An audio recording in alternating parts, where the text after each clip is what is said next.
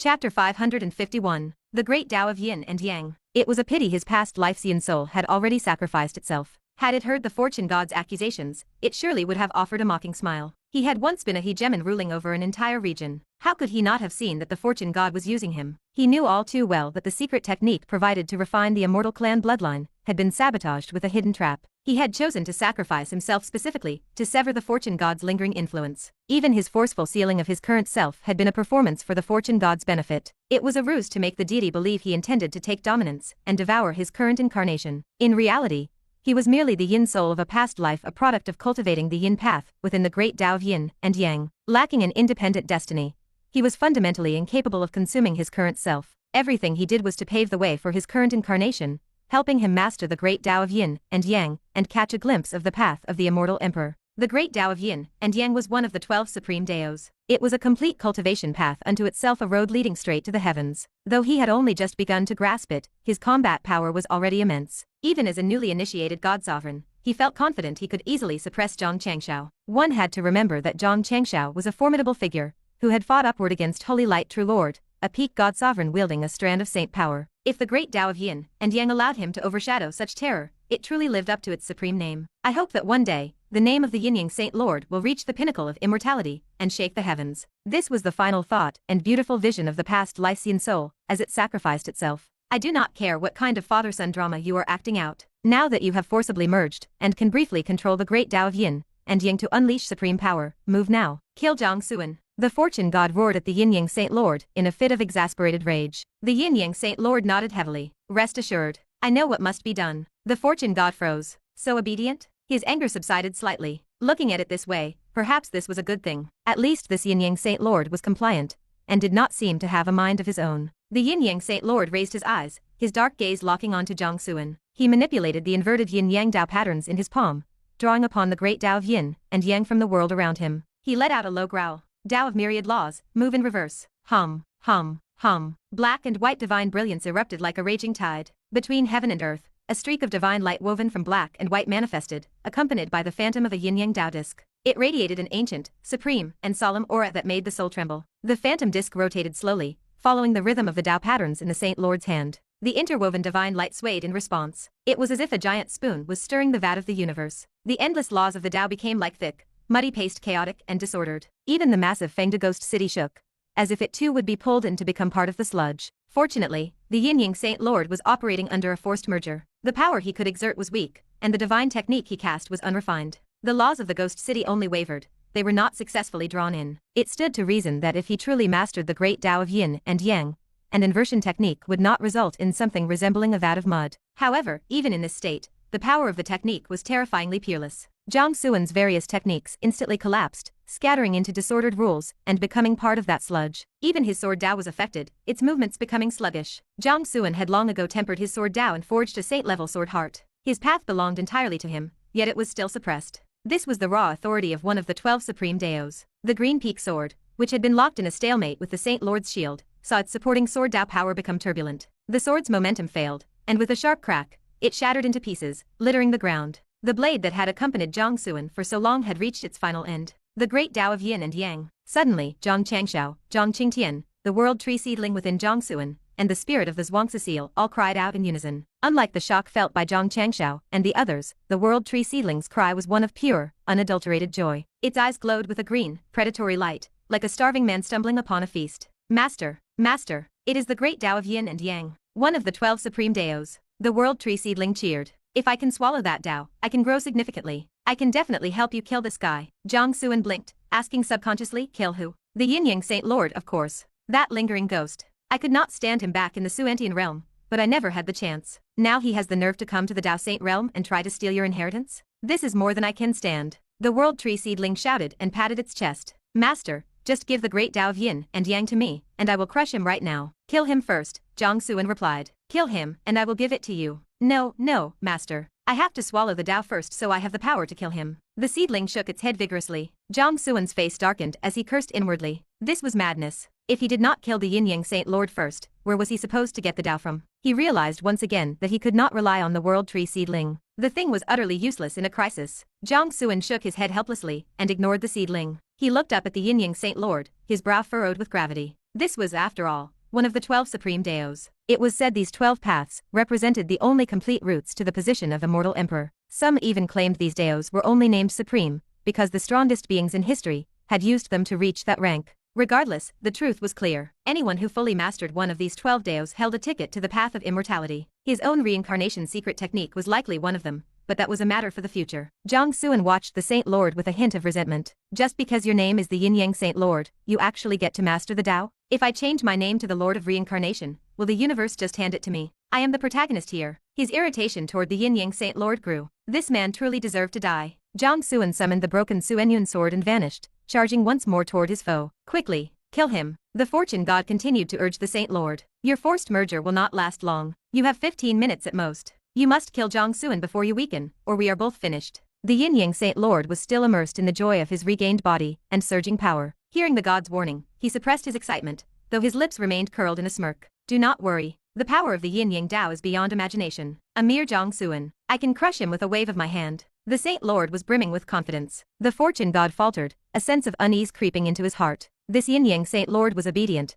but he was far more conceited than the previous Yin Soul. I hope we do not capsize in these shallow waters, the god thought. The Yin Yang Saint Lord pressed his palm down. The Dao patterns linked with the spectral disk in the sky, controlling the black and white light to churn through the world with infinite weight. Laws shattered and annihilated. The space for thousands of miles began to twist and collapse like a terminal doomsday. The expressions of Zhang Xianxia and Zhang Qingtian changed wildly. Overwhelmed by dread, they flew out from the Hall of Biancheng to protect Jiang Xuan and force a retreat. The Saint Lord's strength was already formidable, but with the great Dao of Yin and Yang, he was a nightmare beyond Jiang Xuan's current ability to resist. Even they were outmatched. Jiang Xuan, you should be content to have lived this long. The Yin Yang Saint Lord sneered. Jiang Xuan's eyes were deep and calm. Though the Saint Lord was powerful, Jiang Xuan was not without his own trump cards. He reached out with his mind to the reincarnation phantom within him. The phantom hummed in response. To the reincarnation phantom, this version of the Yin Yang Dao was like a child that had not yet been weaned. Even as a mere phantom, it could still dominate. Jiang Xuan felt his heart steady. But just as he prepared to activate his secret technique and summon the phantom, a sudden change occurred. Boom, boom, boom. The Hall of Biancheng shook violently, and a blood-red light shot into the sky. Following it, one after another,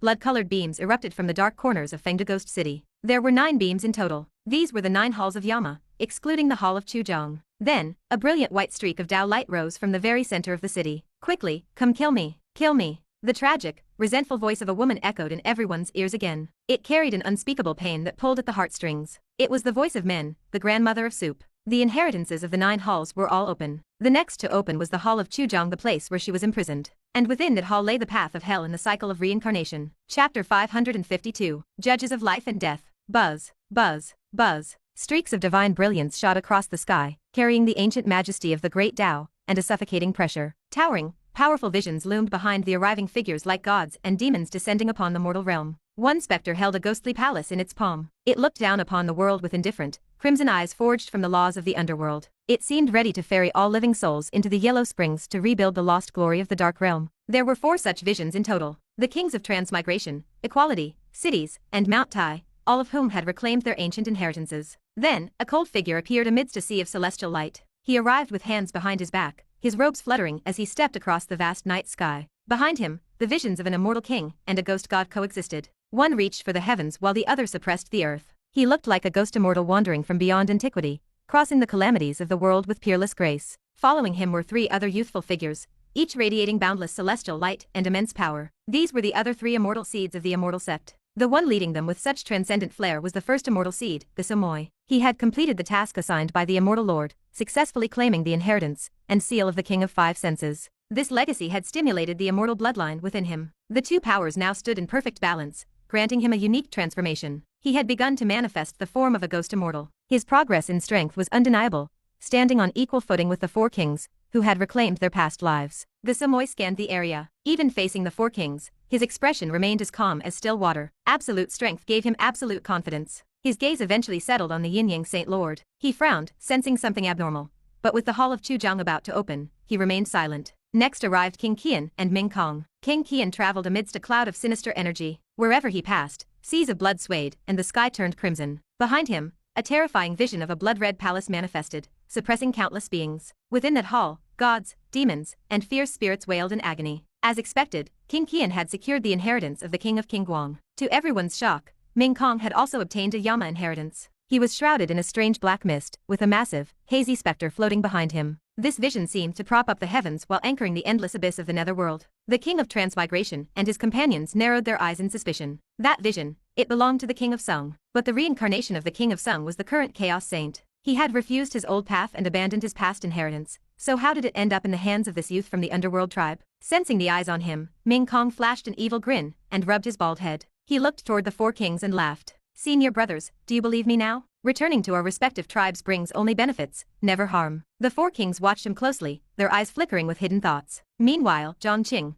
who carried the inheritance of the Yama Heaven Sun, underwent a visible change. His Pluto body activated, and his face was instantly veiled in ghostly mist. He looked indifferent and majestic, surging with noble divine light. Behind him, a vast underworld vision unfolded, featuring a towering ghost god holding a palace between heaven and earth. The Pluto body? No wonder he could inherit the legacy of the Yama Heaven Sun. The four kings observed Jiang Qing with growing interest. The Pluto body was known as the sacred body of the ghost path, a constitution that should only appear among spirits. For a human youth to possess it, survive, and awaken it was unheard of. The king of Mount Tai stared intensely at Jiang Qing's vision. His pupils suddenly shrank as horror flashed in his eyes. Wait, something is wrong with this kid. The other three looked closer, and their expressions shifted instantly. Jiang Qing's vision was fundamentally different from theirs. Their visions were manifestations of their past lives as kings of the 10 halls, appearing more real, or hazy depending on their level of fusion. But the deity appearing behind Jiang Qing did not resemble the Yama Heaven Sun of their memories. The Yama Heaven Sun was the leader of the 10 halls. Before he claimed his title, he had built a ghost empire so vast it rivaled the celestial court. He was an emperor who wore dragon robes and an imperial crown, a habit he never changed.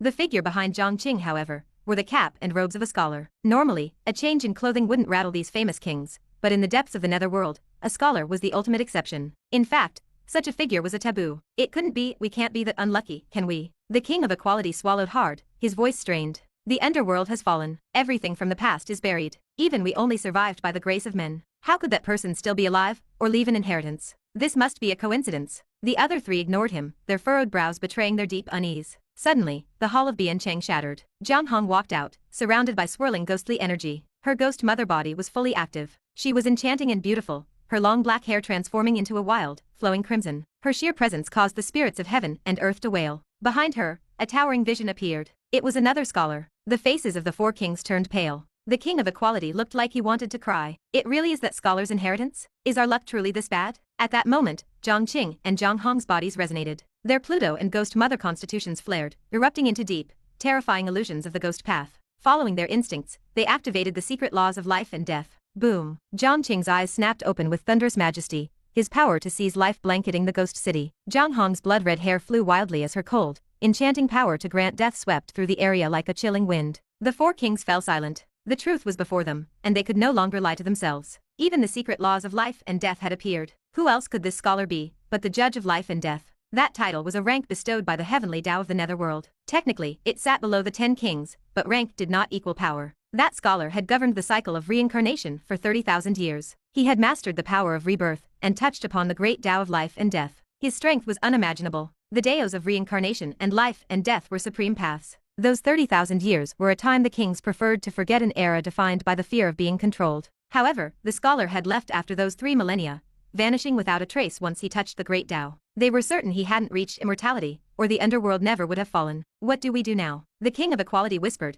his voice trembling. Look closely, the King of Transmigration said, forcing himself to stay calm. These two have only received the inheritance. They are not his reincarnation. Don't panic. These two follow Jiang Xuan, and are in direct conflict with King Guang. There will be a fight to the death soon. We will watch and choose our side then. If King Guang wins, we strike and take the secret laws for ourselves. If he loses, then we kick him while he's down, and make peace with those two. The others nodded in thought. On the other side, King Qian, who had absorbed the memories of the past king of Guang, recognized the inheritance as well. His expression shifted from shock to wild joy. The secret laws of life and death. This was a legacy that could reach the Supreme Daos. If he could steal it, he wouldn't just restore his past power, he could surpass it. Still, King Qian did not dare move rashly. The scholar's reputation was too terrifying. He had to be cautious, even if his opponents were only at the false god realm. Besides, the Hall of Chu Jiang was about to open. Watch them closely, King Qian commanded Ming Kong through a mental transmission. Because of these new arrivals, the Yin Yang Saint Lord, who had been about to kill Jiang Xuan, suddenly stopped. He scanned the crowd with an indifferent, cold smile. Everything in this city belongs to me. Hand over your inheritances now, otherwise, you die. Chapter 553. Am I invisible now?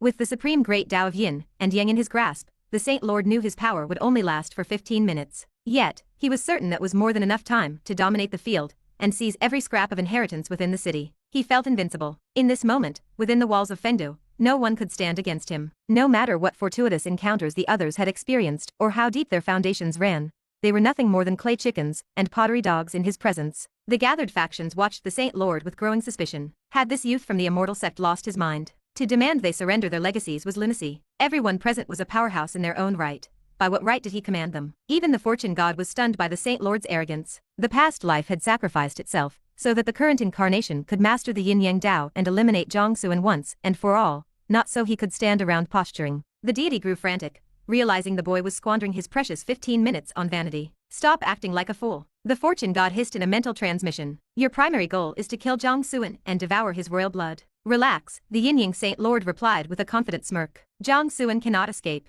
I intend to save him for last so he can truly taste the flavor of despair. The fortune god was speechless. He felt like screaming. Where did this idiot come from? You have 15 minutes of power and you choose to inflate your ego? He prayed for the past life to return, for this fool was about to gamble away the entire empire. Nearby, Ming Kong watched the Saint Lord, his eyes flickering with calculation. He turned to Gasamoy with a sneer. As expected of the immortal sect, your arrogance is truly in a league of its own. His words drew the cold, hostile gazes of King Qian and the four kings toward Gasamoy. These men had been absolute rulers in their previous lives. Though they had yet to regain their peak strength, they would not suffer insults from a mere youth. To them, the immortal sect was nothing. Gasamoy's face darkened. He was privately cursing the name of Jiang Qinqin. He knew this version of his sect member was wrong, but because the boy still wore the mantle of an immortal seed, his proclamations dragged the entire sect into the line of fire. Even with his newfound strength, Gasamoy had no desire to face multiple Yama reincarnations in a direct confrontation. His target was the treasure within the Hall of Chu Jiang. Jiang Qinqin, Gasamoy barked at the Saint Lord. This is not the time for your vanity. Step down, or I shall teach you a lesson on behalf of the immortal lord.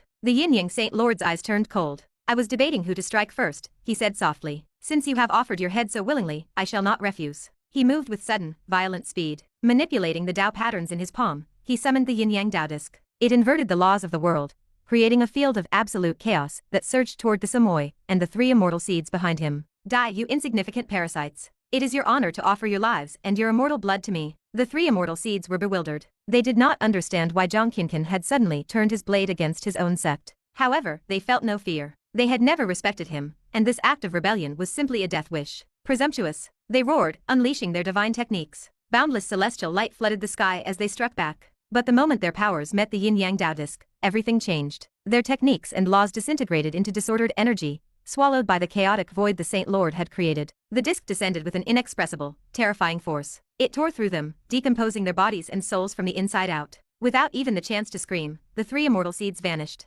They were broken down into pure energy and returned to a primal state. The Saint Lord then ground that energy through the yin-yang mists, refining it into 3 strands of pure immortal blood, before absorbing them into his own body. The onlookers gasped. A wave of horror swept through the crowd. While the 3 seeds were among the weaker members of the group, they were still experts of the heavenly god realm. Even if they were suppressed to the level of true gods by the city's laws, the Saint Lord was under the same restriction. To kill 3 such opponents in an instant was terrifying. Wait, look at that. King Qian and the 4 kings stared at the towering Dao disc, their pupils shrinking as they realized the truth. That is the great Dao of Yin and Yang. Shock rippled through them. How could a boy from the immortal sect master one of the 12 supreme paths? Their faces turned grim. With that power in his hands, he was a threat to every person there. This boy is an anomaly, King Qian suggested immediately. We should join forces to eliminate him first. We can fight for the reincarnation inheritance afterward. The 4 kings did not hesitate. They nodded in agreement and unleashed their power. Billowing ghostly mists surged toward the Saint Lord. As reincarnated Yamas, they knew the reputation of the Yin Yang Dao.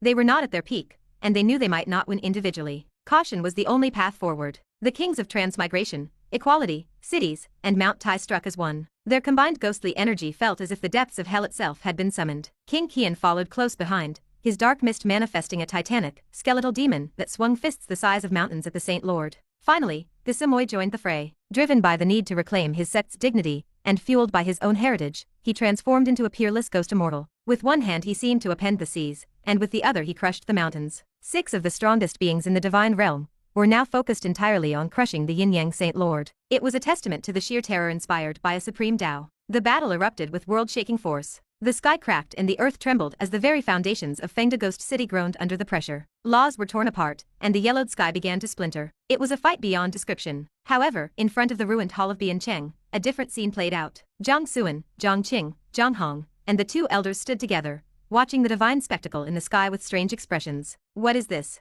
Jiang Xuan mused. Are we just invisible now? Do they think we are such small fry that we can just be left alone? The elders laughed. It seems they have dismissed you as a nobody, Zhang Xianxia teased. Can you really endure such a lack of respect? If it were me, I would be furious. Jiang Xuan rolled his eyes. If you cannot endure it, feel free to go up there and join them. I certainly won't stop you. Without waiting for a response, Jiang Xuan led his group toward the hall of Chu Jiang. If they wanted to kill each other, he was happy to let them. He would simply take the treasures while they were distracted. Zhang Chengxiao huffed, pointing at the boy as he spoke to Zhang Qingtian. Look at him, brother. I tell him to be bold, and he gives me this. Is this the age for him to be so cautious? When we were his age, we feared nothing. We would have fought the heavens themselves. He sighed deeply. The youth of today have no spirit. Zhang Qingtian's lip twitched. He patted his brother on the shoulder as they hurried to keep up with Jiang Xuan. Brother, I remember what our master told me. You were suppressed by Zhang Wudi for half an era. You didn't even dare leave the mountains to pick a fight until you broke through to the false god realm. Nonsense. Zhang Changxiao's face turned red. Zhang Wudi was hiding.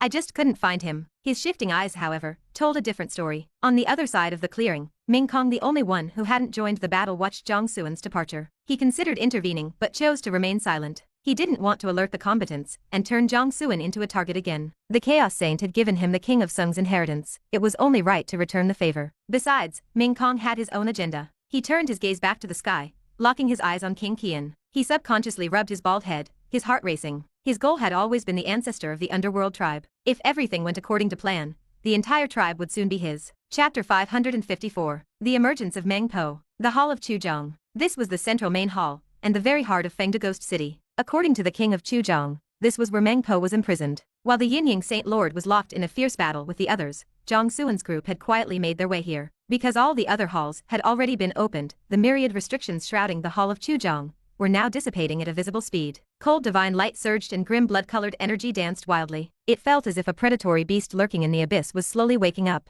preparing to open its terrifying maw to the world. Come inside. Come and kill me. Meng Po's shrill voice grew clearer and more piercing. Sensing the arrival of Jiang Xuan and his companions, her tone became noticeably more excited and urgent. At that moment, the consciousness of the King of Chu Jiang spoke again in Jiang Xuan's mind. Kid, do you really refuse my inheritance? Once the Hall of Chu Jiang opens and Meng Po steps out, the resentment she has accumulated over the ages will drive her to attack indiscriminately. She will destroy everything within Fengdu. As the one who opens the hall, you will be the primary target. You will find it nearly impossible to escape her wrath. Jiang Xuan paused as he was about to step into the hall. He frowned slightly. Did you not tell me that if I released Meng Po, she would kill all the Yama reincarnations? Were you lying to me? The King of Chu Jiang faltered, feeling helpless. He had said those things merely to stabilize Jiang Xuan, hoping to show the boy the gap between himself and the others so that Jiang Xuan would accept the inheritance. That was supposed to be his chance to seize the body and be reborn. But who could have predicted that the other Yama halls would be opened so easily? It made no sense. Had the reincarnation of that brat, the King of Sung,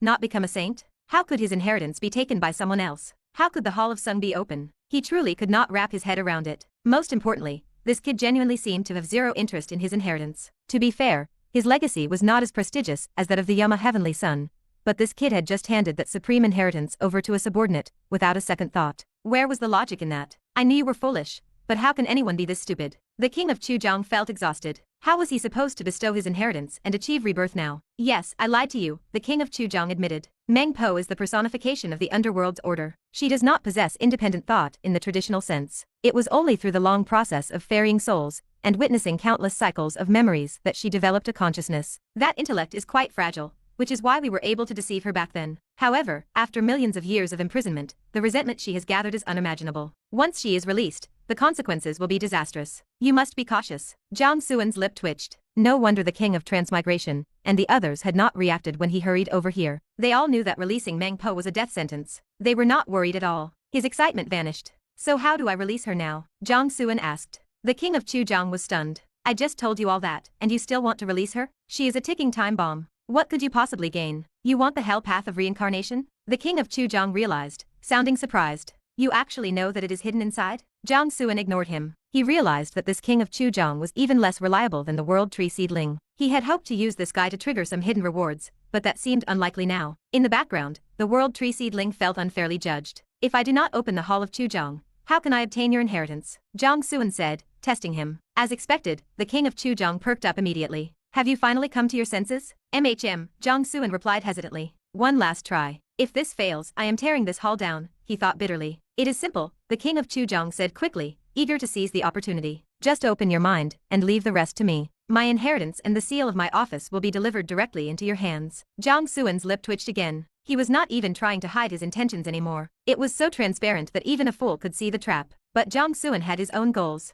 He shook his head inwardly, but maintained the appearance of a naive lamb. Fine, Jiang Xuan said. He suppressed the danger warnings from his passive skills and actively opened his mind. Finally, he took the bait. The King of Chu Jiang was ecstatic. Without wasting a moment, he used the tiny amount of Dao energy he had saved over the eons to forcefully activate the seal stored within the hall. Boom, boom, boom. A series of thunderous impacts echoed from inside the hall of Chu Jiang. Grim ghostly energy erupted like an overflowing river. With a sharp crack, a blood-red fissure tore through the structure of the hall. A dark, ferocious-looking seal flew out, breathing pure ghostly mist as it hovered before Jiang Xuan. You only need to place a single drop of your essence blood upon it to refine and inherit my title as the King of Chu Jiang, the king's voice urged, his desperation becoming clear. Just one drop? Jiang Xuan raised an eyebrow, stalling for time. Meanwhile, as the crack widened and the restrictions faded, the suppressed Meng Po felt the change. Her eyes snapped open, glowing like blood-red torches. Her hatred erupted like a volcano, and her resentment stacked like layers of thunder, slamming against the remaining seals of the hall. Roar, 10 kings of Yama. You lied to me. I am coming out. I will kill you all.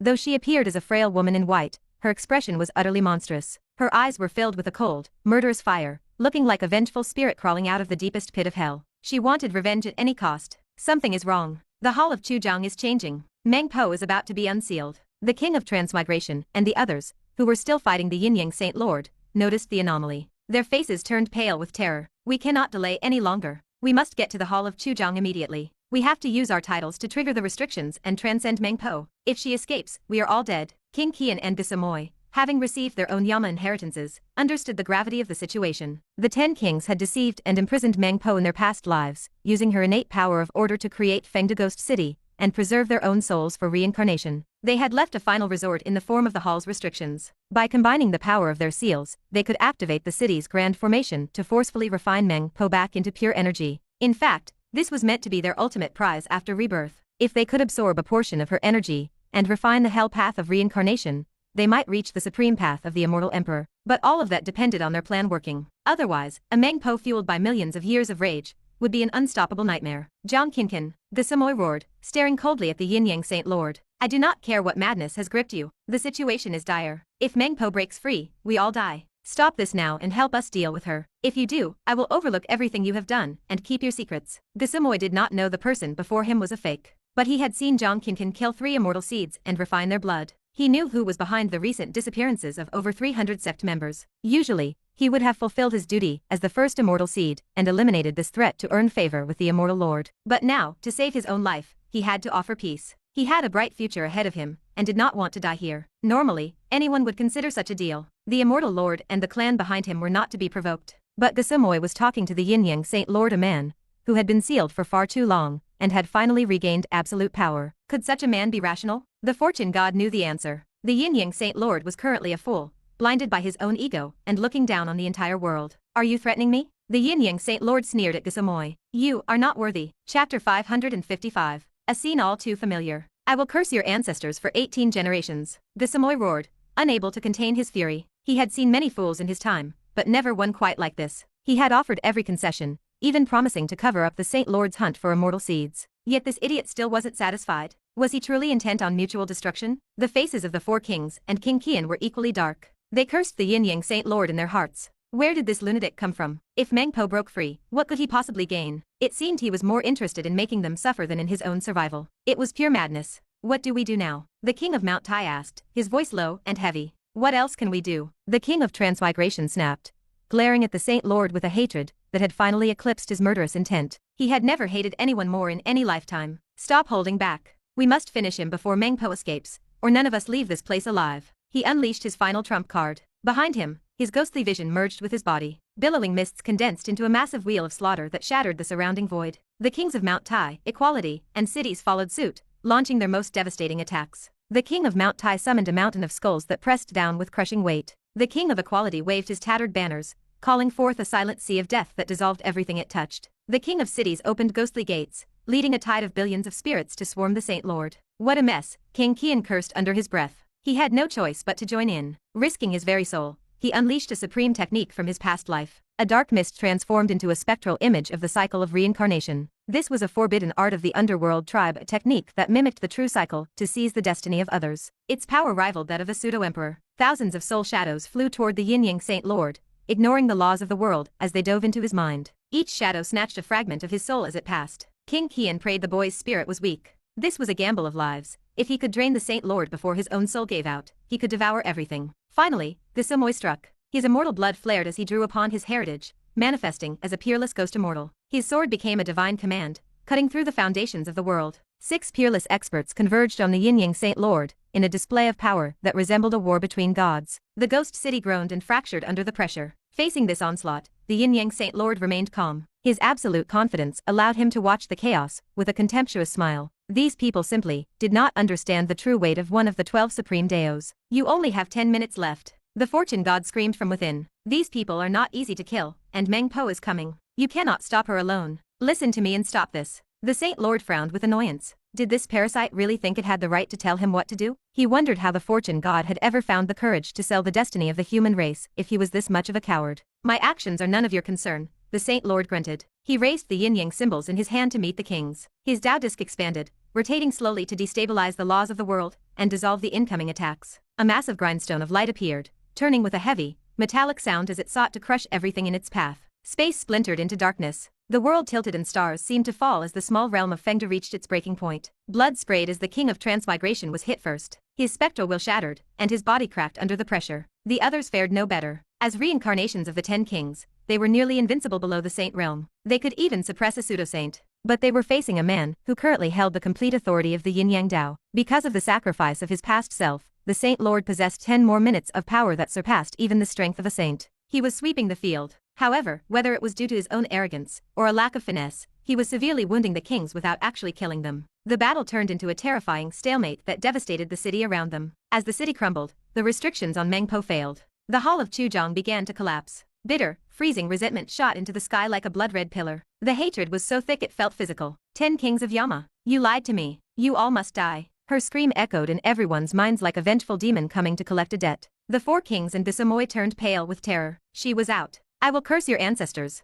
The fortune god roared at the Saint Lord. He wanted to flee, but he was tethered to this host. He wished for the past Yin soul to return. Even that soul, though sacrificed, would have been driven to madness seeing his hard-earned power wasted like this. On the other side of the ruins, the King of Chu Jiang was desperate. He pushed his seal toward Jiang Xuan. Do it now. A single drop of blood. Meng Po is free. Only you, holding my title alongside the others, can hope to trigger the city's final seal and suppress her. If she breaks loose, everything is finished. Oh, Jiang Xuan replied with casual indifference. He stared at the dark, ferocious seal, feeling a bit of nervous anticipation. Surely this would trigger his reward. Jiang Qing and Jiang Hong watched in shock. They couldn't believe their eyes. Was the seal of the King of Chu Jiang literally begging the young patriarch to accept it? The young patriarch is truly different from us, Jiang Qing murmured. These inheritances chase after him. Who else in the world has such luck? Jiang Hong nodded, but she felt confused. Why isn't he accepting it? The elders shared her confusion. But as Zhang Xianxia watched the scene, his expression turned strange. Wait, he muttered. This scene, it feels very familiar. Chapter 556. The mental collapse of the King of Chu Jiang. Is this kid really going to refuse again? Zhang Xianxia felt a sense of nagging doubt in his heart. He suddenly remembered their journey to the great Gan immortal dynasty. Back then, this boy had repeatedly rejected opportunities that would make even a great elder's heart skip a beat. First, it was the divine chi of creation, and then it was the inheritance of a god-venerable expert. Then, things got truly ridiculous. He rejected the divine chi, so the life sprite that produces it threw itself at him. He rejected the god-venerable inheritance, and it turned out to be a trap by a demon venerable with sinister motives. After Jiang Xuan destroyed the threat, he successfully ferried a city of wrong souls, and claimed a massive amount of human race destiny. Could it be that this kid possesses some powerful talent for avoiding calamity and seeking fortune? Zhang Xianxia wondered, his mind wandering through various possibilities. At that moment, the consciousness of the King of Chu Jiang, which had slipped into Jiang Xuan's sea of consciousness, was urging him with increasing desperation. What are you still hesitating for? Just 1 drop of essence blood, and you can inherit my legacy. You will become the new King of Chu Jiang, attaining a royal status that rivals the kings of the human race. You must understand, even during the peak of the primordial era, the status of a king was a pinnacle existence. Even immortal emperors would treat us with the utmost courtesy. Jiang Xuan reached out and took the royal seal, examining it. As a manifestation of the laws of order, the seal naturally radiated a profound, mysterious aura. Combined with its ferocious appearance, it was indeed alluring. Most people would find it impossible to resist. Clearly, Jiang Xuan was not most people. I wonder if the status of a human king has a similar seal. Jiang Xuan mused, his mind drifting as he toyed with the artifact. Under the expectant gaze of the King of Chu Jiang, a faint smile played on Jiang Xuan's lips. He reached out mentally to the spirits of the Xianxia seal, the human tablet, and the Suanyun sword. Does this thing have any use for you? He pointedly ignored the world tree seedling. The world tree seedling felt a sudden chill. So the love just disappears, does it? The spirit of the Xianxia seal responded with fear and trepidation. How could I possibly consume the seal of the King of Chu Jiang? Master, your thoughtfulness is appreciated, but this is a royal mark, a condensed sigil meant to affirm a king's rank within the laws of order. It is not necessary for me, and it won't help much with the repairs of the Xianxia seal. The spirit of the Suanyun sword sent a similar thought. As weapon spirits, this item held no value for them. However, the spirit of the human tablet was more considerate of Jiang Xuan's situation. Master, if you have no use for this, why not give it to the mistress? The seal of the King of Chu Jiang is recognized by the heavenly Dao of the underworld and carries its destiny. The mistress is currently in a dangerous position. If she were blessed with the destiny of the underworld, it might offer her some protection. Jiang Xuan nodded thoughtfully. That was a sound plan. Using one of the 3 transfer opportunities granted by his unique system, Jiang Xuan sent the seal in his hand to Nangong Minjiao. At that very moment, in the ancestral land of the Phoenix, a domain of endless flames, the seal of the King of Chu Jiang abruptly appeared before Nangong Minjiao. Having already experienced the sudden arrival of the Shening Ding, she wasn't too surprised. Deeply moved, she accepted it silently and used her Phoenix techniques to refine and incorporate it into her body. Instantly, the massive amount of underworld destiny contained within the seal surged into her, granting her an incredible power of protection. The immense pressure of the Phoenix memories attempting to erode her mind suddenly eased. I will succeed. Jiang Xuan, wait for me, Nangong Minjiao whispered, her resolve hardening. Back in Fengdu, the King of Chu Jiang had watched Jiang Xuan's smooth, casual movements, and his entire world became a blur of confusion. He had seen Jiang Xuan playing with the seal. It looked like he was seconds away from refining it. But then, in the blink of an eye, the seal vanished into thin air. Wait. The King of Chu Jiang froze. He felt as if his very life had stopped.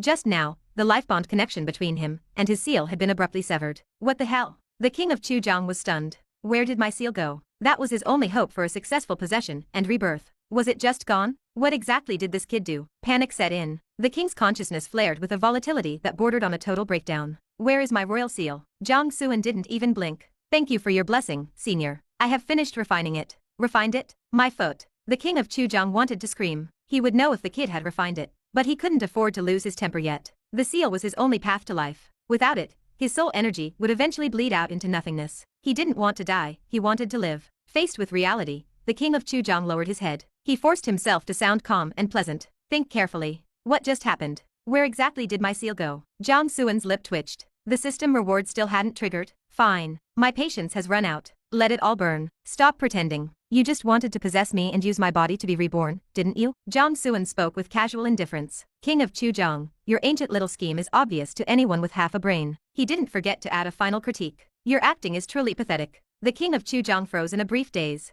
This kid knew? He knew about the possession plot under the guise of an inheritance? Then why had he been playing along this whole time? Silence hung in the air for a moment as the king processed the humiliation. Then, he exploded in a shrill, piercing shriek. You dare to toy with me? Hold on there, Jiang Xuan laughed. I'm a handsome man with a kind heart. When you put on a show like that, I felt obligated to play along. The king's consciousness became a chaotic mess of fury and hatred. You deserve to die. Boom, boom, boom. Intense crashing sounds echoed from the hall of Chu Jiang once more. The inheritance left within the hall transformed into a pool of sickly green river water. It surged through the cracks, absorbing the surrounding ghostly energy. Combined with the king's remnant soul, it manifested into a physical form, a soul body that glowed a brilliant, toxic green, looking like an ancient zombie. In his past life, he had attained the Dao as a water zombie. This soul form was his original appearance. However, after being betrayed by the King of Transmigration and the others, his physical body had been pulverized. The path of a zombie focused entirely on the physical. Without a body, a zombie's soul strength was far inferior to others of the same rank. He was weak, so weak that he wasn't even sure he could take down this youngster in the sovereign realm. But he could not swallow this insult.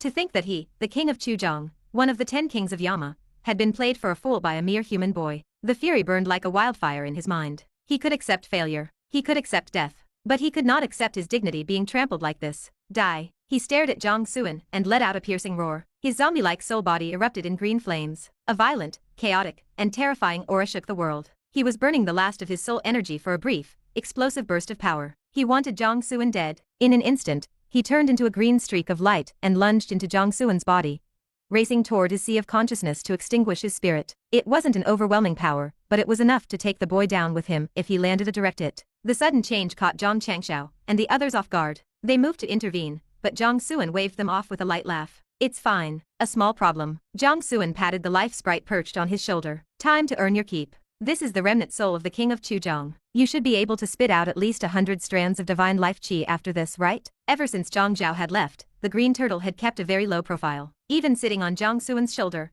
almost no one noticed it. If the King of Chu Jiang had realized a Life Sprite was right there, he would have spent his last seconds running for his life instead of attacking. The Life Sprite looked up. Though its heart was full of bitter tears, it put on a look of ecstatic joy for its master. Leave it to old green, master. The sprite waved a paw, creating a terrifying ripple of energy that looked like a strange soul ring. It flew into Jiang Xuan's body, and instantly snapped around the King of Chu Jiang's neck. What in the world is this? The king gasped, stunned. The next second, the king's burning form was yanked out of Jiang Xuan's body. The ring shrank, compressing his soul, until he was no larger than a thumb. The Life Sprite grabbed the tiny king, and tossed him into its mouth. A Life Sprite. How can this kid have a Life Sprite following him? It's impossible. Those were the final thoughts of the King of Chu Jiang before he vanished forever. Chapter 557. A punch from Jiang Xuan. You rejected the inheritance of the King of Chu Jiang, breaking the established destiny. Had the original path continued, there was a 10% chance you would have been possessed by the King of Chu Jiang, and met a violent end. Fate broken. Reward. Fragmented reincarnation of the Hell Path. You have mastered the fragmented reincarnation of the Hell Path,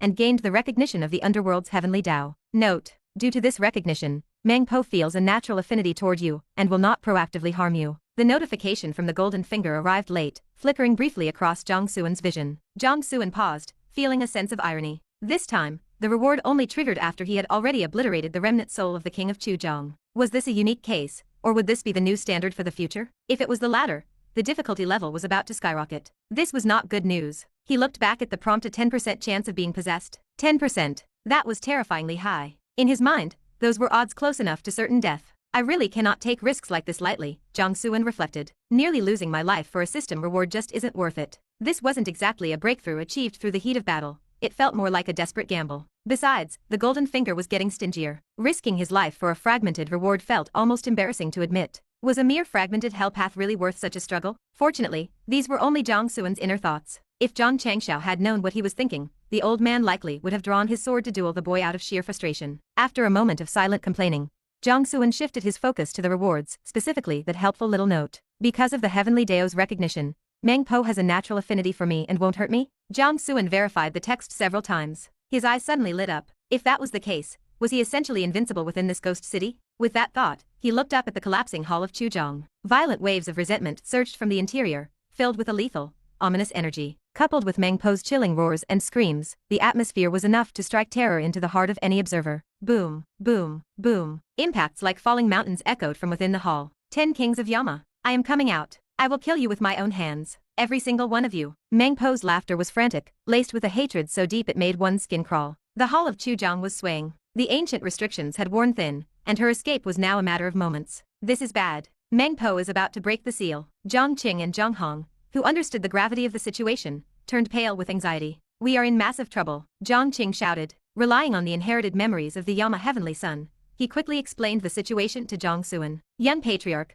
we must gather everyone who holds a Yama inheritance. Only by combining the royal seals of the 10 kings can we activate the city's grand formation to suppress her. If she escapes, none of us will survive. Zhang Changxiao and Zhang Qingting also looked grim. Meng Po was a being born of the underworld's order, now fueled by millions of years of accumulated rage. It was hard to imagine the scale of the disaster if she were unleashed. Such a force would likely cause far more destruction than the Yin Yang Saint Lord currently posturing on the other side of the battlefield. Kid, we have a problem, Zhang Changxiao said, his brow furrowed. Do you have a way to contact the Chaos Saint? Only he might have a way to break into this city and get us out. Jiang Xuan turned to his worried companions and offered a faint, calm smile. A massive problem? Yes, it certainly was. But not for him. On the other battlefield, the King of Transmigration, the Samoy, and King Qian were still struggling against the Yin Yang Saint Lord. It was hard to tell if the Saint Lord was losing his mind or if his power was fading, but despite wounding everyone individually, he hadn't delivered a killing blow. It felt as if he were intentionally playing with his prey. While this was humiliating for the kings, it gave them a sliver of hope. As long as they were alive, there was a chance, however small. It is already this late.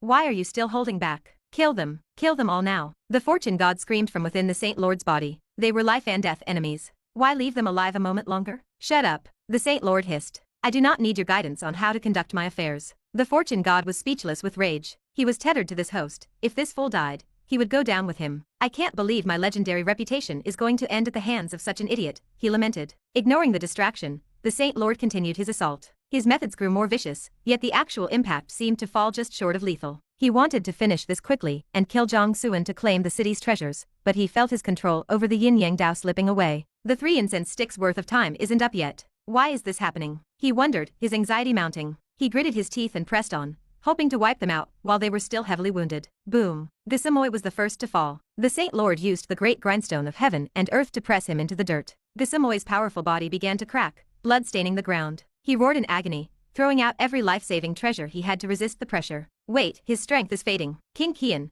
who had been gambling his soul against the Saint Lord, noticed the anomaly. He shouted with sudden excitement, quick, everyone strike together. We can kill him. Meng Po isn't out yet, we still have a chance. The 4 kings felt a surge of hope. They immediately began a blood sacrifice. Though heavily injured, they burned their life force to manifest power capable of threatening the Saint Lord. Their strongest killing moves were unleashed once more. Even Gisamoy, pinned beneath the grindstone, joined in. He hated the Yin Yang Saint Lord more than anyone else in this place. The moment he saw an opening, he burned what little remained of his immortal bloodline to temporarily return to his peak state. Roar! Gisamoy shrieked, his hands bracing against the massive grindstone above him. With a sudden, explosive punch fueled by ancient aura, he shattered the great grindstone into fragments. Jiang Qinqin, I want you dead. Gisamoy screamed, his eyes blood red as he lunged toward the Saint Lord. The combined attack of the 6 experts was even more terrifying than their initial strike. In contrast, the Yin Yang Saint Lord had lost his air of invincibility. Fear began to take root in his mind. He might be arrogant, but he was still human and he feared death. Then, a scene occurred that left everyone stunned.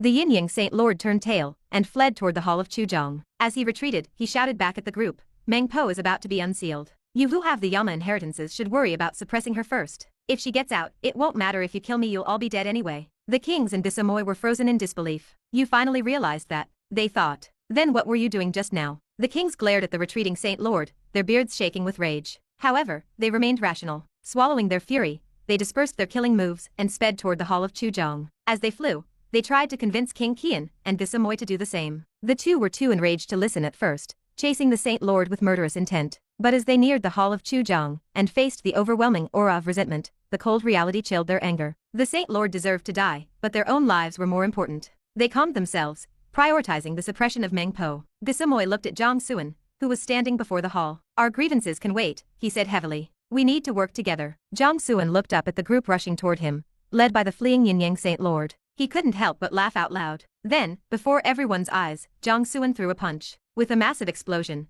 he shattered the last of the restrictions on the Hall of Chu Jiang. Chapter 558. Reincarnation of the Hell Path. What on earth? What is he doing? A strange silence fell over Fengda City. The Yin Yang Saint Lord, Gisamoy, King Qian, and the 4 kings of Yama stood frozen in place. Even Zhang Xianxia and his companions were stunned, staring blankly at the shattered ruins of the Hall of Chu Jiang. They were utterly bewildered. What was Jiang Xuan thinking? Was he trying to take everyone down with him? There was no need to go this far. Boom, boom, boom. The Hall of Chu Jiang crumbled completely. Chilling resentment erupted like a raging tide, followed by the slow crawl of thick, viscous blood. 10 kings of Yama. Meng Po's furious shriek echoed throughout the entire city. An indescribable, extreme malevolence transformed into a display of divine order. Instantly, the entirety of Fengda City was locked down. The void for millions of miles around fell into absolute stillness. Everyone present felt as if they were encased in ice, unable to move even a finger. Hearts sank into a frozen abyss. A cold dread rose from the depths of their souls. Thud, thud, thud. Heavy footsteps rang out like a funeral knell, striking against the rhythm of their hearts. Cold sweat soaked through their robes. It's over.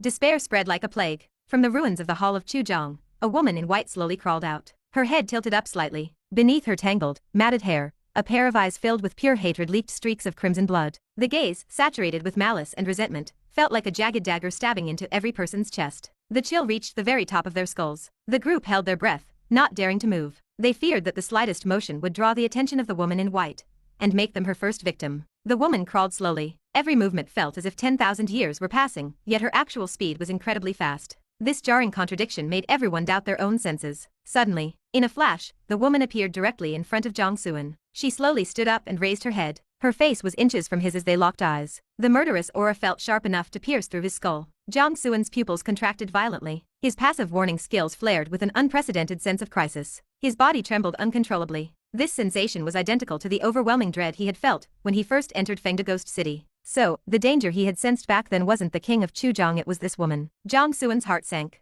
Had he played himself? But the system note had been very clear. Meng Po would not proactively harm him. Wait. A terrifying thought crossed his mind. What if this woman wasn't Meng Po? Zhang Xianxia and the others watched with their hearts in their throats. They wanted to help, but they were powerless. The world was sealed, and they were like lambs waiting for the slaughter. The Yin Yang Saint Lord and his enemies, however, were secretly gloating. He just had to destroy the seal. Now he's been targeted by Meng Po. Serves him right. Just then, a pulse of energy rippled through the air. A dim, spectral light rose from the ruins of the Hall of Chu Jiang. A dark, obscure fragment, shaped like a crescent moon, floated into the sky. Rippling water appeared around it, forming a wooden bridge. Endless rows of spirits seemed to wander across that bridge in a spectral line. A profound, mysterious aura drifted outward. From the flowing water, white, leafless flowers began to bloom. The eyes of the four kings narrowed. A spark of intense desire flickered in their gaze. Equinox flowers, the bridge of helplessness. This was the reincarnation of the hell path. Even though it was only a fragment, anyone who could refine and master it would have a chance to comprehend the Reincarnation Dao, one of the 12 Supreme Daos. From then on, their cultivation path would be smooth, offering a clear path toward the supreme, immortal throne of an emperor. The power of a Supreme Dao was undeniable. The Yin Yang Saint Lord was proof of that. Even with only temporary control through a sacrifice, he had suppressed 6 peerless experts on his own. Everyone stared at the fragment with heavy, ragged breathing. Not even the immediate threat of Meng Po could dampen their hunger for such a treasure. As cultivators seeking the path to heaven, who could refuse such a supreme opportunity? If there was even a shred of a chance, they were willing to risk everything. Even the Yin Yang Saint Lord was no exception. He had already begun to master the Yin Yang Dao through his past self-sacrifice. With enough time to meditate, he could reclaim that terrifying power permanently. He already held a great treasure, and the hell path should have been less tempting to him than to the others. But in the end, whoever thinks they have too much power, do you have a way to refine the hell path? The Saint Lord asked the Fortune God internally. What? The Fortune God couldn't keep up with the Saint Lord's logic. You are facing a life and death crisis with Meng Po right in front of you, and you're thinking about looting? The gall of this man. Furthermore, the idiot hadn't even fully understood the Yin Yang Dao yet. Now he wanted to reach for the Reincarnation Dao? He was going to choke on his own greed. A greedy heart is like a snake trying to swallow an elephant, the Fortune God snapped.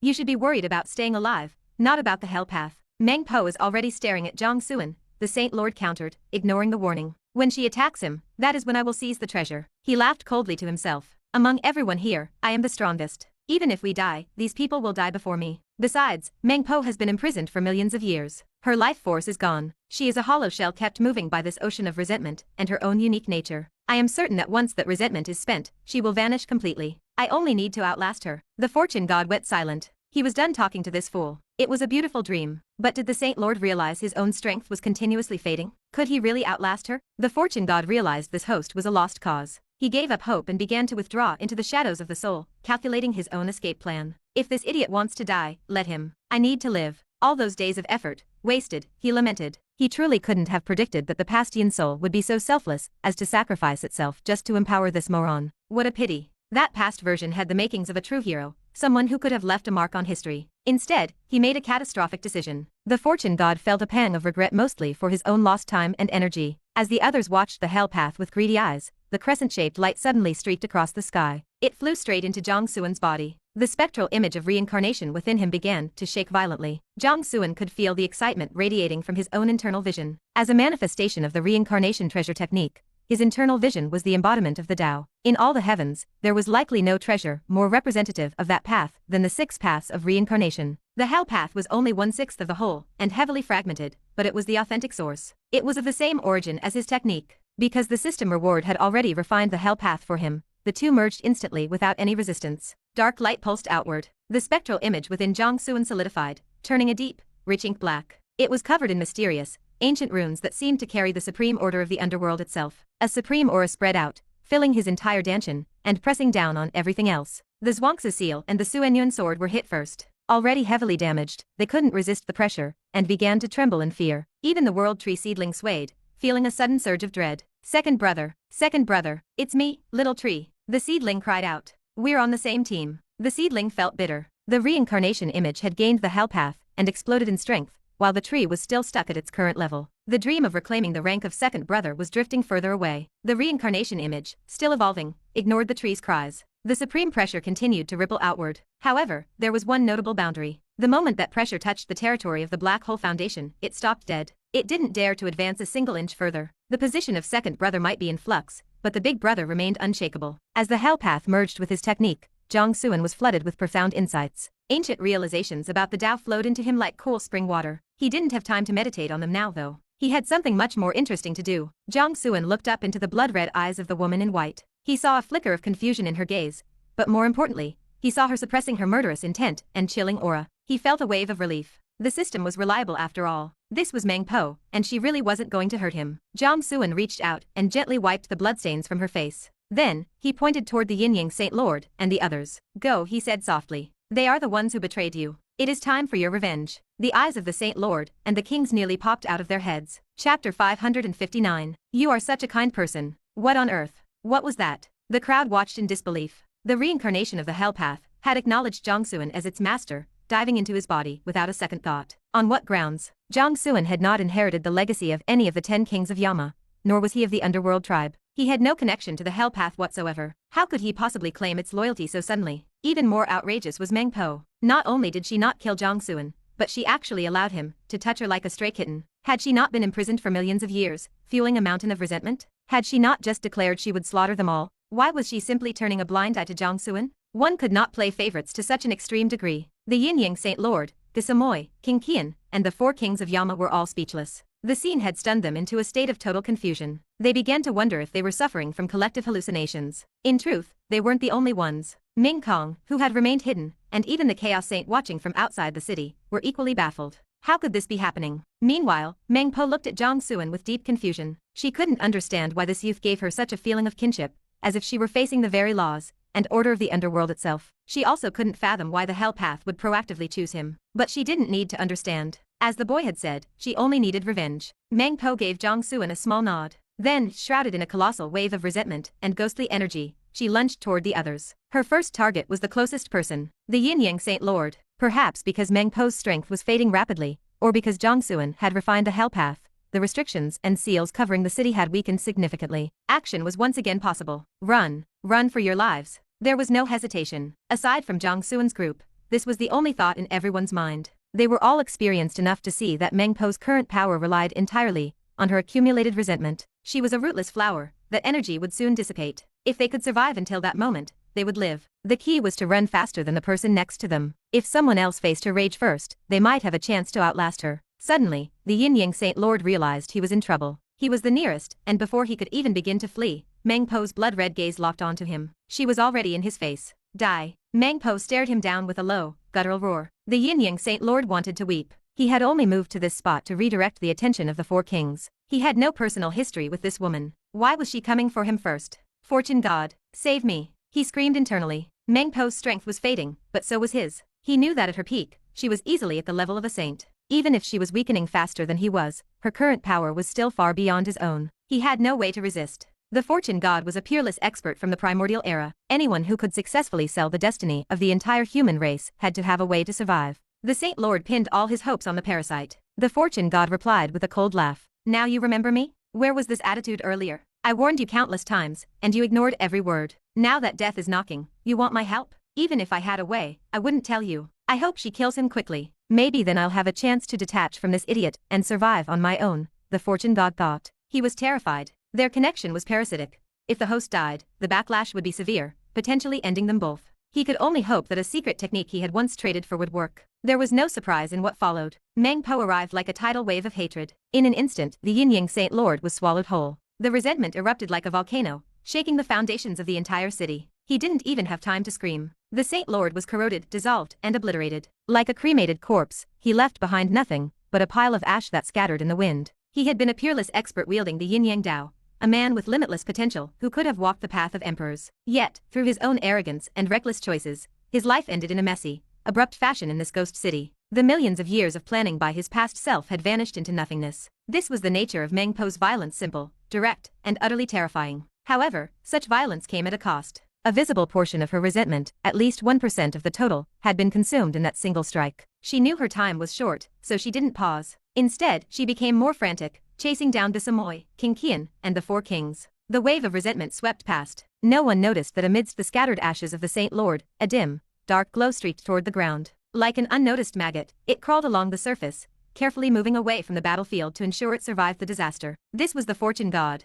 The secret technique had worked. He had survived, but he had lost everything else. Only a single strand of his soul, clinging to a fragment of sorcery, remained. I'm not dead. I still have a chance, he told himself as he fled. After crawling for a long time, far from the ruins and nearly across the city, he finally let out a sigh of relief. I should be safe now. I just need to wait for the city gates to open. No one knows who I am, and I'm far from the fight. No one will find me. Suddenly, a giant hand appeared out of thin air, carrying a strange, twisted power of rules. The hand snatched the fortune god like an eagle catching a chick. It bound him in spectral chains, sealing his senses, and then tossed him into a waiting mouth. Now, you have a new master. The owner of the hand grinned. He looked back at the battlefield, sensing that Meng Po's revenge would soon reach its end. He habitually rubbed his bald head, his expression a mix of helplessness and complexity. Just as I thought, he muttered to himself. If you cross Jiang Xuan, you're doomed. He had seen it and experienced it personally. He had even paid with his life once before. Jiang Xuan was simply a freak of nature. Even in a certain death situation, the boy could flip the script with ease. He had even turned Meng Po into an ally.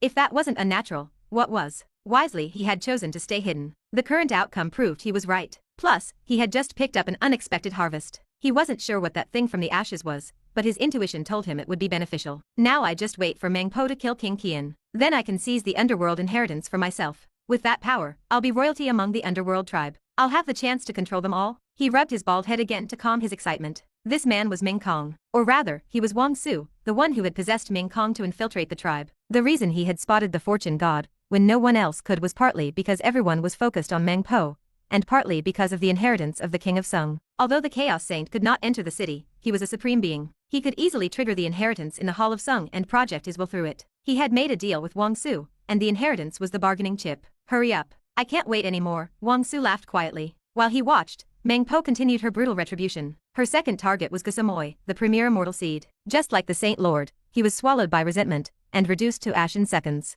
Two peerless experts were gone in an instant. King Qian and the four kings were paralyzed with terror, fleeing with everything they had. They didn't expect to outrun Meng Po, they only wanted to outrun each other until her energy ran out. The drain on her energy was visible, after all. However, they seemed to have forgotten one crucial factor. Jiang Xuan. Suddenly, a massive wave of sword intent rose in front of them, physically blocking their path of escape. Jiang Xuan waved his hand, manifesting a tea table in midair. He looked at them with a cheerful smile. You all look exhausted from all that running. Why don't you stop, have some tea, and take a rest? King Qian and the others stared at him, their hearts filled with silent screams of rage. You are such a kind person, they thought, their minds filled with curses. Chapter 560. Piercing the Heart. The King of Xuanlan and his companions were reaching their breaking point. With Meng Po hunting them from behind and Jiang Xuan blocking their path in front, there seemed to be no way to survive. Their only hope was to hold out until Meng Po's resentment was spent and she faded into nothingness. Even if they fought with everything they had to kill Jiang Xuan and clear the road, it would take time. And time was the one thing they did not have.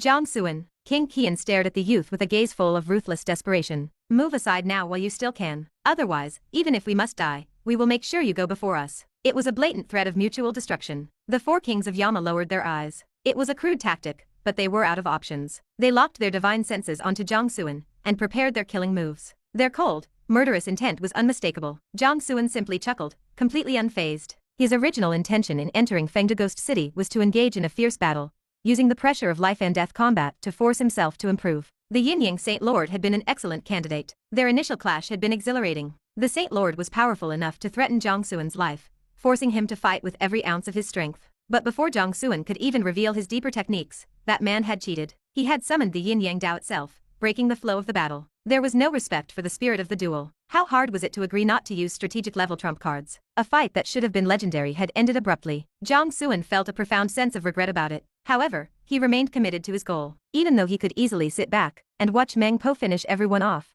he had stepped forward to challenge these mysterious, top-tier experts fairly. The best way to cultivate was through the slaughter found between life and death. At least, that was the case for him. The air hummed. Jiang Xuan held the broken Suenyuan sword and slashed through the void. A chilling sword intent pierced through heaven and earth, creating a vast abyss that severed the path of retreat. Pointing his blade at the group, Jiang Xuan spoke with cold indifference. You saw it yourselves. I have the means to calm Meng Po's killing intent and keep her from attacking. Now, each of you only needs to face me in a life and death duel. The winner lives. He sought improvement through combat, but he was not arrogant. These men were the strongest experts below the Saint Realm. If they joined forces, they could even hold their own against the Yin Yang Saint Lord. Jiang Xuan was not yet strong enough to take them all on at once, but in a one-on-one fight, he had a significant chance. King Qian and the kings of Yama glared at him, their tempers flaring. A life and death duel? If they lost control and accidentally killed Jiang Xuan, no one would be left to restrain Meng Po. In other words, they had to defeat him while making sure he survived. This wasn't a duel. This was Jiang Xuan using them as training dummies. Besides, could he really be trusted to grant them a path to survival? Jiang Xuan was the one who had released Meng Po in the first place. A roar echoed from behind. Meng Po was closing in fast, her ghastly aura making their skin crawl. The group's expressions darkened. Murderous intent flooded their eyes as they decisively launched their killing moves at Jiang Xuan. If they were going to die, they would take him to the grave with them. Whoa, Jiang Xuan raised an eyebrow in surprise. I offer you a way out and you refuse? Don't blame me then. He retreated instantly, dodging their attacks and clearing the path. The kings were momentarily stunned. They didn't understand what he was doing. He had been shouting about a duel, and now he was running away. But this suited their needs. They wanted Jiang Xuan dead, but survival came first. Life was more important than anything else. The group resumed their flight. Meng Po pursued them relentlessly, though her strength and speed were visibly ticking down as her resentment drained. The King of Xuanlan and the others noticed this and felt a flicker of hope. They believed they had a real chance to survive. Just as they were feeling a moment of relief, the air hummed again. Jiang Xuan returned. Once more, he slashed through the void, blocking their escape. Jiang Xuan.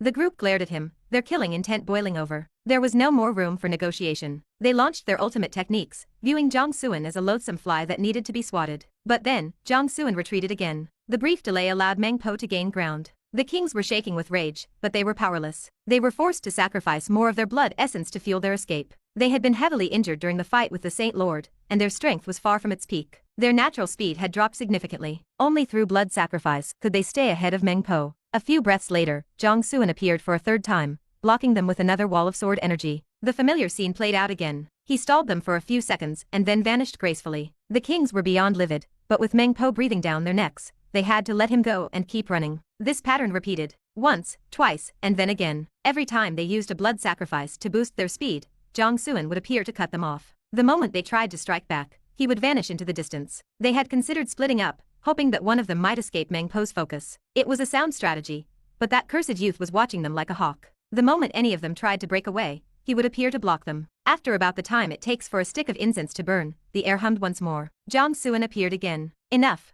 I will kill you. The King of Taishan, naturally the most hot-tempered of the group, snapped first. Jiang Xuan's constant interference and provocations had shattered his mental state. He wanted nothing more than to tear the boy apart. A mountain of skulls manifested. Taishan held the skeletal peak aloft and lunged at Jiang Xuan. He opened with his most powerful killing move. To ensure its success, he sacrificed even more of his blood. His body began to look withered and gaunt, a clear sign of severe essence depletion. I was kind enough to let you all rest, yet you show no gratitude and try to kill me. Jiang Xuan looked innocent and aggrieved. How can you be so unreasonable? After his protest, he retreated immediately, moving even faster than before. The King of Taishan's attack hit nothing but air. Hearing Jiang Xuan's words, he ground his teeth so hard they nearly shattered, his eyes burning with fury. Shameless. Utterly shameless. The others felt the same, their hearts filled with a deep, burning hatred. They had to admit, however, that Jiang Xuan's stalling tactics were incredibly effective. Even though Meng Po's power was fading, she had finally caught up to them. The sky was drowned in resentment. Ghostly energy surged like a violent tide. You all deserve to die. Meng Po's blood-red eyes were wide with rage as she roared. She unleashed a terrifying assault on the group. The kings' faces went pale. They felt a deep chill in their souls, but there was nowhere left to hide. They had to face her head-on. An earth-shattering battle began. To stay alive, they were forced into a desperate, all-out blood sacrifice. Their life essence drained away rapidly. Like the King of Taishan, their bodies withered. It was clear that even if they survived Meng Po, they would be little more than cripples after this. The kings of Xuanlan, Pingdeng, Dushi, and Taishan, along with King Qian, joined forces to block Meng Po. The resulting shockwaves shattered the void. Ghostly fire and blood-red mists filled the air. The earth shook and the rivers crumbled. The entire city of Fengda seemed on the verge of collapse. Because she had lost so much resentment, Meng Po's strength had declined significantly. Even though the five kings were nearly exhausted, they managed to withstand her onslaught. They were still being ruthlessly suppressed, but they were holding on. We have a chance. King Qian shouted with a surge of excitement. If we just hold on, her strength will keep dropping. The others nodded in agreement. Looking at the current situation, survival seemed within reach. But right at that moment, the air hummed. Without them noticing, Jiang Xuan had moved in close. He suddenly appeared directly behind the King of Taishan. With the broken Suenyuan sword in hand, he activated his heart-piercing technique. A whet that echoed. The blade drove straight through the King of Taishan. Caught completely off guard, the king froze. He stared at the tip of the blade protruding from his chest, his mind going blank. Then, the agony hit. The King of Taishan realized what had happened and let out a distorted, primal roar. Jiang Xuan, Chapter 561. Reincarnation. Erasing the King of Dushi. The great vast mysterious scripture activated. Jiang Xuan triggered his illusionary technique, instantly dragging the King of Taishan into a dream world. The King of Taishan's eyes clouded over for a heartbeat. However, he broke free almost immediately, his face twisting back into a mask of feral rage. Jiang Xuan, You will die. Blood sacrifice. Every remaining drop of his life essence ignited. This final, desperate surge of energy restored a significant portion of his power. While he was far from his true peak, he now possessed nearly 70% of his original strength, more than enough to crush any ordinary cultivator. But those 2 brief heartbeats spent in the illusion were all Jiang Xuan needed. Bolstered by his sword heart, the broken Suenyuan sword hummed with peerless power. Sharp sword intent, laced with the golden-purple light of mysterious earth energy, surged through the King of Taishan's body like a violent tide. The King of Taishan suddenly looked like a pincushion as thousands of tiny sword holes erupted across his flesh. He spat out a mouthful of dark blood. Like a punctured balloon, his forced state of power collapsed instantly. His aura withered, and his body shriveled until he looked like a dried-up corpse. So weak. Jiang Xuan blinked, surprised that a single strike had dealt such a devastating blow. On second thought, it made sense. The King of Taishan had been maimed by the Yin Yang Saint Lord, hunted by Meng Po, and had repeatedly burned his blood essence. No matter how strong his foundation, he was completely spent. Jiang Xuan, meanwhile, was at his peak. He had layered multiple killing moves into a single, focused strike. It was only natural for it to be effective. The others are likely in the same state, Jiang Xuan realized. This has become boring. He clicked his tongue in disappointment. If he had known these legends had decayed this much, he wouldn't have bothered with hit and run tactics. He should have just ended it quickly. Jiang Xuan pulled the broken Suenyun sword from the king's chest and threw a punch straight at his head. No. The King of Taishan's pupils contracted. The raw terror of death flooded his senses. He was too broken to resist, forced to watch as the fist descended. The punch landed with a dull thud, instantly obliterating the king's head. Flesh and bone scattered as the headless body crashed to the earth. Jiang Xuan's protective energy kept the gore from touching his clothes, but he still flicked his hand with a look of pure disgust, as if he were trying to shake off a stain. He is dead. King Qian and the King of Xuanlan felt a jolt of horror. They had expected this outcome, knowing their own exhausted states, but seeing it actually happen was a different matter. At the end of the day, Jiang Xuan was just a junior. If they hadn't been weakened by the Saint Lord and chased by Meng Po, they could have crushed him with a single finger. Even in their weakened states, they should have had the power of a half-saint. To be looked down upon by a mere junior was the greatest humiliation of their long lives. But Jiang Xuan was already moving again. He gripped the broken Suenyun sword and began his slaughter of the remaining survivors. Moving like a ghost, he flicked in and out of existence, closing the distance to the King of Dushi in the blink of an eye. Hold off Meng Po for me. The King of Dushi roared. Let me kill this brat. The others nodded. They were caught between a rock and a hard place. They couldn't survive much longer if they had to fight both Meng Po and Jiang Xuan. The only way was to trust the King of Dushi to kill the boy while they distracted the ghost. Blood sacrifice. Like the King of Taishan before them, they burned their remaining essence for one final, frantic stand. Once their lifeblood was gone, their bodies would be useless, and they would have to find new vessels to start over. But that was better than dying here. As long as they lived, they could reclaim their peak. King Qian, the King of Xuanlan, and the King of Pingdeng ignited their souls,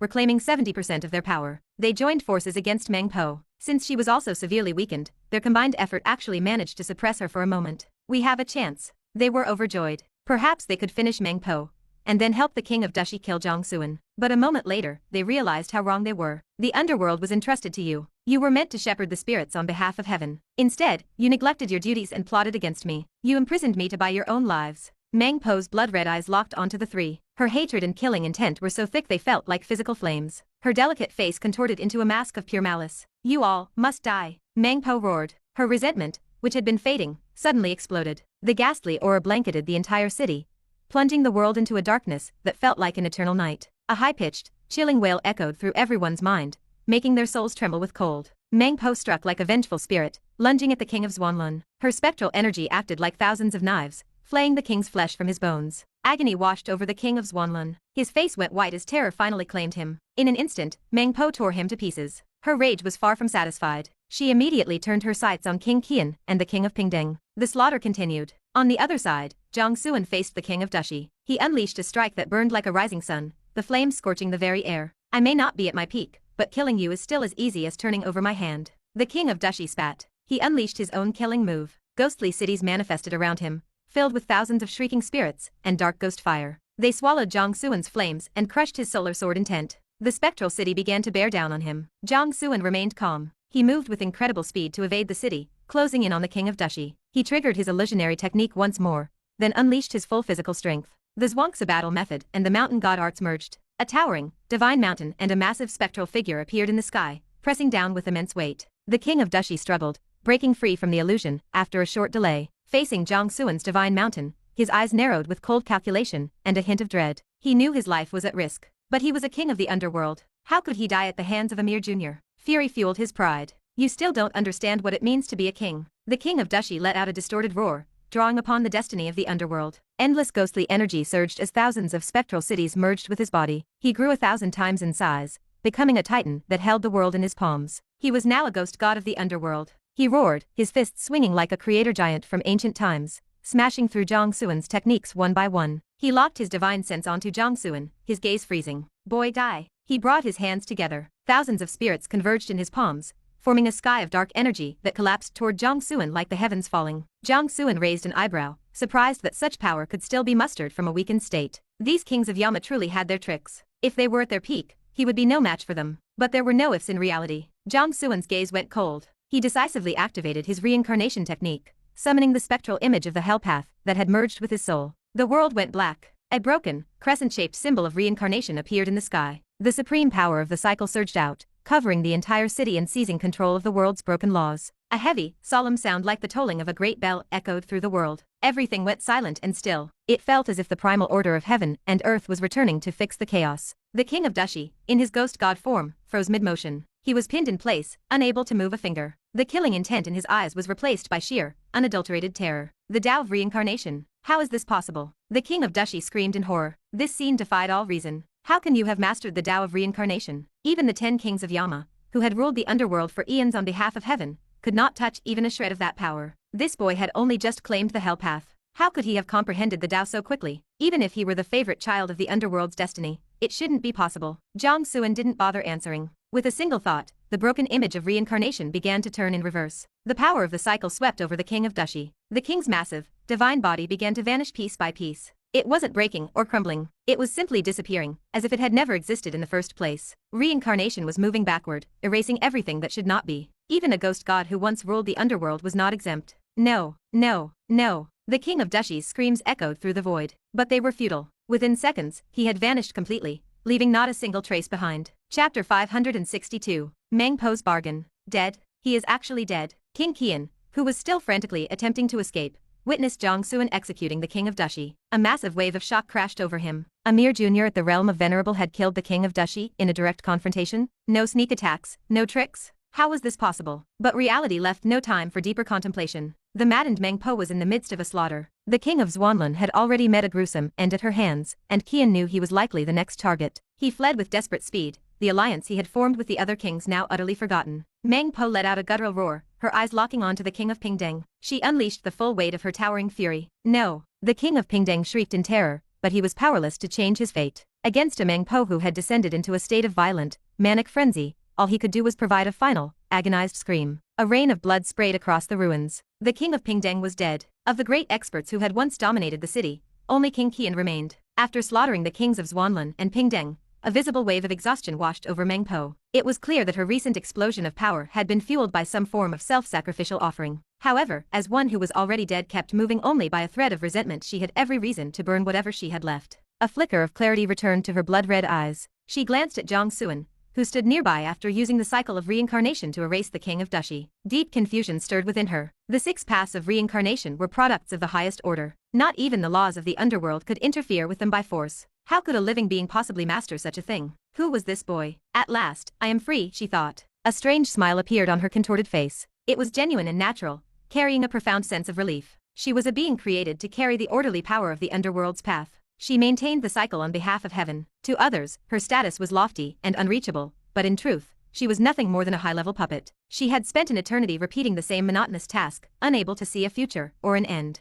She had been born of the underworld's laws, and her entire purpose was tied to them. Even now, with the underworld fallen and the cycle shattered, she remained shackled by that duty. She was forced to guard the remaining fragment of the hell path. This was why she had hunted the kings of Yama so relentlessly. First, it was for revenge to vent millions of years of anger for her imprisonment. Second, it was because she wanted to die. It was a difficult concept to grasp, but she craved death. She wanted to use death as a means to escape the heavy burden of being Meng Po. If she truly wanted to live, even the small underworld tribe hiding in the gutters of the world had techniques for resurrection. As the guardian of the order, surely she possessed her own methods. She simply didn't want to use them. She was tired of the cycle. However, seeing this youth manipulate reincarnation gave her a new perspective. If he could control the cycle, did that mean he had the power to ferry a soul to a new life? Could he help her cast off her identity and allow her soul to enter a new existence as a free being? If one could live with freedom, who would choose to fade away? This thought took root and grew. A spark of heat lit up her crimson eyes. Perhaps there was a chance. Meng Po reached out with her mind to seize control of Fengde Ghost City. She drew every last drop of ghostly energy from the small world into herself, fueling a final, ultimate strike. The city, already on the verge of collapse, began to groan and crack. Space itself shattered as the world fell into ruin. The ghostly energy, now a rootless tide, spiraled into a massive vortex and poured into Meng Po's body. Her withered frame erupted with boundless power. She stood like a god of the world, her hands capable of covering the heavens or destroying the earth. She slowly reached out toward King Qian. Though he had fled for thousands of miles, the space between them contracted instantly. She plucked him from the air as easily as a man picks a piece of fruit. Qian hung in her grip, his face pale and eyes wide with despair. He couldn't understand it. She had spent most of her resentment. She should have been at her weakest. Why was she capable of this terrifying display? And if she had this power, why hadn't she used it sooner? Was she mocking them? What King Qian couldn't see was that Meng Po was burning with an invisible flame. Her physical form was becoming transparent. She was burning the very essence of the order she carried, the very thing the kings of Yama had spent an eternity trying to refine and claim. Once this power was gone, she would truly be extinguished. By burning it, she was finally breaking the chains the underworld had placed upon her. She looked at the king in her hand. He carried the legacy of the king of Qinguang. This was the only thing she could think of that might tempt the youth. Invisible flames of order surged through her palm. King Qian let out one final, desperate cry before he was wiped from existence. In his place, a jagged, dark object remained. The crest of the king of Qinguang. Good. It hasn't been long enough for him to digest much of the inheritance, she thought with relief. The legacies of the 10 kings were stored within these crests as manifestations of the Dao. If the host had not fully merged with it, the legacy would not vanish upon death. Of course, a single crest was not enough. Meng Po reached into the void, manipulating the laws of the city to extract the crests of the king of Xuanlun and the others who had fallen. These crests were physical representations of the divine status granted by the underworld. Normally, they would vanish back into the laws of the world when a king died. Only someone as unique as Meng Po could pull them back out. With the crests in hand, she felt she had enough leverage. She shifted through space and appeared before Jiang Xuan. "Young man, let us be brief. I wish to make a bargain," she said. She held out the 6 crests of the kings of Yama and pointed to her own body, which was now more than half consumed by the spectral flames. "I am about to vanish. I want you to activate the cycle of reincarnation. When my essence has finished burning, use your power to ferry me across." Chapter 563. Rebuilding the Underworld. Jiang Xuan looked at the 6 divine crests before him with a look of pure surprise. He watched the burning figure of Meng Po, deep in thought. Combining her explanation with what he was witnessing, he began to grasp her request. In doing so, he realized just how much the spectral image of reincarnation within him had actually evolved. Has it already reached the stage where it can facilitate rebirth? Jiang Xuan murmured to himself, finding it almost hard to believe. Did this not mean he held a portion of the underworld's authority? Effectively, did he now possess the power to restore life to others? But how was it done? He felt utterly lost as to the mechanics of it. What exactly do I need to do? Jiang Xuan looked toward Meng Po, his voice laced with urgency. If he could master the art of resurrection, he would have nothing left to fear. He could simply fight anyone who challenged him without hesitation. If he died, he could return. With a life elf providing divine vital energy, he could recover to his peak in an instant. In a very real sense, he would be immune to death. Meng Po blinked, caught off guard by his question. He could summon the cycle of reincarnation, yet he did not know how to guide a soul through it. "You simply need to expand the cycle and use its power to shield my soul. That will allow me to pass through safely and enter the path of rebirth," Meng Po explained patiently, despite her confusion. Jiang Xuan nodded in understanding, then asked, "If I find myself in a life-threatening situation, could I use the same method to reincarnate myself?" "In theory, yes," Meng Po replied. "But only if your enemy gives you the time to do so. Rebirth is a delicate process. Any interference will cause it to fail, and your soul would likely be shredded by the turbulence within the cycle." Jiang Xuan's expression faltered. It seemed his dream of immediate, combat-ready resurrection would be difficult to realize. He couldn't base his survival on the slim hope that his enemies would be foolish enough to let him finish a ritual. Still, it is a safety net, he thought. At least it provides the chance for a new beginning. Without further delay, Jiang Xuan channeled the spectral image within him. Just as Meng Po had instructed,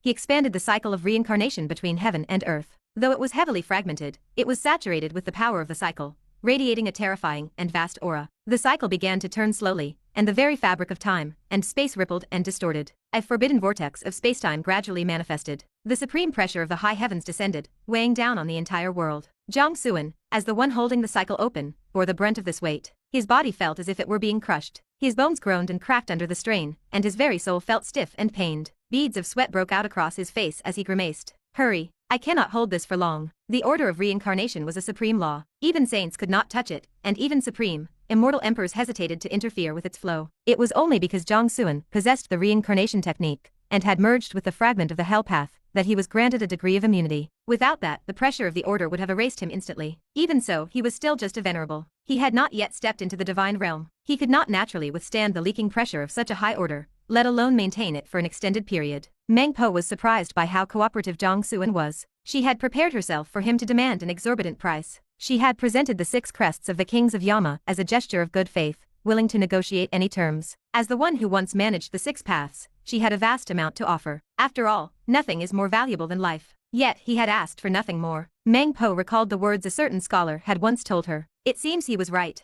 The human race is indeed different. She felt a surge of gratitude. Knowing she was about to shed her shackles and live a second life as a free human being filled her with joy. Thank you. Meng Po bowed deeply toward Jiang Xuan, her voice sincere. Since you can already move the cycle, I will give you a piece of information that may prove useful. The underworld is the underworld because of the 6 paths of reincarnation. The 10 kings of Yama exist solely to maintain that cycle and uphold the heavenly order. You can view them as the foundation stones that build the underworld. In other words, if you one day master all 6 paths and gather the 10 kings of Yama, you could attempt to rebuild the underworld itself. Rebuild the underworld? Jiang Xuan's eyes widened, unable to hide his shock. Was she serious? As the young king of the humans, he carried the burden of reviving his race. He knew that many, like the Earth Emperor, held high expectations for him, believing he could become a human king, or even a human emperor. He harbored that ambition in his heart to rebuild the immortal court of the humans and surpass the legends of old. Rebuilding the human immortal court was an immense task, but compared to rebuilding the underworld, rebuilding the place that facilitated the rebirth of every living being in the countless realms, seemed almost impossible. Yes,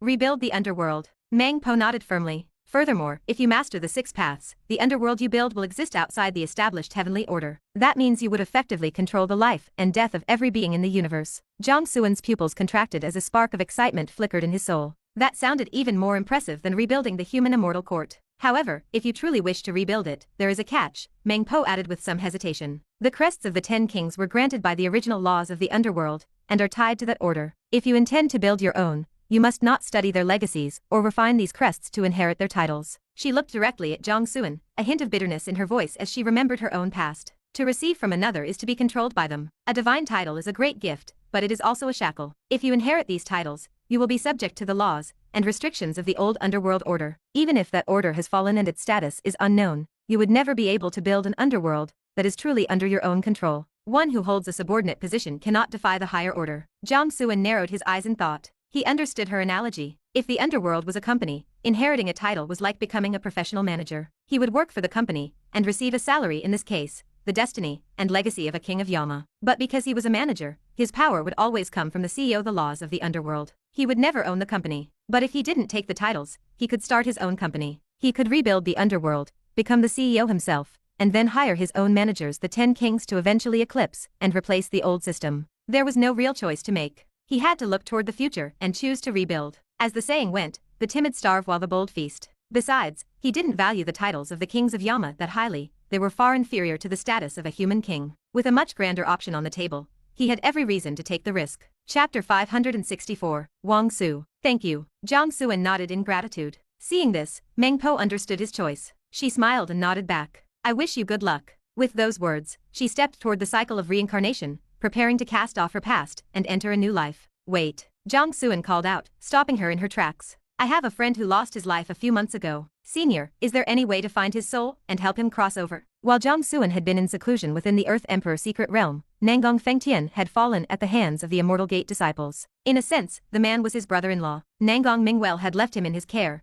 and her brother's death weighed heavily on Jiang Xuan's conscience. If he could facilitate the man's rebirth, he would at least have an answer for her upon her return. Meng Po shook her head, looking troubled. If he is destroyed, his fate is sealed. When a soul is scattered, only the destiny remains. There is no soul left to speak of. To help him return, one would have to find his destiny before the cycle of reincarnation reshapes it into a new soul. You would then have to seal his memories within it. Even then, there is only a slim possibility of success. Jiang Xuan paused, confused by her technical explanation. I do not understand. Please, enlighten me. Meng Po sighed, checking her own fading state. She calculated that she could hold on for a moment longer. Out of respect for his selfless assistance, she decided to explain. All living creatures possess a destiny. One could say that only those with a destiny can develop intelligence and be called living beings. However, destiny is finite. It cannot be created. For life to flourish across the myriad worlds, destiny must constantly divide and differentiate. When a creature dies and the soul scatters, the order of reincarnation reclaims that destiny, strips away the lingering memories, and prepares it for reuse. Inside the cycle, that destiny combines with various chaotic laws to condense into a new soul. This is the act of creation. Once placed into a physical body,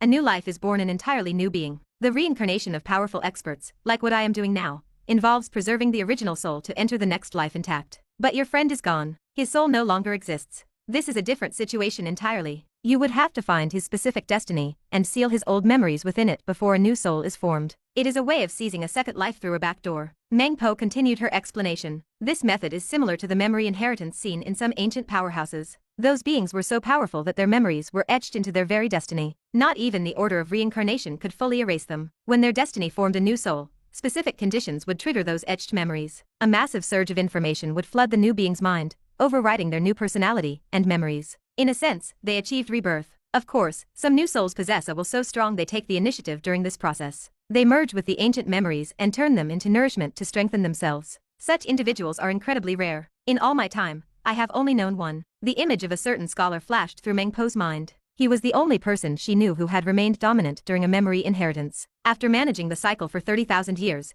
he successfully integrated the ancient memories within his destiny. Though his personality and will were altered, it remained an unprecedented achievement. Jiang Xuan was stunned. Memory inheritance? That was exactly the tribulation Nangong Mingwell was currently facing. Do you have anything belonging to your friend? Meng Po asked. I am entering the cycle now. If I am fortunate enough to encounter his destiny, I might be able to seal his memories for you. The chance is microscopic, and I may not have the energy left to act when the time comes. Jiang Xuan understood. He reached out and produced Nangong Fengtian's weapon, the sky-piercing halberd. When he had first heard of the man's sacrifice, he had traveled to the great Qian Empire to bid him farewell, and had kept the weapon as a memento. He hadn't expected it to serve a purpose like this. He simply wanted to return it to Nangong Mingwell himself. Meng Po took the halberd and memorized the residual aura Nangong Fengtian had left upon it. She handed it back to Jiang Xuan. I have recorded the signature, but as for whether I will find him, she shook her head helplessly. Do not pin your hopes on this. I understand, Jiang Xuan replied, stowing the weapon. He then produced the 6 crests of the kings of Yama. Senior, could these be of any use? Meng Po gasped, looking at him with disbelief. You would waste a precious divine crest just to save a friend? On a hope this slim. The price is staggering. Is it truly worth it? Jiang Xuan didn't answer the question of value.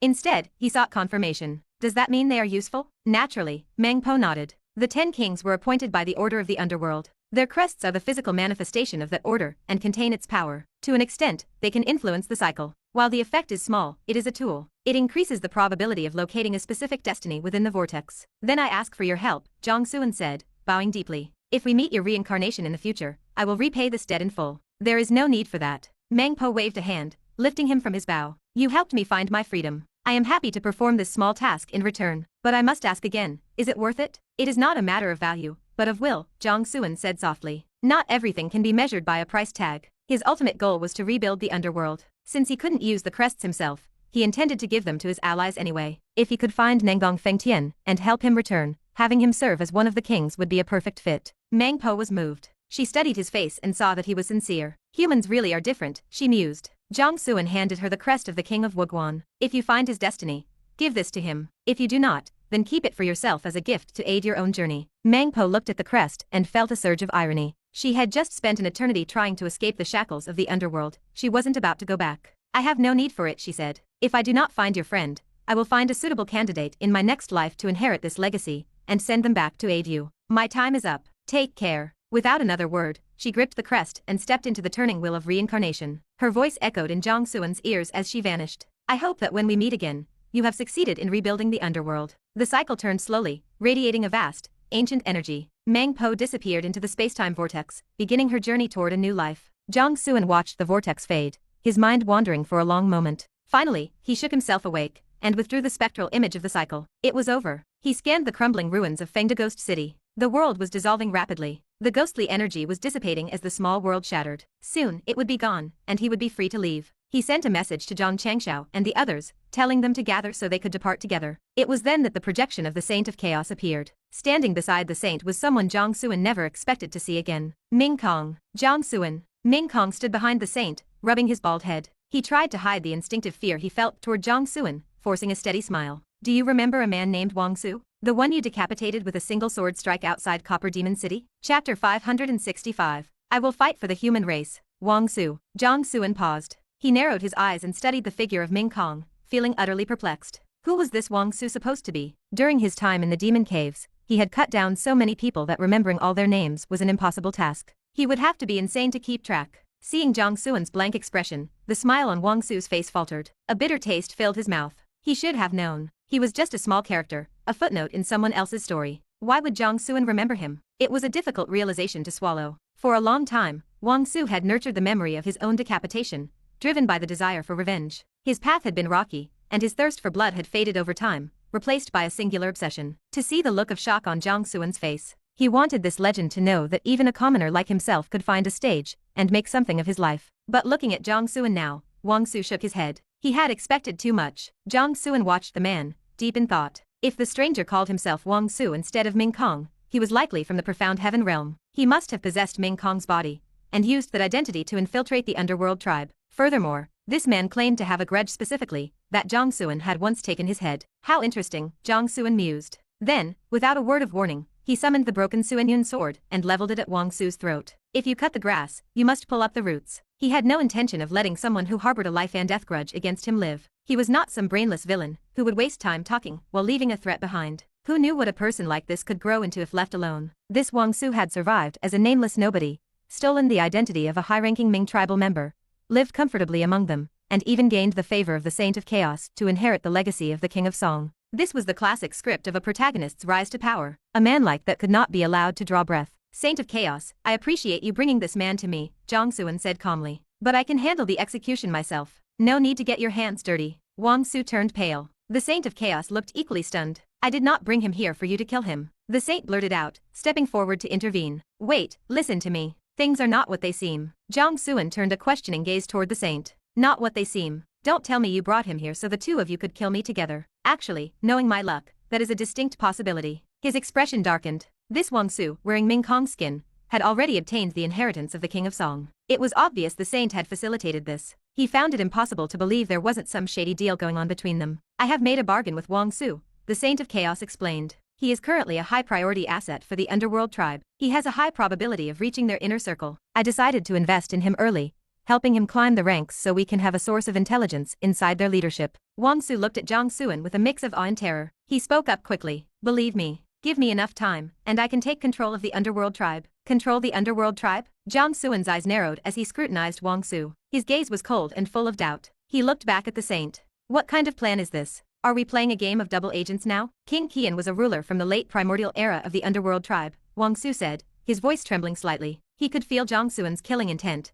It was clear the young man truly intended to end him right here. He has royal blood and a supreme status. Even the current underworld emperor has to listen to him. Wang Su swallowed hard and continued. If I can consume King Qian's remains and master his bloodline and secret arts, my status will skyrocket. I would have a royal identity. With the right maneuvers, I could become a prince, enter the core leadership, and eventually seize control of the entire tribe. Jiang Xuan looked from Wang Su to the saint, his expression skeptical. And you actually believe this nonsense? Having more options means having more possibilities, the Saint of Chaos said with a heavy sigh. The 5 major races, including the underworld tribe, have been eyeing the Duist realm for a long time. They are constantly reinforcing their armies. Though I have held the line until now, I cannot guarantee I can do so forever. The saint's voice grew grim. The great age is descending. I can feel the strength of the 5 races surging. And you know the state of the Duist realm. The Duist and immortal sects are at each other's throats. There is no hope of them joining forces against a common enemy. As things stand, the realm will fall when the invasion begins in earnest. I have to find a way to break the deadlock from the inside. Jiang Xuan nodded, understanding the logic, but his sword didn't waver. And you expect this guy to do it? Wang Su opened his mouth to argue,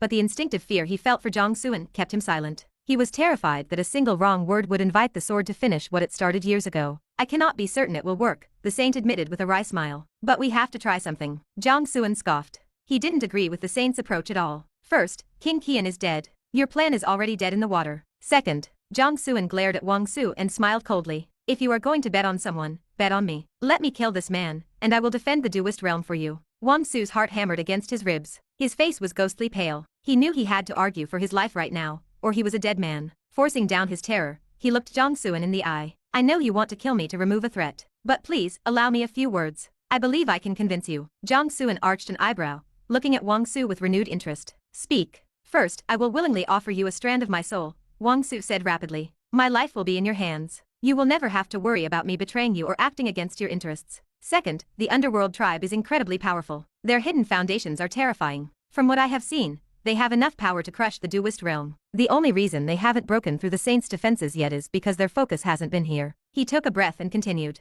But through my contact with King Qian, I learned that the tribe's focus is shifting. Because of the Great Age, they are moving their main forces toward the duelist realm. A massive invasion is coming soon. Finally, although Qian is dead, his bloodline and secret arts haven't vanished. The Saint has collected them. He is holding them right now, but he told me he wouldn't give them to me without your permission. Jiang Xuan blinked in surprise and looked to the Saint for confirmation. The Saint of Chaos nodded, holding up a strange, glowing object. It was indeed the essence of King Qian. The victory at Fengdaghost City was yours alone, the Saint explained. This is a matter of great importance. Though I support the plan, I will not hide it from you. You are the young king. It is only a matter of time before you lead the human race. Since this involves the future of our people, the decision must be yours. There was another reason the Saint didn't mention. He sensed a terrifying presence standing behind Jiang Xuan, a top-tier human expert far stronger than himself. He wanted to show his goodwill. If Jiang Xuan approved of the plan, and things went sideways later, the Saint hoped he could call upon that mysterious benefactor for help. Jiang Xuan was surprised to see the Saint being so humble. He was the young king, yes, but in terms of raw power, he was still far behind a Saint. He set aside his confusion to focus on the problem at hand. What should he do with Wang Su? There is one last thing, Wang Su said. His voice was steady and filled with conviction. Please believe me. I am a human being. I am part of the human race. No matter how great our private grudges, I would never commit the act of a traitor. I will throw away my personal grievances. I am willing to fight for the human race. Chapter 566. The first disciple of the profound sect. I will fight for the human race. Those 7 words echoed through the air with enough conviction to move almost anyone. But Jiang Xuan was not so easily swayed. Beautiful words were cheap. Anyone could say them. Nevertheless, he lowered the broken Suanyuan sword. Killing Wang Su would have been simple enough, but he had to show some respect to the Saint of Chaos. The man was a saint, after all. He had brought Wang Su here, and deferred the decision to Jiang Xuan. To strike the man down now would be a direct slap to the Saint's face. In the world of power, one had to mind the social graces. Hand over your life soul, Jiang Xuan said, cutting straight to the point. Wang Su understood. Without hesitation, he separated a sliver of his soul and offered it to Jiang Xuan. Thank you for giving me this chance, he said sincerely. If you want to thank someone, thank the Saint of Chaos, Jiang Xuan replied with a dismissive wave. He tossed the soul sliver to the life elf for safekeeping. If Wang Su ever stepped out of line, the little creature could simply digest it, ending the problem permanently. The Saint of Chaos let out a quiet sigh of relief. He handed the bloodline and secret arts of King Qian to Wang Su and sent him away. He instructed the man to merge with the royal bloodline as quickly as possible and return to the underworld tribe to begin his operations. A moment later, the Saint's projection returned to Jiang Xuan's side. Thank you, the Saint said. Your willingness to set aside personal grudges makes my work much easier. Jiang Xuan shrugged. To be honest, if it hadn't been for this encounter, he wouldn't even have remembered Wang Su existed. The man was an insignificant speck in the grand scheme of things. Who had the time to worry about such people? His own time was far too valuable. He looked at the Saint and asked the question that had been nagging at him. Since you have so many plans in motion, why didn't you enter Fengdaghost City yourself? And don't give me that nonsense about an agreement with the kings of Yama. We both know that's an excuse. The Saint of Chaos offered a bitter smile. I did have an agreement with them, but that was only part of it. The truth is, I could not bring myself to face Meng Po. Moreover, I am a representative of the human race now. I feared that my presence would cause her to direct her resentment toward our people. In her final moments, a being who carries the order of the underworld could have done something catastrophic to the humans of the duelist realm. Even as a saint, I could not fully control that risk. Jiang Xuan nodded, though his eyes remained suspicious. He wasn't entirely sold on the explanation, but he saw no point in digging deeper. He changed the subject with a bright smile. I intend to unify the Chaos domain and establish the profound sect. You don't have an objection to that, do you? The Saint of Chaos froze. His face went dark as he realized why Jiang Xuan had been so cooperative regarding Wang Su. The boy had been setting him up for this request all along. What objection could he possibly have? More importantly, did he even have a choice? He knew that if he dared to refuse, Jiang Xuan would likely turn on him instantly. No problem, the Saint replied. The Chaos domain may be my territory, but it is essentially a buffer zone against the 5 races. If you want it, take it. However, I must warn you. The domain has been corrupted by a specific evil energy, the same power that tainted the Shenning Ding. It is not suitable for long-term human habitation or cultivation. It will warp the mind and make the spirit increasingly violent. Those are minor details, Jiang Xuan said, dismissing the warning. I just need a clear answer. Can I have the Chaos domain, and can I use it as a base to build the profound sect? Of course, the Saint said, waving a hand dismissively. Forget this small domain. If you asked me to join your profound sect right now, I wouldn't say no. Really? Jiang Xuan's eyes lit up. The Saint's expression stiffened. He had only been emphasizing his support. He hadn't actually intended to join. Jiang Xuan rubbed his chin, looking thoughtful. Well, since you are practically begging me, it would be quite rude to refuse such a heartfelt request. When did I beg? The Saint thought, his face turning black with frustration. Little friend, you misunderstand, the Saint stuttered, forcing a strained, wrinkled smile. I I was just being polite. Oh stop, Jiang Xuan said, reaching out to grab the saint's hand with exaggerated warmth. Since you are so determined to join my sect, how could I possibly ignore such sincerity? Our sect is new and our facilities are still being built, but I promise you this. The position of first disciple will belong to you and you alone. First disciple? The saint was stunned. He was a saint of the realm. Being offered the status of a mere disciple felt a bit excessive. But then the realization hit him. Wait a minute. I never agreed to join. Then it is settled, Jiang Xuan said, acting as if they were old friends. If the Earth Emperor knew that such a powerful expert joined our sect at its founding, he would certainly be much more at ease. Jiang Xuan knew exactly what he was doing. The strength of the Saint of Chaos was undisputed. Many considered him the greatest saint in the duist realm. Jiang Xuan wasn't about to let a golden opportunity like this slip through his fingers. With a saint on board, the new sect would immediately have a powerhouse to stand against the duist and immortal sects, bridging the gap in their military strength. As for mentioning the Earth Emperor, that was a calculated move. The saint's humble attitude toward him had been strange. If the saint was acting this way just because Jiang Xuan was the young king, then Jiang Xuan was a fool. There had to be a bigger deterrent. Only a figure like the Earth Emperor could make a saint act this way. By letting the name drop, he was subtly informing the saint of his close ties to the emperor. It served as both a warning and a promise. If you follow me, he was saying, your future is limitless because I have the ultimate backing. Sure enough, when the saint heard the words Earth Emperor, his spirit jolted. A wave of shock crashed through his mind. The powerhouse standing behind this boy was actually the Earth Emperor. Suddenly, everything made sense. That was why he had become the young king at such a young age. That was why a youth from the profound heaven realm could cause such a stir in the duist realm, humiliating the immortal sects. That was why the duist sect protected him even at the cost of losing elders, and why the Nangong family had risked everything for him. He was backed by a supreme being. There was nothing left to think about. Joining early meant being at the front of the line. The Saint of Chaos gave a reluctant nod and officially joined the profound sect. Don't worry, Jiang Xuan said with a grin. The position of first disciple is definitely yours. The saint pursed his lips. First disciple, fine. It wasn't entirely unacceptable. Chapter 567. The Pirate Ship. After grudgingly accepting this reality, the attitude of the Saint of Chaos underwent a marked shift. He became more humble, treating Jiang Xuan as his superior. Of course, this change was largely driven by the presence of the Earth Emperor behind the scenes. If my senses are correct, the heavenly Dao of the duist realm is about to awaken, the Saint of Chaos said, his tone turning solemn. This means the path of sacred ascension is about to open. There are 14 seats in total, 9 Yang and 5 Yin. Anyone who ascends can receive a blessing from the heavenly Dao, observe the world source of the duist realm, and find their chance to become a saint. The path of sacred ascension. Jiang Xuan frowned, confused. Only 14 seats? Correct, only 14, the saint confirmed. Furthermore, the first 10 seats are fixed. 5 belong to transcendent powers like the Sword Sect and Thousand Boundary City. The remaining 5 are fought over by the duist and immortal sects. This struggle for the seats is the real reason these two alliances are willing to pour everything into the path war. He continued, usually, the heavenly Dao grants me one of these seats for each cycle. However, since I have always stayed here at the edge of the realm to guard against the 5 races, and because I had no one to nominate, I have never accepted one. If you need it, I can give it to you. Though you seem to have already secured a spot through the path war, so perhaps you do not need mine. I need it, Jiang Xuan blurted out, his eyes widening. Why wouldn't I need it? I have a whole family with me. The more seats we have, the better. He pointed toward Zhang Xianxia and the others who were approaching. You must fight to get me as many seats as possible. Go talk to the heavenly Dao. Since you never took your seats in the past, tell him he should give us several now to make up for the backlog. It only makes sense. The saint's lip twitched. He struggled to keep up with Jiang Xuan's logic. He was indeed the greatest saint in the realm, and had earned immense merit by guarding the border, which was why the heavenly Dao offered him a seat every time. But demanding all the seats at once, that was incredibly thick-skinned. Even if he was willing to throw away his dignity and ask, the heavenly Dao likely wouldn't give him that much face.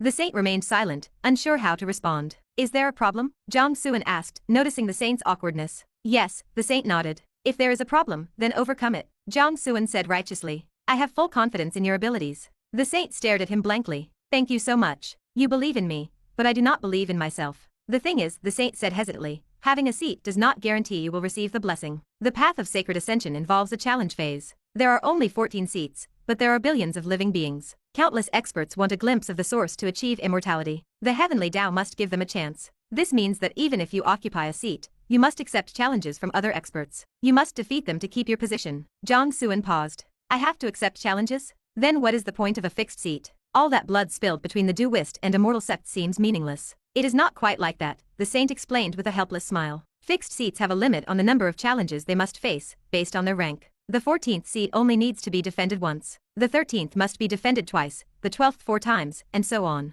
The first and most coveted seat requires you to win over 30,000 matches. Normally, the groups occupying these seats choose quasi-saints or invincible god venerables to represent them. Most people would rather fight for an unassigned seat than pick a fight with a powerhouse and invite trouble. But you are different. The saint looked at Jiang Xuan, leaving the rest unsaid. The meaning was clear. No matter how monstrous your combat strength is, even if you can kill true gods, heavenly gods, or even god venerables, your cultivation level is still only at the realm of venerable. You naturally look like an easy target. Countless people will challenge you just because of your rank, and they will grind you down through sheer exhaustion. Jiang Xuan's face darkened. What do you mean by different? Who is weaker than whom? The same logic applies to them, the saint said, gesturing toward the arriving group. Even if I could secure more seats for them, they would find it nearly impossible to keep them. Therefore, my suggestion is that you use the seat allocated to the Daoist sect. Use their prestige to deter minor nuisances, and ensure you can keep the seat long enough to receive the blessing. The Daoist sect is a titan. Aside from the immortal sects, no one will be foolish enough to offend them by challenging you for no reason. Zhang Xianxia and Zhang Qingtian arrived just in time to hear the saint's assessment.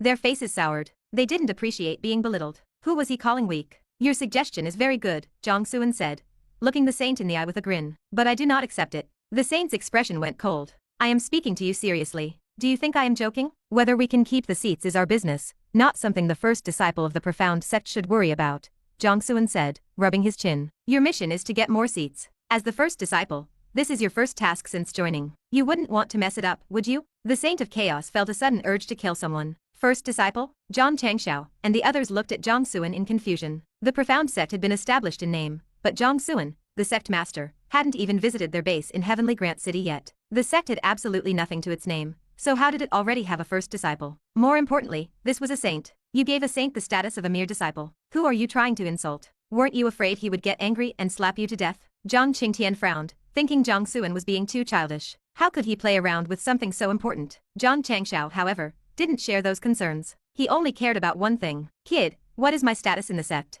You, old man? You will be an elder of the profound sect, of course. Jiang Xuan said with a laugh. An elder, eh? Zhang Changxiao stroked his beard and nodded. Not bad. At least you have a conscience. On the surface, he was calm, but inside he wanted to roar with laughter. A saint was only a disciple while he was an elder. That meant a saint was technically beneath him. The feeling was glorious. Upon hearing this, Zhang Qing and her brother couldn't help but feel curious about their own roles. You will also be an elder, Jiang Xuan told Zhang Qingtian. Then he turned to the siblings. I have other plans for you too. You won't be part of the profound sect. He was taking Meng Po's suggestion about rebuilding the underworld seriously. He had a good foundation, and it would be a waste not to pursue that goal. The siblings nodded thoughtfully without asking questions. They were his loyal followers, they did as he asked. As retainers, they didn't need or want to have their own agendas. However, Jiang Xuan may not have noticed, or perhaps he knew and did it on purpose, that his words had deeply annoyed the Saint of Chaos. Watching the happy scene, the saint felt like an outsider. He felt a surge of resentment. He was a saint, yet he was given the status of a disciple. He could accept that for the sake of the Earth Emperor. But why did these two true gods get to be elders? This was pure nepotism. Jiang Xuan looked back at the saint and saw his indignant expression. He gave a smile that suggested everything was going according to plan. I know that as a saint, the title of first disciple is a bit of a step down, but do not be angry. This is a new sect, and we must have rules. You have no achievements or contributions yet. If I made you an elder immediately, these two wouldn't be happy about it. He pointed at Zhang Changxiao and Zhang Qingtian, acting as if his hands were tied. The two older men nearly choked. They never said they would be unhappy. This was a saint. Making him an elder should have been a given. Even in the Daoist and immortal sects, elders were usually only at the god-venerable realm, and quasi-saints were rare. But they were experienced enough to see through Jiang Xuan's little game. They realized he was effectively blackmailing a saint for more seats. The Saint of Chaos looked at Jiang Xuan with a mix of suspicion and grievance. Jiang Xuan's words were a clear message. If you want a promotion, go get those extra seats from the Heavenly Dao. He had actually set this whole scenario up just to pressure him. My mind must be broken, the saint thought bitterly. I can't believe I voluntarily stepped onto this pirate ship. Chapter 568. Seats of Sacred Ascension. The Saint of Chaos took a long breath. He spent a few moments centering himself and coming to terms with the fact that he had indeed boarded a pirate ship. After a heavy sigh, he spoke with a tone of resignation. There are only 14 seats in total. At most, I can fight to secure one extra for you. When added to the seat the Heavenly Dao traditionally offered the saint, that would make 2 seats for Jiang Xuan to control. Too few, Jiang Xuan said, shaking his head. I want at least 5. 5? The saint's eyes bulged. He barked back with clear irritation. Why don't you just sell me instead? Do you have any idea how difficult that is? Jiang Xuan did not budge. Is it too hard for you? What do you think? The saint looked Jiang Xuan in the eye. Seeing the boy's relentless expression, he almost laughed out of pure frustration. There are only 14 seats. 5 are decided by the Path War, and 5 are reserved for the 3 major transcendent powers. That leaves only 4 unassigned seats in the entire realm. Where on earth am I supposed to find 5 for you? Fine, fine. Jiang Xuan thought it over. The logic held up, and there was no point in pushing for the impossible. 4 seats then. The saint stood frozen. Jiang Xuan. The saint's tone shifted abruptly. His gaze grew cold. Even a statue has a limit to its patience, and he was a high-standing saint. He was willing to lower his head and accept a humiliating title, like first disciple, to appease the boy and the Earth Emperor behind him, but that did not mean he would allow himself to be toyed with indefinitely. To be blunt, if he chose to kill Jiang Xuan right now, not even the Earth Emperor could stop it in time. Xianxia and the others felt the sudden drop in temperature. Their bodies tensed, eyes locking onto the saint in a defensive stance. Secretly, they blamed Jiang Xuan. Was the boy so drunk on his own power that he had lost all sense of danger? He was actually risking the wrath of a saint over a few seats. Jiang Xuan, however, remained smiling. He completely ignored the saint's growing hostility. Having found the man's breaking point, he had achieved his goal. He spoke calmly, his voice steady. Before Meng Po entered the cycle of reincarnation, she told me that I have the chance to rebuild the underworld. The saint's anger flickered, replaced by confusion. To be honest, I am quite lost on how to actually do it, Jiang Xuan continued. But I am sure it is not an impossible task. Don't you agree? The saint stared deeply at Jiang Xuan. His mind raced. Rebuild the underworld? As a former king of the 10 courts, he knew exactly how monumental that task was. It wasn't just about strength or resources. It required the one absolute, indispensable foundation. The 6 paths of reincarnation. A shiver of genuine shock ran through the saint. Had Jiang Xuan already mastered that power? You have already refined that portion of the Hell Path's reincarnation? The saint asked, his voice low and heavy. Of course, Jiang Xuan replied with a simple nod. The saint fell silent again. This time, the silence was fundamentally different from before. After a long period of internal deliberation, he finally spoke. I can try to secure those 4 seats. I cannot guarantee success, but I will try. That is all I ask, Jiang Xuan said with a satisfied nod. The saint took a long, deep breath. If the underworld is rebuilt, what do I stand to gain? I already have candidates in mind for most of the 10 kings, Jiang Xuan said, answering with a question of his own. How about the position of Meng Po? Of course, I cannot guarantee the underworld will be rebuilt at all. The implication was clear. Secure the 4 seats, and if the underworld returns, the position of Meng Po, the overseer of reincarnation, would be his. If not, the deal was off. The saint looked conflicted,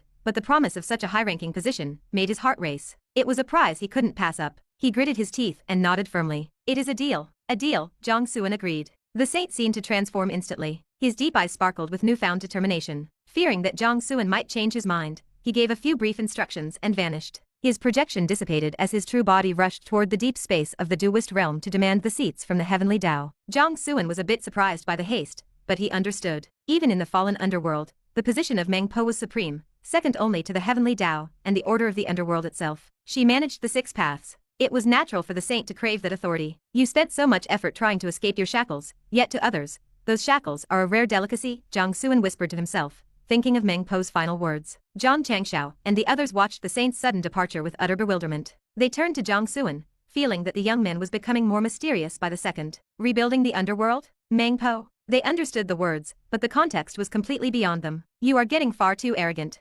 Xianxia snapped, his face unusually stern. Securing a saint for our side is a blessing from the heavens. You should be treating him with respect, not blackmailing him. This is reckless. He stepped forward, his voice dropping an octave. Do not think that just because your combat strength is high for your age, you can look down on everyone. Blackmailing a saint? Do you have a death wish? Relax, I know what I am doing, Jiang Xuan said, placing his hands behind his back. His gaze drifted toward the horizon. You do not know anything. Seeing that Jiang Xuan wasn't listening, Xiao's temper flared. He summoned his martial god spear and pressed the tip against Jiang Xuan's forehead. Say that one more time. Tell me you know what you are doing, and I will put a hole in your head right now. Jiang Xuan's face went blank. He was actually a bit scared. Knowing the old man's personality, he was fully capable of following through. He reached out and very carefully pushed the spear tip away before speaking with a sigh. Old man, the Saint of Chaos was once one of the 10 kings of the underworld. Xianxia blinked, confused. What does that have to do with anything? He once plotted against and imprisoned Meng Po just to save his own life, Jiang Xuan explained, his eyes turning cold. How can I be sure he won't plot against me for his own selfish desires? He claims to be a protector of the human race now, and he has guarded the border for millions of years. That is true. But until I tested him, I couldn't trust him in my inner circle. I certainly couldn't treat him as one of our own. You call that insulting first disciple title a test? Xiao asked. He couldn't tell if he was the one going crazy, or if it was Jiang Xuan. Of course, Jiang Xuan said. Now I know he is deeply afraid of the Earth Emperor. Having that backing is enough to keep him in line, and prevent him from harming me. As for the seats, that was simply a transaction, one where I hold all the cards. A cold smile played on Jiang Xuan's lips. The promise of the Meng Po position was just a carrot on a stick for now, but he was the only one who could provide it. As long as the saint wanted that prize, he would have to support Jiang Xuan. As long as he didn't cross the saint's ultimate line, the man was a reliable tool. His distrust of the saint stemmed from something Wang Su had mentioned. While Meng Po was busy killing King Qian, the saint had secretly gathered the king's bloodline and secret arts. This proved the saint had been watching the ghost city the entire time and had the power to intervene. If he could have handled it himself, why did he ask Jiang Xuan to go in? The saint's excuse about not wanting to anger Meng Po felt like a lie. He didn't treat Jiang Xuan like a child who had never seen the world, even if the boy was technically not even 20 yet. Since the saint was hiding things, Jiang Xuan had to be cautious. By revealing his connection to the Earth Emperor, he ensured the saint would hesitate before acting out. He wasn't about to let a saint into his camp without knowing exactly where the man stood. A saint's power was beyond measure. If he had ill intentions, Jiang Xuan's entire family would be at risk. For now, the saint seemed usable, and if he actually managed to get those 4 seats, that would be even better. Meanwhile, at the edge of the duist realm, the true body of the Saint of Chaos stood up. He ignored the massive armies of the 5 races pressing against the border and stepped into the void. He knew those cowards wouldn't dare invade just yet. He reached the deep space of the realm and swung his sleeve, striking the barrier with the force of the great Dao. Heavenly Dao, come out and meet me. The barrier cracked, and endless laws poured out, coalescing into a single, profound eye. The eye was dark gold, cold, and utterly indifferent to all things. Chaos? Why have you called me? Give me 4 seats for the sacred ascension, the saint said, getting straight to the point. The Heavenly Dao remained silent. There are only 14 seats in total, and you want 4 of them. Have you lost your mind? Or am I the one who is dreaming? Chapter 569. The Celestial Scion and Goddess Xianxia. Deep within the Taking Duist Palace, in the heart of the Primal Chaos territory, the Great Elder bowed before the 3rd Duist Lord, who stood with his hands behind his back. The Elder reported respectfully, I bring word, 3rd Duist Lord. Our sect has successfully secured 4 seats for the Sacred Ascension. Well done, the 3rd Duist Lord replied flatly. He did not turn around, his gaze remaining fixed on the distant reaches of deep space. This was the result of a collective effort across the entire sect. I dare not take all the credit. The Great Elder remained humble, showing no sign of personal pride. May I ask how the remaining 3 seats should be distributed? We must account for the seat already held by the young Duist Lord. The 3rd Duist Lord did not look away from the stars. His brow furrowed slightly, as if he were witnessing something perplexing. Handle it as you see fit. The Great Elder hesitated before continuing. The 3 sects and 4 families contributed greatly to the recent path war. I believe we should allocate 1 seat as a reward for them. It would go a long way in calming their spirits. Our losses were heavy, and after our recent ambiguous stance toward the young Duist Lord and the Nangong family, there is some lingering resentment. A seat would satisfy their ambitions and keep them loyal. The Nangong family? The 3rd Duist Lord had been focused on the void, but that name sparked a reaction. He glanced back at the Great Elder and waved a hand dismissively. The Nangong family has done well. Give them a seat. I have no objection. The Great Elder stood frozen in shock. He looked at the 3rd Duist Lord's back, utterly bewildered. He had suggested letting the subsidiary powers compete for a seat. He had never said they should just hand one directly to the Nangong family. Furthermore, the Nangong family had contributed nothing to this specific path war. Every capable member of their clan had already fled to the Primal Chaos domain under the guise of rebellion to join Jiang Xuan's new profound sect. This was common knowledge. The Great Elder had already faced criticism for not punishing the Nangong family for their desertion. If he now gifted them a precious ascension seat, what would the other 6 major powers think? They had bled and spent their fortunes for the Duist sect's victory, only to watch the prize go to a family of defectors. It was enough to incite an open revolt. How is this different from forcing them to rebel? The Great Elder thought bitterly. He spoke up tentatively, that might not be entirely appropriate. The 3rd Duist Lord waved him off, signaling an end to the conversation. Go and see to it. I am occupied with a more pressing matter, and have no time for small talk. Stunned, the Great Elder could not openly defy a direct order. He bowed and retreated from the Primal Chaos territory, returning to the main halls of the Taking Duist Palace. He walked slowly, trying to understand why such a valuable opportunity was being handed to the Nangong clan. Suddenly, a realization struck him like a bolt of lightning. The Great Elder stopped in his tracks, his eyes wide with alarm. Could the 3rd Duist Lord be using this as a pretext to purge the sect? By favoring the Nangong family, whose only merit was their absolute loyalty to the young Duist Lord, the Lord was effectively baiting the other factions. It was a move to clear out the dissenters and consolidate power. The 3rd Duist Lord was determined to hand full control of the sect to Jiang Xuan. He was willing to sacrifice existing disciples and internal stability to ensure the young Duist Lord inherited a unified, purified organization. The Great Elder let out a grim laugh. The strategy was radical and perhaps a bit underhanded, but he had to admit the current system was far too loose. Many of their subordinate powers ignored orders they didn't like. Compared to the highly centralized immortal sect, the Duist sect was bloated and inefficient. A top-to-bottom cleansing would ensure that when Jiang Xuan took the reins, he would have absolute authority. Only a unified sect could hope to survive the unknown horrors of the coming great calamity. The 3rd Duist Lord truly sees further than any of us, the Great Elder murmured with growing respect. He himself was too old and cautious for such bold reforms. He was a caretaker, not a pioneer. But with the path of sacred ascension beginning soon, the three lords would be focused on their own cultivation. They wouldn't have the energy for internal politics. The great elder realized that the lord's dismissal was actually a silent command for him to lead this reform himself. With a clear direction, the great elder felt a surge of renewed purpose. This was a high-stakes challenge. If he failed, the lords would step in to settle the unrest. But if he succeeded, he would secure a prominent place in the new order under Jiang Xuan. Meanwhile, the third Duist lord was entirely unaware of the elaborate political schemes the great elder was attributing to him. He hadn't been listening closely at all. His focus was entirely on the deep space of the Duist realm. There, the Saint of Chaos was locked in a brutal struggle with the heavenly Dao. It was beyond madness. To most observers, it looked like the Saint had simply decided to pick a fight with the heavens for no reason. The Saint had guarded the edge of the realm for millions of years. Why was he suddenly being so violent? The third Duist lord watched with rapt attention, eager to learn from a battle between such high-level entities. At the same time, the immortal Lord Minghong was also watching from the Hall of Longevity. An elder was reporting the grim news that the life tablets of the 10 chosen candidates, including the Samoy, had all shattered. Their mission to the Ghost City had been a total disaster. Not only did they return empty-handed, but their entire team of elites had been wiped out. "My lord, the path of sacred ascension is opening," the elder said urgently. "We only hold one seat. We must gather our remaining experts immediately to fight for the 4 unassigned spots. If we fail, the Duist sect will suppress us for an entire generation." "I heard you," Minghong replied, his eyes never leaving the sky. Seeing the lord's apparent indifference, the elder pressed on. "But my lord, I said I heard you," Minghong barked, his voice dropping into a dangerous growl. "Get out." The elder paled and bowed quickly before scurrying away. "What are you doing, Saint of Chaos?" Minghong whispered. "Why fight the heavenly Dao now? Have you grown tired of living?" Suddenly, the air in the Hall of Longevity vibrated. A vast, swirling vortex of celestial energy manifested in the center of the room. A primordial pressure filled the hall, making the very walls groan. Lord Minghong snapped to attention. He lowered his head and bowed deeply toward the vortex.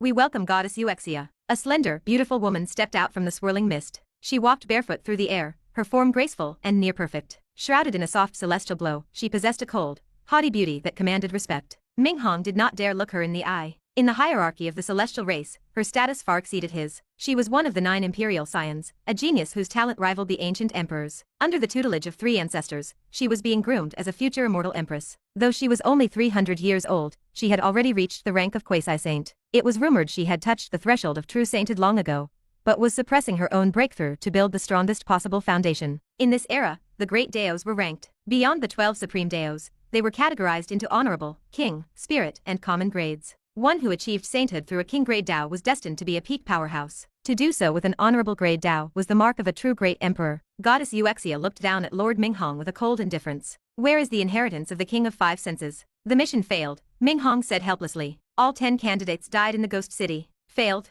The woman let out a light, icy laugh. "The celestial race gave you immense power and resources to build this sect, and you cannot even handle a minor task like this? Minghong, you are a profound disappointment." "I ask for your patience, goddess," Minghong said with a bitter smile. "I will do my best to make amends." "Amends?" Xianxia sneered. "That inheritance was a vital part of our deployment. How do you intend to replace it? What right do you have to even suggest you can?" Minghong stood in awkward silence. They had told him to retrieve the inheritance, but they had never mentioned it was so critical to their overarching plans. "Who holds the inheritance now?" Xianxia demanded. "It should be a man named Jiang Xuan," Minghong replied. He quickly shared the details of Jiang Xuan's background. "Jiang Xuan?" Xianxia's brow furrowed. "You were repeatedly defeated by a person of this caliber? Where is he? I will go and reclaim the inheritance myself." Chapter 570. The Scheme of Goddess Xianxia. "This might be difficult," Lord Minghong said, his voice trailing off with hesitation. "Jiang Xuan is currently under the protection of the Saint of Chaos. Attempting to reclaim the inheritance of the King of 5 Senses from him will not be an easy task." Fearing that Goddess Xianxia might not fully grasp the weight of that name, he quickly added, "The Saint of Chaos made his name tens of millions of years ago.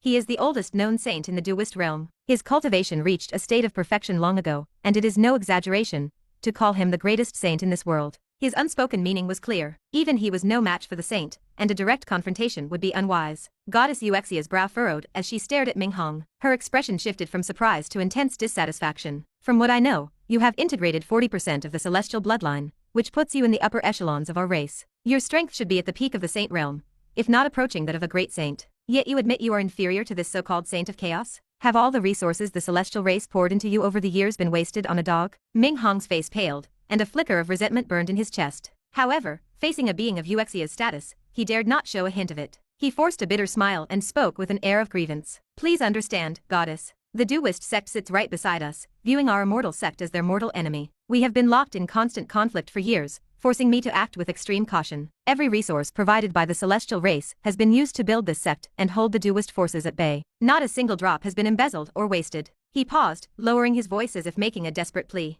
I must tell you, the duist sect is presided over by 3 saints. I have faced them alone, a task as precarious as walking the edge of an abyss. One wrong move and all would be lost. It is a miracle the immortal sect has achieved what it has today. To speak bluntly, and with all due respect to the celestial race, had anyone else been sent in my place, this sect would have long ago been devoured by the deists. Hearing that the duist sect possessed 3 saints caught Xianxia off guard. She realized she might have been too harsh, acknowledging the difficulty of Meng Hong's position. Her tone softened slightly. I hear your struggles. I will inform the clan and ensure more personnel and resources are sent to support you. However, the inheritance of the King of 5 Senses is of utmost importance. The ancestor sent me here to bring it back personally. My status may protect me from failure, but you would not survive such a loss. She turned her gaze toward the windows of the Hall of Longevity. Her divine sense swept across the immortal sect, inspecting the current crop of candidates. Her dissatisfaction returned as she saw the quality of the disciples Meng Hong had prepared. Not a single one of these seeds is worth looking at, she said coldly. If you have neither merit nor hard work to show, the clan will have no use for a failure. Panic flared in Meng Hong's eyes. He quickly bowed to her. Please, goddess, help me. The path of sacred ascension is about to open, and Jiang Xuan will certainly participate. I beg you to represent the immortal sect in his place. Slay Jiang Xuan and seize the inheritance. Allow me this chance to redeem myself through your victory. The path of sacred ascension? Xianxia asked, intrigued. Meng Hong explained the details of the event. To hold a seat is to receive the blessing of the heavenly Dao. It offers a chance to observe the world source and find the spark for sainthood. I believe this would be of great benefit even to you, goddess. With your strength, killing Jiang Xuan during the blessing phase would be as easy as turning over your hand. In truth, Meng Hong had already chosen a candidate for the sect's soul seat, a personal disciple he had taken 50,000 years ago. That disciple was already a quasi-saint, and had been traveling the outer worlds to find gifted recruits. Meng Hong had recalled him specifically to hunt Jiang Xuan and fix the disaster of the ghost city. But while he had confidence in his disciple, he knew there was no comparison. One had taken 50,000 years to reach the quasi-saint realm, the other had done it in 300. Goddess Xianxia was one of the 9 imperial scions of the celestial race. Her value was indisputable, placing her among the top geniuses in all the heavens. Giving her the seat was a calculated bribe, a way to satisfy her ambition and ensure her silence regarding his failures. I have no need for your seat, Xianxia said flatly. You mentioned that one can issue challenges, did you not? I will simply challenge Jiang Xuan directly. She had no desire to owe Meng Hong a favor of that magnitude. Such a debt would eventually require her to look after him within the clan, a tedious task that offered her no benefit. However, the idea of the seat did interest her. The blessing of the heavenly Dao and the chance for sainthood meant little to her. She had already touched that threshold. But the chance to observe the world source was a different matter entirely. She intended to achieve sainthood through the Dao of the 5 elements. As an honorable grade Dao, it required the mastery of Dao fusion, merging 5 distinct paths into one. It was a path as difficult as ascending to the heavens. Normally, Dao fusion was a supreme technique accessible only to those who were already saints. She was trying to use it to become a saint, creating a developmental paradox. Yet, this was exactly why an honorable grade Dao was so powerful. As an imperial scion, her goal was the supreme, immortal throne of an empress. She had already mastered the individual Daos of metal, wood, water, fire, and earth. Now, she only needed the key to fusion. If she succeeded, she would build an unparalleled foundation for her future. She was certain that with the 5 elements, she would be the strongest contender for the throne in the universe. In the current system of cultivation,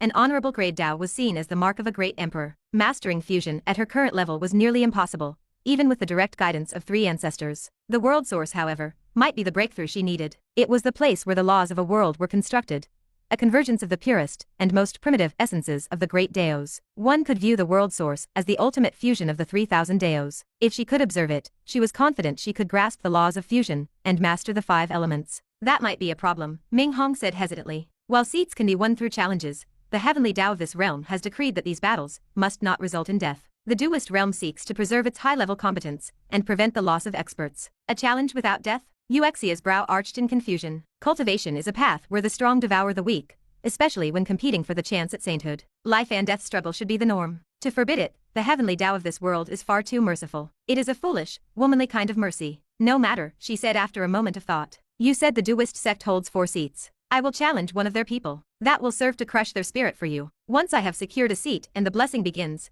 I will kill Jiang Xuan and take the inheritance. He is an ant. Letting him live a little longer changes nothing. Meng Hong was at a loss. He had hoped to use the seat to put her in his debt. Instead, he ended up owing her a favor for taking down the duist sect's prestige. Worse, she was keeping herself entirely separate from his failures. If the celestial race still decided to punish him, she wouldn't lift a finger to help. He wanted to argue, but Xianxia cut him off with a warning glare. Say no more. My mind is made up. Arrange for your other experts to prepare for the struggle. You allowed the Duist sect to take 4 seats while you hold only 1. If you truly do not wish to be the lord of this sect anymore, there are plenty within the clan who would gladly take your place. I understand, Ming Hong said, his voice shrinking. Meanwhile, in the primal chaos domain, amidst the ruins that were once the ghost city, specifically, at the site where the Yin Yang Saint Lord had fallen, Jiang Xuan sat cross-legged. A miniature, spectral image of the cycle of reincarnation floated above his palm. It was slowly spinning in reverse, radiating a massive, heart-stopping aura of rebirth. No one knew that what Jiang Xuan was doing was enough to overturn the entire universe. He was reversing time and space to steal the Dao of Yin and Yang. By merging his spectral image with the reincarnation of the Hell Path, he had gained a preliminary mastery over the Dao of Reincarnation. This had drastically improved his innate divine technique, the Reincarnation technique. Its most basic application was opening the cycle,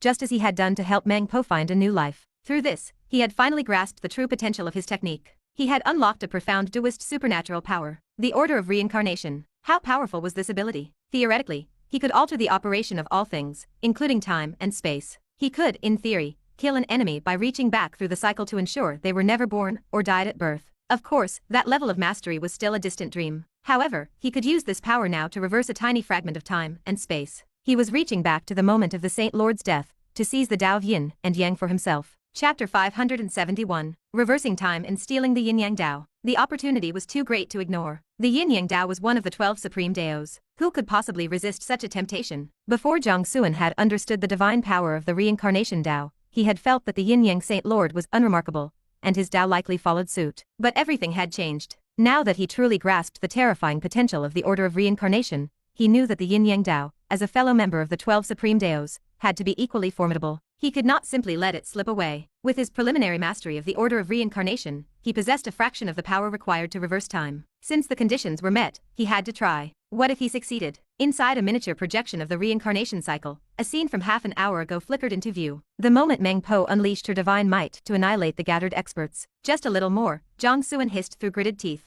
His expression was contorted, and heavy sweat poured down his face as he endured a wave of unprecedented agony. His body began to crack, and blood seeped through his skin. Every foundation and hidden card he possessed: the vermilion bird saint body, the indestructible thunder body, the Teihao mysterious scripture, the sword heart, the human monument, the broken Suenyun sword, the seal of Zhuangsu, and the world tree seedling, all activated instinctively. They poured their collective energy into him, sustaining his attempt to reverse time through the cycle of reincarnation. Even the Black Hole Dao Foundation trembled, emitting a supreme aura to shield Jiang Xuan from the invisible fury of the natural order. Attempting to force the effect of time reversal at his current level was an immense strain. Even the previous act of opening the cycle to help Meng Po pass into her next life had nearly pushed him beyond his limit. But his goal today was modest. He only wanted to return to the precise moment of the Yin Yang Saint Lord's fall and steal a single strand of the Yin Yang Dao. That alone would be enough. Almost there. Just a little further. The terrifying pressure of the natural order made it nearly impossible to breathe. Despite his physical strength, Jiang Xuan's body felt like a piece of shattered porcelain.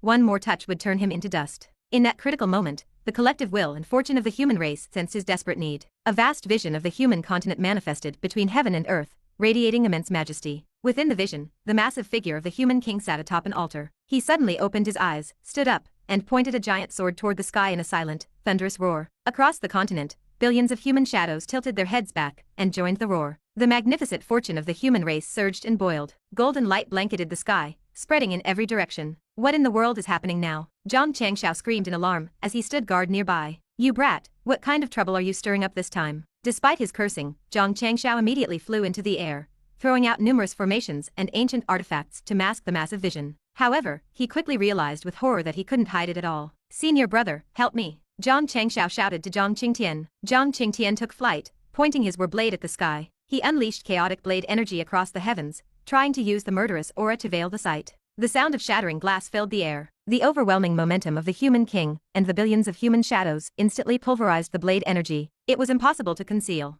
Jiang Qingtian stood frozen. This was a disaster. A vision this magnificent would surely alert every major power in the Duist realm. If enemies like the treacherous immortal Lord Minghong noticed, they would certainly intervene or launch a sneak attack. As the group grew increasingly anxious, a deep voice echoed through the ruins. What is this? A tall figure in black robes appeared, the Saint of Chaos. He looked up at the magnificent vision of the human continent, his brow furrowing as shock flickered in his eyes. He realized the danger immediately. With a wave of his sleeve, he summoned the hidden laws of the Great Dao to descend, sealing off the surrounding 10,000 miles and successfully masking the staggering vision. The Saint of Chaos turned his gaze to Jiang Xuan. Seeing the young man covered in blood, he felt a surge of confusion. What is this boy doing? Why does he look like he's been through hell? He turned to Jiang Xianxia for an explanation. What is Jiang Xuan doing? Jiang Xianxia threw his hands up helplessly. Who knows? The Saint of Chaos started to ask more, but he suddenly sensed something in the distance. He looked up toward the high heavens, his expression darkening with displeasure. In a flash, he soared into the sky to block those who were trying to peer into the area. With the fortune of the human race shielding him from the fury of the natural order,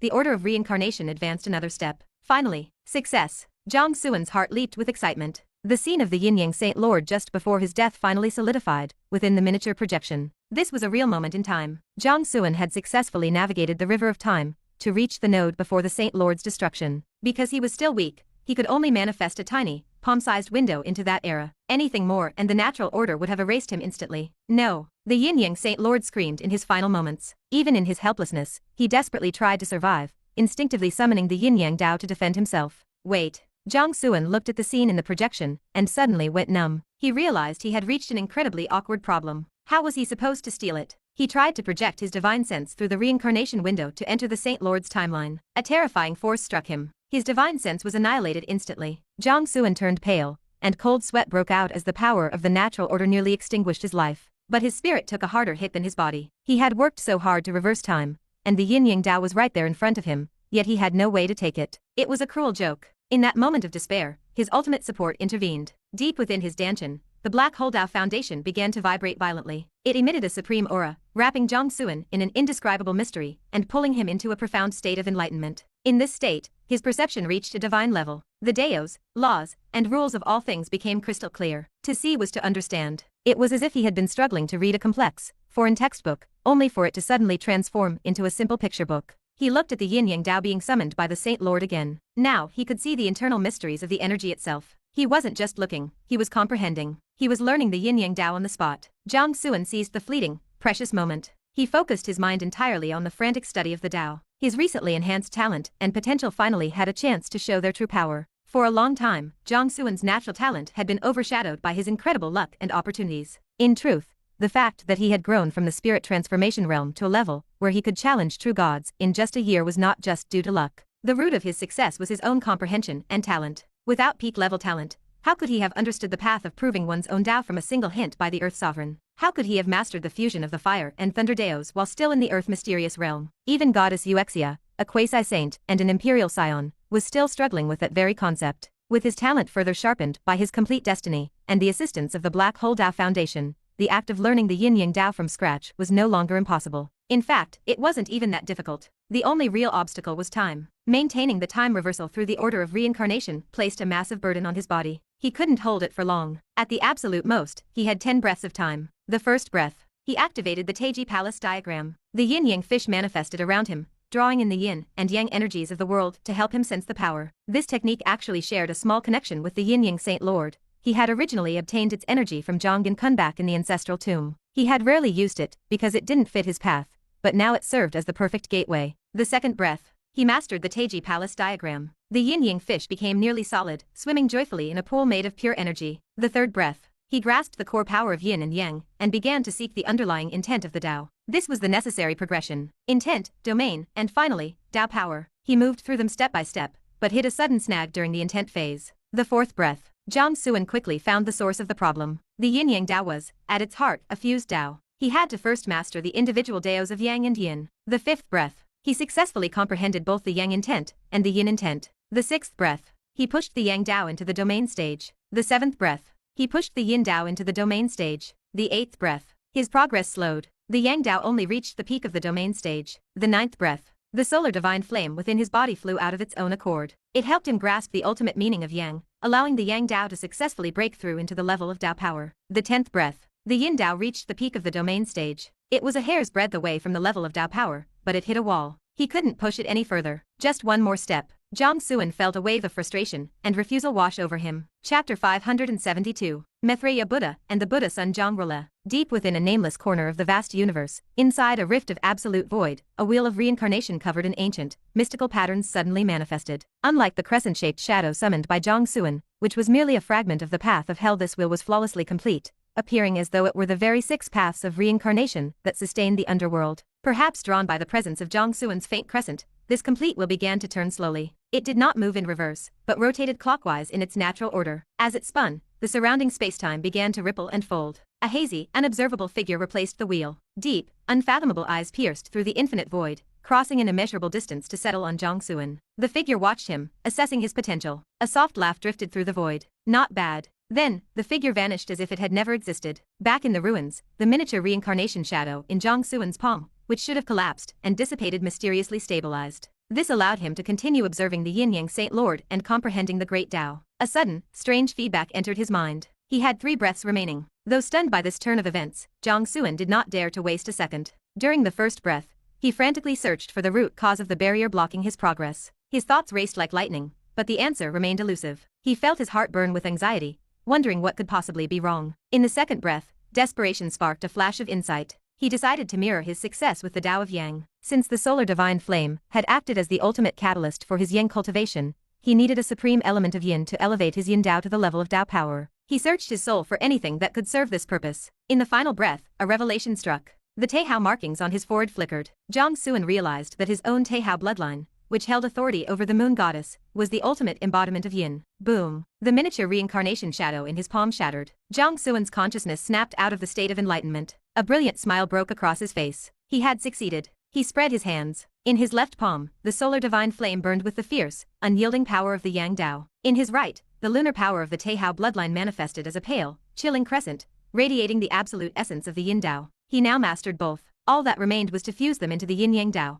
one of the 12 Supreme Daos. While such a fusion had taken the Yin Yang Saint Lord millions of years, and a grim sacrifice to achieve, Jiang Xuan had already mastered the art of Dao fusion, when he combined lightning and fire. For him, claiming the Yin Yang Dao was now only a matter of time. With his goal achieved and the tension broken, Jiang Xuan's body finally gave out. He collapsed into a deep, protective sleep. The strain of forcing the order of reincarnation, defying the fury of the natural order to reverse time, and the intense mental tax of his rapid comprehension, had completely exhausted his life force. Both his body and soul were heavily damaged. Had he not already begun the process of tempering his soul and body through his unique path, he likely would have died. Now, his body entered a high-speed recovery state. Zhang Xianxia and Zhang Qingtian rushed to his side. They quickly administered healing pills and helped him refine the medicine. Once they confirmed he was not in mortal danger, they finally let out a long breath of relief. This kid really knows how to keep us on our toes, Zhang Qingtian muttered in awe. Tell me about it, Zhang Xianxia grumbled, looking annoyed despite his relief. I spent half my life cleaning up after him. Zhang Qingtian chuckled, but quickly turned serious. Have you found Zhang Kefeng or Ximen Xinji yet? They were swept up when the ghost city appeared.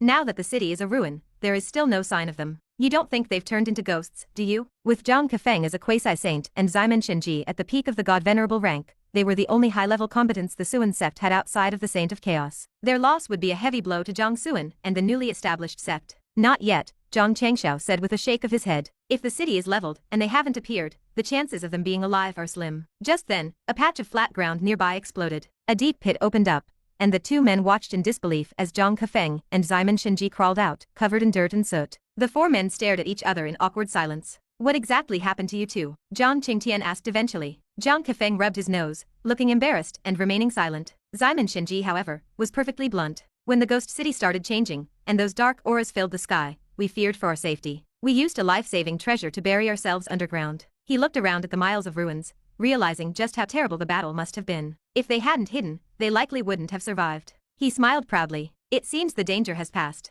Our choice was very wise. Zhang Qingtian and Zhang Changxiao could only stare in stunned silence. Sometime earlier, while the Saint of Chaos was soaring into the sky to block those trying to spy on the ruins, he stood at the edge of the firmament. Facing a bank of clouds where sword light flickered, he spoke coldly. 10 Life Sword Lord, the primal chaos domain is my territory. Entering without an invitation could be seen as an act of war by the sword sect. The 10 Life Sword Lord emerged, dressed in white robes. Sword light swirled around him like a river of lethal, freezing stars. He was a saint and the leader of the sword sect. He smiled, glancing toward the heart of the domain. He had sensed a massive surge of human fortune, but the Saint of Chaos had masked everything too well for him to see clearly. He wasn't about to force the issue and start a war without cause. The Sword Lord studied the Saint of Chaos, noting the droplets of blood on his black robes and his unstable aura. It was clear he had been through a brutal battle. Tell me, fellow duelist, the Sword Lord asked, why did you fight against the Heavenly Dao? You will find out soon enough, the Saint of Chaos replied with a dismissive snort. The Sword Lord frowned, confused, but both saints suddenly turned their heads as several more figures arrived. The City Lord of Thousand Worlds, the Go-Wo Saint, and the master of Zuyuhol appeared in quick succession. These were the saints of the various supreme powers, all old acquaintances. Suddenly, a Buddhist chant echoed through the air. Amitba, a large, pot-bellied monk in ornate robes walked barefoot through the sky. Every saint turned to look at him with suspicion. The Buddhist sect?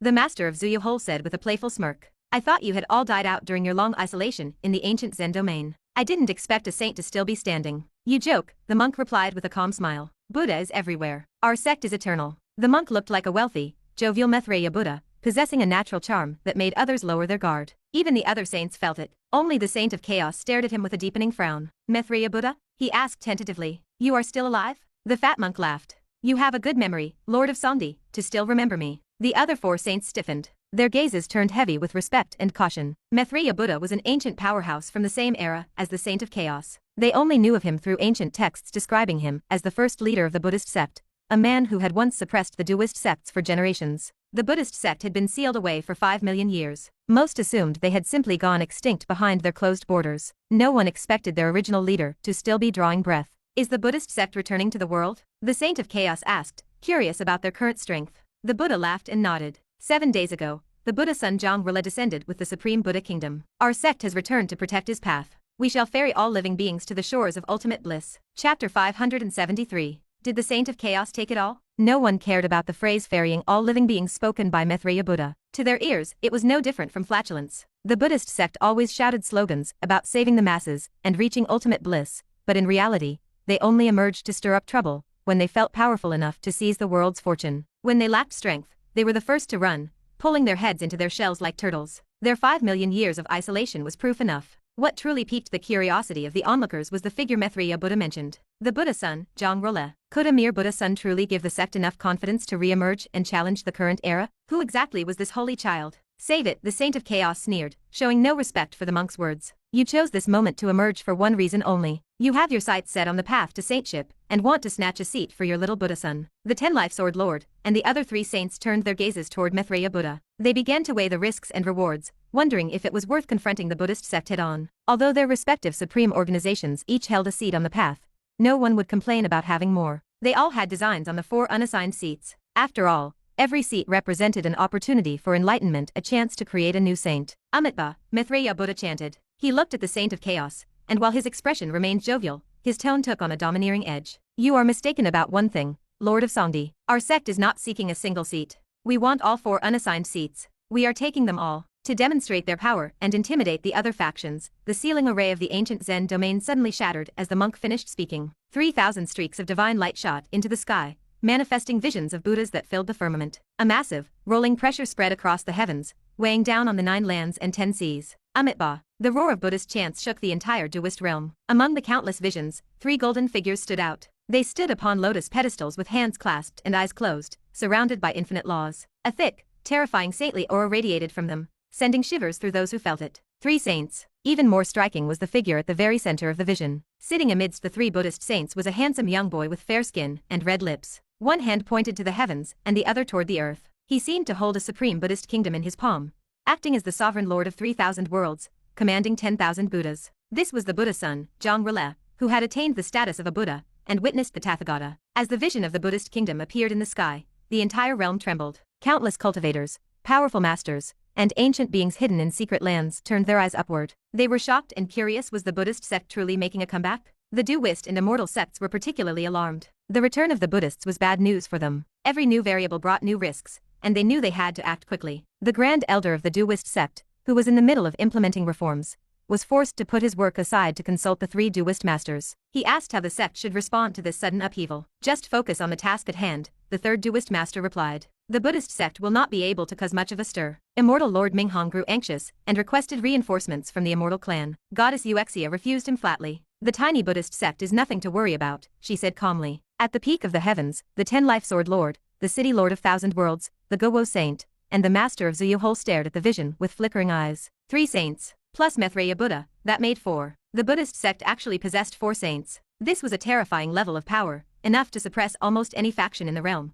including the alliances of the Taoist and immortal sects. Yet, if they were this strong, why had the Deists beaten them back so easily in the past, forcing them into 5 million years of hiding? However, they didn't have the luxury to ponder history. Their immediate concern was that the Buddhists would use this overwhelming force to seize the seats on the path to saintship, cutting deeply into their own interests. The four saints shifted their gaze to Maitreya Buddha. Their earlier relaxed demeanor was replaced by grim caution. While they found his demand for 4 seats unpleasant, they might have considered a compromise. But they feared that if they yielded now, the Buddhists would only grow more greedy. If they showed weakness, the monks would use their power to take even more. Maitreya Buddha understood their concerns and immediately offered a promise. Our sect has no wish to make enemies of you. We ask only for your cooperation. We seek only the 4 unassigned seats, which does not conflict with your existing interests. I promise that when the new era arrives, you will be our firmest allies. We will stand together. Finally, the monk turned to the Saint of Chaos and nodded with a smile, indicating that the promise extended to the primal chaos domain as well. Although he had been asleep for millions of years and didn't fully understand the current state of the realm,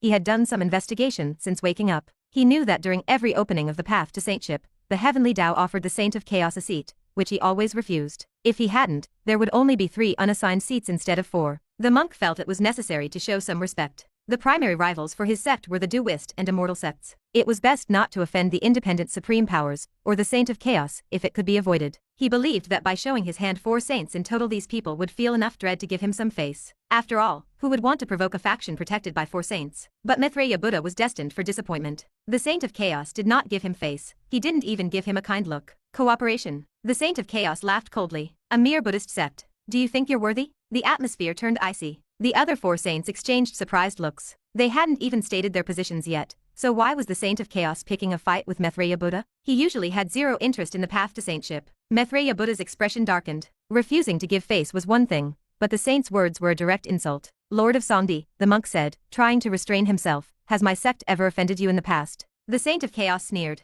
I just don't like the look of you. Is that a problem? Offended him? They hadn't in the past, but the future was a different story. He was now the chief disciple of the Xuan sect. If Jiang Xuan kept his word, he would soon be an elder of that sect. Dealing with the Duist and Immortal sects was already going to be a lot of work. He wasn't about to let the Buddhists stick their hands in the pie. Not a chance. Maitreya Buddha frowned, unable to understand why the saint was being so stubborn. Suddenly, the entire Duist realm shook. The sky fractured as supreme rules surged. Laws of the great Dao gathered in the firmament, forming a deep, indifferent eye that seemed to contain the mysteries of the universe. Golden light flashed with terrifying majesty. It was the eye of the heavenly Dao. The overwhelming pressure spread across every domain. Countless living beings trembled in awe. Under this magnificent heavenly might, the vision of the Buddhist kingdom in the ancient Zen domain could not sustain itself. It shattered with a thunderous boom, vanishing like a dream. Zhang Rule, who had been commanding the vision, suffered a backlash. A strange flush climbed into his cheeks. He looked up at the eye of the heavenly Dao with a flash of suppressed rage, but he knew he wasn't strong enough to challenge the heavens yet. He lowered his head, hiding his anger deep in his heart. Billions of souls looked at the sky in reverence. Most were confused, not knowing why the heavenly Dao had appeared. But the members of great sects, and those who knew the secrets, felt their hearts race with anticipation. The awakening of the heavenly Dao meant one thing. The path to saintship was about to open. A booming voice, like the low tolling of a bell, echoed through the realm. In 7 days, the path to saintship will open at the East Victory Heaven Mountain. Following the laws of the universe, I have established 14 seats. Those who occupy them will receive my blessing, witness the source of the world, and grasp the chance to become a saint. Furthermore, in recognition of those who have rendered great service to this realm, I shall grant specific seats in advance. The Duist and Immortal sects are granted 5 seats total, to be divided by their traditional contest. Currently, that stands at 4 for the Deists and 1 for the Immortals. The Sword Sept, the City of Thousand Worlds, the Yingwo God Mansion, the Ghost Hole Heaven, and the Profound Water Palace are each granted 1 seat. As for the final 4 seats, the heavenly voice paused significantly. The eye of the heavenly Dao glanced at the Saint of Chaos with a mix of lingering irritation and complexity. The Saint of Chaos has guarded the edge of this realm with immeasurable merit, the voice continued. Therefore, I grant all 4 remaining seats to the Saint of Chaos. The world went silent. Those who knew the significance of the seats stared with wide eyes and open mouths. The 4 saints at the peak of the heavens looked at the Saint of Chaos in total shock. Maitreya Buddha was completely dumbfounded. The 4 unassigned seats he had claimed for his sect now belonged entirely to the Saint of Chaos. Chapter 574. The Misery of Maitreya Buddha. The eye of the heavenly Dao faded into the firmament immediately after the seats for the path to saintship were announced. A heavy, peculiar silence descended over the Duist realm. Those who understood the laws of the path were stunned. Traditionally, 4 seats remained unassigned for independent powers or rogue cultivators to claim. This time, there were none. Panic set in among the smaller sects and wandering experts. Their dreams of ascending were shattered. These were no longer open slots to be won through merit or challenge.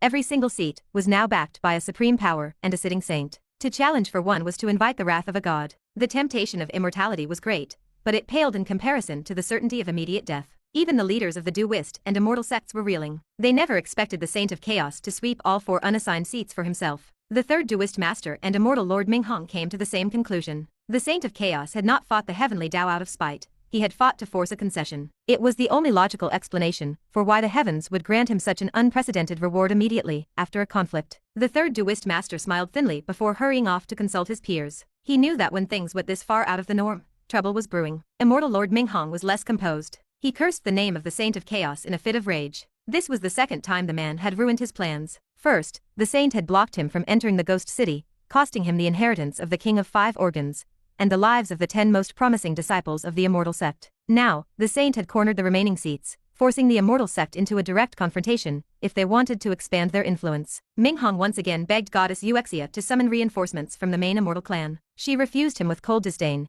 asking what use he was if he needed help for every minor obstacle. She remained supremely confident, believing that once she comprehended the source of the world and achieved her own divinity, no one in this small realm, not even the Saint of Chaos, would be her equal. High above, at the peak of the heavens, the other saints looked at the Saint of Chaos with a new sense of awe and dread. To fight the heavenly Dao itself just to secure a few seats for subordinates was a level of ferocity they had never witnessed. It reflected a strength that clearly sat far above their own. Maitreya Buddha looked the worst of all. He had played his hand too early. He had revealed his sect's greatest secret, 4 sitting saints, in hopes of intimidating the independent powers into surrendering those 4 unassigned seats. Now, his gamble had backfired spectacularly. Not only were the seats gone, but he had also turned his hidden trump cards into public targets. The duist and immortal sects were undoubtedly already drafting plans to neutralize them. He had intended to run a quiet race, but he had turned it into a spotlight performance with nothing to show for it. He stared at the Saint of Chaos with eyes full of resentment. In past eras, the Saint of Chaos had always refused his allotted seat. Why, of all times, had he chosen this moment to take everything? It was as if he knew the Buddhist sect was planning to use those seats as a springboard for their return. Maitreya Buddha was close to tears. The Saint of Chaos had broken his perfect opening move. Furthermore, because the saint had won those seats through combat with the heavens, the monk didn't dare challenge him for them. He wasn't willing to bet the future of his sect or his Buddha son on a fight against a man who traded blows with the sky. The Saint of Chaos met the monk's gaze with a faint, mocking smile. He asked if the monk was still unsatisfied, and invited him to bring all 4 Buddhist saints at once to try and take a seat from him. He even pointed out that he was still injured from his fight with the heavenly Dao, calling it their only chance. Maitreya Buddha remained silent. The sheer bluntness of the invitation made him hesitate. He couldn't believe the Saint of Chaos was a fool. If the man was offering a 4-on-1 fight while injured, it meant he possessed a terrifying confidence in his own survival. With a heavy sigh, the monk turned his gaze toward the other 5 independent saints. If he couldn't handle the Saint of Chaos, he would have to pick a softer target. The 10 Life Sword Lord and his peers immediately bristled. Their expressions darkened as they realized the monk was looking for a victim among them. Suddenly, a wave of dark, murky water surged from the horizon, taking the shape of a gaunt old man. This was the saint of the profound water palace, duist Xuanmo. He had been watching from afar, but the sudden disappearance of the unassigned seats and the monk's predatory gaze forced him into the fray. He warned the monk that while their independent factions didn't care for the petty squabbles of the realm's fortune, they were not soft fruit to be squeezed. He made it clear that if the Buddhists moved against them, the price would be higher than they could afford. His arrival forced the 5 independent powers to stand as a united front. The master of Zuyuhol, who might have been tempted to sell out a rival like Xuanmo if he hadn't shown up, fell into line. Together, the 5 saints represented a force the Buddhist sect had to respect. Maitreya Buddha's face twisted. He looked from the 5 united saints back to the Saint of Chaos. Finally, he let out a cold, sharp laugh. He spat out his final words with venomous precision, before sweeping his sleeves and departing. Lord of Songdi, the Buddhist sect will remember you. Chapter 575. Converting you to help me attain the status of Tathagata. With Maitreya Buddha gone, the 10 Life Sword Lord and the others had no desire to linger. They quickly dispersed to their own domains. The presence of the Saint of Chaos was simply too overwhelming. Although they were loath to admit it, the pressure was suffocating. Everyone had witnessed the Saint of Chaos trade blows with the heavenly Dao, suffering significant injuries. Yet, the heavens had immediately followed that conflict by granting him 4 seats on the path to saintship. To any observer, it looked as though the Saint of Chaos had forced the heavenly Dao into submission. There was no other reason for the heavens to bestow such gifts after being attacked. The Saint of Chaos had long been called the premier saint of the duist realm. They had always accepted that he was stronger than them due to his immense age, but they had assumed the gap was manageable, that they were at least in the same tier. Now they realized how wrong they were. They knew their own limits. None of them possessed the courage to challenge the heavens, let alone the strength to win concessions from it. Standing beside him now felt like a liability. They hurried back to their sects to prepare for the 2 massive shifts in the status quo. The re-emergence of the Buddhist sect and the Saint of Chaos seizing all 4 unassigned seats. As the others fled, only duist Xuanmo remained. He looked at the Saint of Chaos, examining his injuries with intense curiosity. Xuanmo was a contemporary of the Saint of Chaos, and their relationship was relatively stable, so he thought he understood the man's limits. In his mind, the saint shouldn't have been powerful enough to challenge the heavenly Dao. Did you really fight the heavens and win? Suanmo asked. The Saint of Chaos offered only a faint smile. In the past, his power would not have been enough to survive half an hour against the heavenly Dao. However, thanks to Jiang Xuan's actions in the Shenning Pill realm, his destiny had been completed. His very quality of life had evolved, leading to a breakthrough in his cultivation level. With that came a massive surge in combat power. Challenging the heavens was now a natural progression. His reasons for joining the Xuan sect and fighting the heavens for those seats were layered. Part of it was the shadow of the Earth Emperor standing behind Jiang Xuan, and another part was the promise of becoming the old mother of the underworld. But a significant factor was the debt of gratitude he owed Jiang Xuan for helping him complete his destiny. Noticing Suanmo's lingering curiosity, the Saint of Chaos decided to offer a piece of advice based on their old friendship. The Duist realm is about to descend into total chaos, he said. You should dissolve that tiny profound water palace of yours as soon as possible. In a troubled world, it is better to find a sturdy tree to shade you from the sun. Suanmo processed those words with a look of pure confusion. He was a saint, one of the few beings at the absolute peak of existence. Who in this entire realm had the power to protect him? The Saint of Chaos wasn't the type to speak without reason, which only made the statement more baffling. Don't start with that nonsense, Suanmo grumbled, rolling his eyes. If you know something, say it plainly. I hate riddles more than anything. The Saint of Chaos laughed, but refused to elaborate. Instead, he teased his old friend one last time. Some things are better left unspoken, he said, before turning and vanishing. Suanmo was left alone, his face dark with annoyance, and his teeth gritting in frustration. The Saint of Chaos returned to the ruins of the ghost city. He intended to see what Jiang Xuan was up to, only to find the young man unconscious. He was stunned. First, the boy triggers a vision that shakes the world, and now he is out cold. What is going on? The saint asked Zhang Changxiao. Zhang Changxiao threw his hands up in a helpless gesture. Who knows? The Saint of Chaos sighed. He couldn't stay for long. He had to return to the edge of the Duist realm to continue his watch. Outside the borders, the armies of the 5 tribes were watching like hungry tigers. While he doubted they had the courage to launch an all-out invasion just yet, he could not afford to be careless. Meanwhile, in the ancient Zen domain, Mithreya Buddha returned to a grand temple. He bowed deeply toward Zhang Rile, who sat high upon a central throne, and asked for punishment for failing to secure the seats. Zhang Rile opened his eyes. Within his clear, bright pupils, thousands of Buddhist laws swirled, forming the image of a great Buddha. He looked at the bowing monk with an expression of total equanimity. Unexpected variables appeared. It is not entirely your fault. However, your plans were obstructed, and for that, you must take responsibility. For the next few days, you will redeem yourself by investigating the current state of the Duist realm, learn the true strength of every faction, and draft a new plan to spread our teachings. As for the path to saintship, we still have 7 days. We will decide our next move once the situation is clear. Mithreya Buddha bowed and exited the hall to begin his investigation. Once he was gone, Zhang Rile narrowed his eyes and looked toward the primal chaos domain. Although he didn't have a complete picture of the realm's politics, he knew that every major event recently aside from the Duist war pointed back to one person, Jiang Xuan. Jiang Xuan had come from the profound heaven realm, and was currently in the primal chaos domain. Under normal circumstances, no one would link a mere venerable to the Saint of Chaos's sudden demand for 4 seats. No matter how strong Jiang Xuan was, or how close his ties were to the Duist sect, he was still just a venerable. But Zhang Rile could not ignore the connection. He also hailed from the profound heaven realm. He had heard of Jiang Xuan's miraculous deeds even if he hadn't witnessed them all. In an era of rising geniuses, Jiang Xuan was the most brilliant of them all. For such a monster, nothing was impossible, not even convincing the Saint of Chaos to fight the heavens on his behalf. Back in the profound heaven, my level was too low. I had only just glimpsed the Tathagata, and I could not fight you. It has always been a regret of mine. I never expected we would meet again here in the Duist realm. A small smile played on Zhang Rile's lips as he whispered to himself.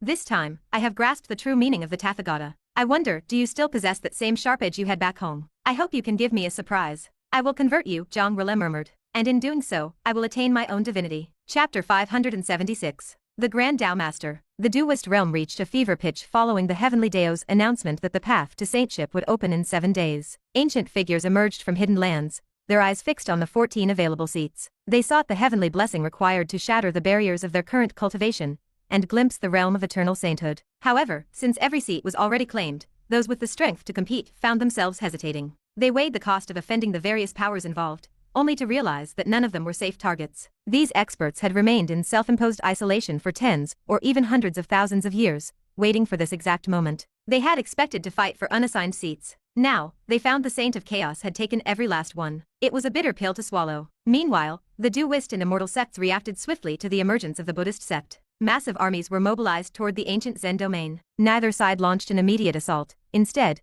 they set up camps along the borders, testing the waters while waiting for orders from above. The third Duist master and Immortal Lord Minghong met in private to discuss the crisis. Minghong was blunt. He proposed that the Immortal, and Daoist sects call a temporary truce to uproot the Buddhist sect before resuming their own struggle for dominance. His urgency was fueled by goddess Xianxia's refusal to send reinforcements. With 4 saints, the Buddhist sect matched the combined saintly strength of the Daoist and immortal sects. As the world shifted toward chaos, Minghong knew they could not allow a third power to establish itself. A known enemy like the Daoist sect was preferable to the Buddhists, whom he viewed as hypocritical and dangerous. The third Daoist master did not give a direct answer. He simply stated that the matter would be discussed after the path to saintship concluded. Back at the Taking Daoist Palace, the Grand Elder approached the third Daoist master with a furrowed brow. He asked why they wouldn't join forces with the immortal sect immediately. He feared that if the Buddhists were allowed to gain momentum, the Daoist sect might not survive. The third Daoist master shook his head. He told the elder not to worry about the Buddhists for now and to focus on the path to saintship instead. He then asked if the candidates for the 3 remaining seats excluding Jiang Xuan had been finalized. The Grand Elder reported his choices. The 3rd Elder, the 7th Elder, and Nangong Sheng, the ancestor of the Nangong clan. All were at the peak of the half-saint realm,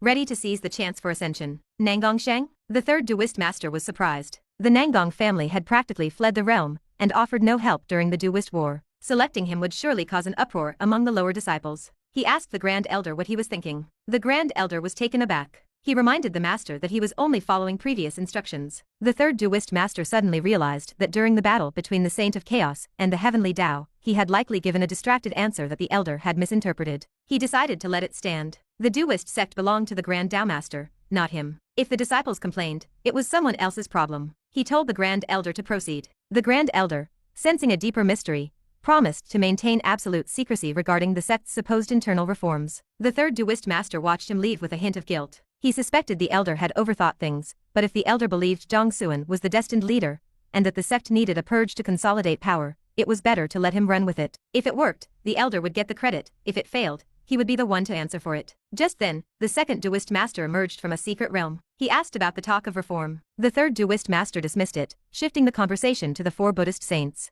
The 2nd Daoist master asked about their strength. The 3rd replied that based on his observations, only Maitreya Buddha was a significant threat. The other 3 appeared to be ordinary saints who had not yet faced the 5 tribulations. Their auras were strange, suggesting they were not native to the Daoist realm, but had descended from somewhere else. In the path of sainthood, one must endure the 5 tribulations to reach the Great Circle. The 3rd Daoist master was currently a saint of the 1st tribulation, while the 2nd had reached the 3rd. The Grand Dao master claimed to be at the 4th, while immortal Lord Minghong stood at the 5th. The 2nd Daoist master grew solemn. If they were from another place, it meant they had bypassed the world boundary and the world keeper. He wondered how such a thing was possible without the keeper noticing. The 3rd Daoist master joked that perhaps the world keeper was too busy with his wife to notice. Suddenly, a sharp whistle of sword intent filled the air. A streak of light circled the 3rd Daoist master's head, neatly shearing off his long, flowing hair. He turned pale and immediately bowed to the empty air, stammering an apology to the world keeper. Once the intent vanished, the master sighed with relief. He went to use a spell to regrow his hair, but the 2nd Daoist master warned him to wait until the keeper's anger had fully cooled. The 3rd Daoist master rubbed his new bald head and muttered that he had been wanting a change of style anyway. The 2nd Daoist master turned serious again. He suggested that if the world keeper allowed these outsiders to stay, it meant something had changed on the other side. They both realized the implication. The world boundary was failing, and dimensions were beginning to overlap. Not quite yet, the voice of the Grand Dao master echoed in their minds. The collapse will take at least 100 years. Do not worry about things beyond your control. Simply prepare for the path to saintship. The 2 masters were stunned. The Grand Dao master knew the exact timing of the collapse. It made them wonder. Was he truly only a saint of the 4th tribulation? Chapter 577. The Myriad Realms Sect and Zhonghong. Thousand Realms City. Inside the City Lord's private residence, within a hidden pocket dimension, the City Lord of Thousand Realms City bowed deeply toward a swirling vortex of time and space. The Thousand Realms City branch of the Daoist realm greets the sect master. The vortex churned, revealing the hazy, elegant silhouette of a woman. Has the path to saintship in the Daoist realm begun? Her voice was cool, carrying the weight of authority and indifference. Reporting to the sect master, the path opens in 7 days. Our Thousand Realms City holds 1 seat. The City Lord responded respectfully. Do you have a candidate? The City Lord hesitated. Was she asking for the slot? A single opportunity for sainthood seemed beneath the main sect. The Myriad Realms sect was located in a superior realm where resources were far more abundant. Even with the boundary blockade preventing travel between their worlds, a seat on the path shouldn't be worth her attention. Furthermore, with the World Keeper on guard, no one from the main sect could descend even if he gave up the seat. Still, he couldn't simply dismiss her. Reporting to the sect master, we have no definite candidate yet. Then do not choose one, the sect master said flatly. The world boundary has loosened, and this cycle of the path to saintship will be different. Give your seat away. Give it away? The City Lord was stunned. It was one thing to hand it to the main sect, but to just give it up. This was a chance at immortality, a prize so valuable the Saint of Chaos had fought the heavens for it. I know what you are thinking. It is just one chance at sainthood, the sect master scoffed. Once the boundary collapses, I will give you 10 times that. The city lord was bewildered. I still do not understand. I hope the sect master can enlighten me. Enlighten you? Does this sect master need a reason to give you an order? Her voice turned cold with displeasure. Do as you are told. The city lord shivered. I obey your command. But may I ask to whom I should give this seat? It does not matter, the sect master said with a dismissive wave. Anyone with the surname Jiang will do. Anyone named Jiang? The city lord blurted out the first name that came to mind. Jiang Xuan? Jiang Xuan? Fine, let it be him. The sect master nodded. Hand the seat to him. Thousand Realms City will withdraw from the path this time. Do not interfere. With that, the vortex vanished. The city lord stood in silence, reeling from the absurdity of it. It was such a reckless decision. If luck was on their side, that seat could have produced a new saint for the city. Of course, the odds were low. Thousand Realms City had sent people 10 times before with little to show for it. Comprehending the source of the world through heavenly blessing was a rare feat. Very few could actually cross that threshold. Becoming a saint was as difficult as reaching the heavens themselves. That was exactly why it was called the path to saintship. Why did she insist on someone named Jiang? The city lord wondered. He didn't think she actually knew Jiang Xuan. Information was scarce between their worlds due to the blockade. Jiang Xuan was a rising star, but surely not enough to catch the eye of the myriad realms sect master, named Jiang. A spark of realization hit the city lord. Could it be the Jiang family? One of the 8 lost royal clans of antiquity. Is Jiang Xuan a descendant of royalty? He shook his head immediately. It seemed too coincidental. Perhaps the sect master simply felt the seat was a liability now that the boundaries were thinning. Maybe she hoped to stumble into a favor with a potential royal descendant. He laughed at the thought. The 8 royal clans had been lost since ancient times. How could it be that easy to find one? Besides, if Jiang Xuan really were of that bloodline, the immortal sect wouldn't be sitting still. They would have mobilized everything to kill him by now. Forget it. I will do as she says. The city lord decided not to overthink. If the sect master believed the path was changing, then withdrawing was likely the safest move. He immediately released the news to the Duist realm. Thousand Realms City was gifting its seat to Jiang Xuan of the Xuan sect. The realm was shocked. This was the most valuable prize in existence, and it was being given away like a common trinket. Powerful experts who had been eyeing the seats couldn't sit still. They rushed to Thousand Realms City to offer trades. What use is it to Jiang Xuan? They argued. He already has a seat. Besides, he is only a venerable. Giving him a seat on the path is a waste of a divine gift. Even if the chance at sainthood is placed right in front of him, he can't skip the entire god realm to become a saint. The city lord refused them all. Their logic was sound, but the sect master's will was absolute. His job was to give the seat to Jiang Xuan, not to worry about whether the boy could use it. After all, the chances of these complaining experts succeeding were also microscopic. Sainthood depended on individual talent and destiny.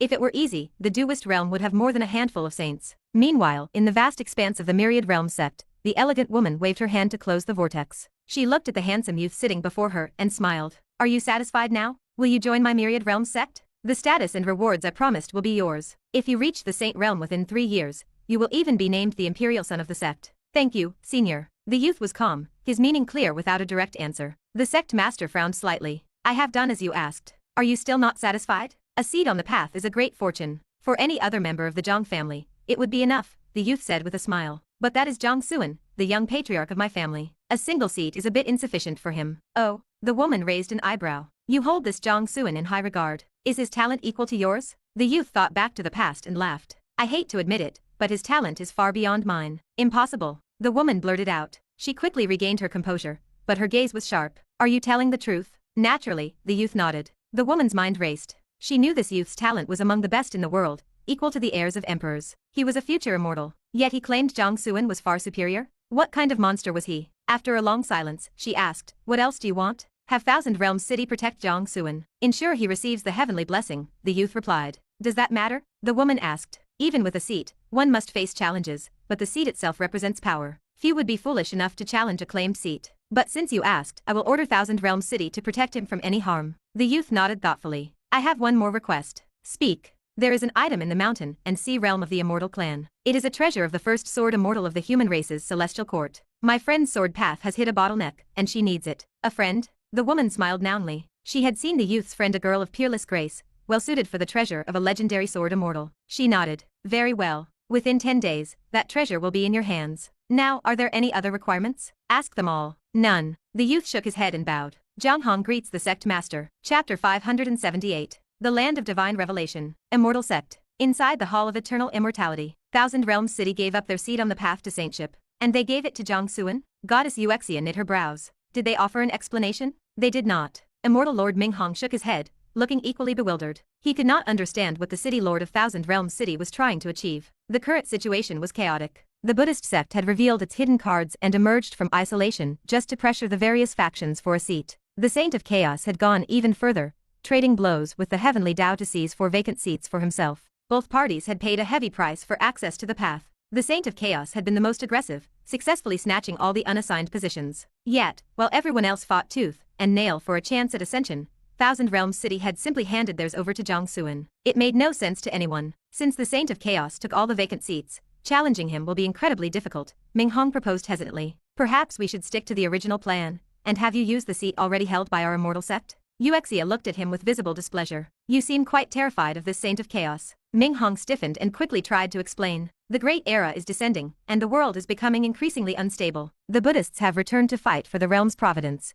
and we are already locked in a bitter struggle with the Daoist sect. Facing 2 transcendent powers at once is enough pressure. It is simply not rational to provoke another powerful saint right now. You have the immortal clan backing you. What are you afraid of? Xianxia let out a cold snort. Speak plainly. Just how strong is this Saint of Chaos that he makes you act so timid? He is a minor saint, Ming Hong said dryly. The Saint of Chaos was hailed as the foremost saint of the Daoist realm, and that reputation was not based on empty boasts. With the cultivation of a minor saint, he could suppress the entire realm. Ming Hong, as a saint of the 5 tribulations, was still far inferior to him. The same applied to the 3 Daoist masters. This was why the immortal and Daoist sects allowed the primal chaos domain to exist as an independent entity and followed its rules, never daring to set foot within its borders. A minor saint. Xianxia's face darkened. She finally understood Ming Hong's hesitation. A saint who had survived the 5 tribulations, and one who had not were in entirely different leagues. They could not be compared. A minor saint could easily crush those below him. In other words, a minor saint could likely take on all the other saints in the Daoist realm simultaneously, without much trouble. Provoking such an expert was indeed unwise for the immortal sect. There is another option, Ming Hong said tentatively. If we ask the immortal clan for reinforcements, we would not need to worry about the Saint of Chaos. Xianxia glanced at him, knowing exactly what he was after. He wanted her to summon the heavy hitters from the main clan. She gave a cold laugh. Abandon those little schemes of yours. I will leave the Saint of Chaos and his 4 seats alone during the path to saintship. Challenging a seat held by any of the other 3 factions will yield the same result. She looked at Ming Hong and asked coldly, surely you are not afraid of the other saints as well? Ming Hong froze and shook his head with a forced smile. You worry too much. I do not fear the others. Internally, however, he was baffled. Why was Xianxia so resistant to calling for reinforcements? With the clan's elite here, securing the path, reclaiming the legacy of the Yama King, and winning the coming struggle for providence would be much easier. Good, Xianxia nodded. I need to prepare for the path to saintship. Do not disturb me unless there is an absolute emergency. With that, she turned and headed for the cultivation cave the sect had prepared for her. Ming Hong remained behind, his brow deeply furrowed. Xianxia's behavior was abnormal. He wondered if something had happened within the immortal clan itself. Inside the cave, Xianxia initiated a communication array with the clan ancestors. 3 hazy, towering figures appeared within a vortex of space and time. I greet my 3 masters. The world boundary is loosening, and the path to saintship is changing. This is your chance, the lead figure said in a raspy, ancient voice. Whether you can use this opportunity to surpass the other imperial sons depends on your own resolve. Do not forget the legacy of the Yama King. While it is far less important than the path to saintship, you should still secure it. It will prevent your rivals from using your failure as political leverage against you. Rest assured, Master, I understand, Xianxia replied. She hesitated for a moment before asking, may I ask what secret the path to saintship holds? Why did all 3 of you feel the need to personally step in and suppress all information regarding it? When she had first reported her intention to join the path to try and comprehend the fusion of great Daos, she hadn't expected to wake her first master from his slumber. He had reacted with extreme gravity, ordering her to keep the matter quiet and seize the opportunity at all costs, claiming it could lay the foundation for her future immortality. She was uncertain but followed his orders. This was the real reason she had refused Ming Hong's request for reinforcements. Her masters had blocked all communication between the immortal clan and this realm to keep the situation hidden from other internal factions. What is it? The figure to the left asked with a boisterous laugh. Do you think your masters would ever harm you? Please forgive me, master. I meant no such thing, Xianxia said quickly. The 3 ancestors laughed. Her 3rd master finally spoke to enlighten her. The boundary is thinning, and the heavens of the ancestral realm are awakening. This means the heavenly Daos of the myriad worlds will reconnect with the heavenly Dao of order. Xianxia looked confused. I do not understand the significance. The implications are too complex for your current level of cultivation, the 3rd master said, his tone turning solemn. You only need to know this. The path to saintship created by the Daoist realm's heavenly Dao used to be a minor localized fortune. It merely offered a glimpse into the source of the world. But now, we believe this specific cycle is actually a selection process. Those who hold a seat may be recommended by the local heavenly Dao to undergo a trial in the land of divine revelation within the ancestral realm. The first master nodded in agreement. It is only a theory, but given the loosening of the boundary, it is highly probable. If it is true, this is a life-changing opportunity that will benefit you forever. The land of divine revelation? Xianxia asked. What is that place? The first master shook his head with a smile. We do not know.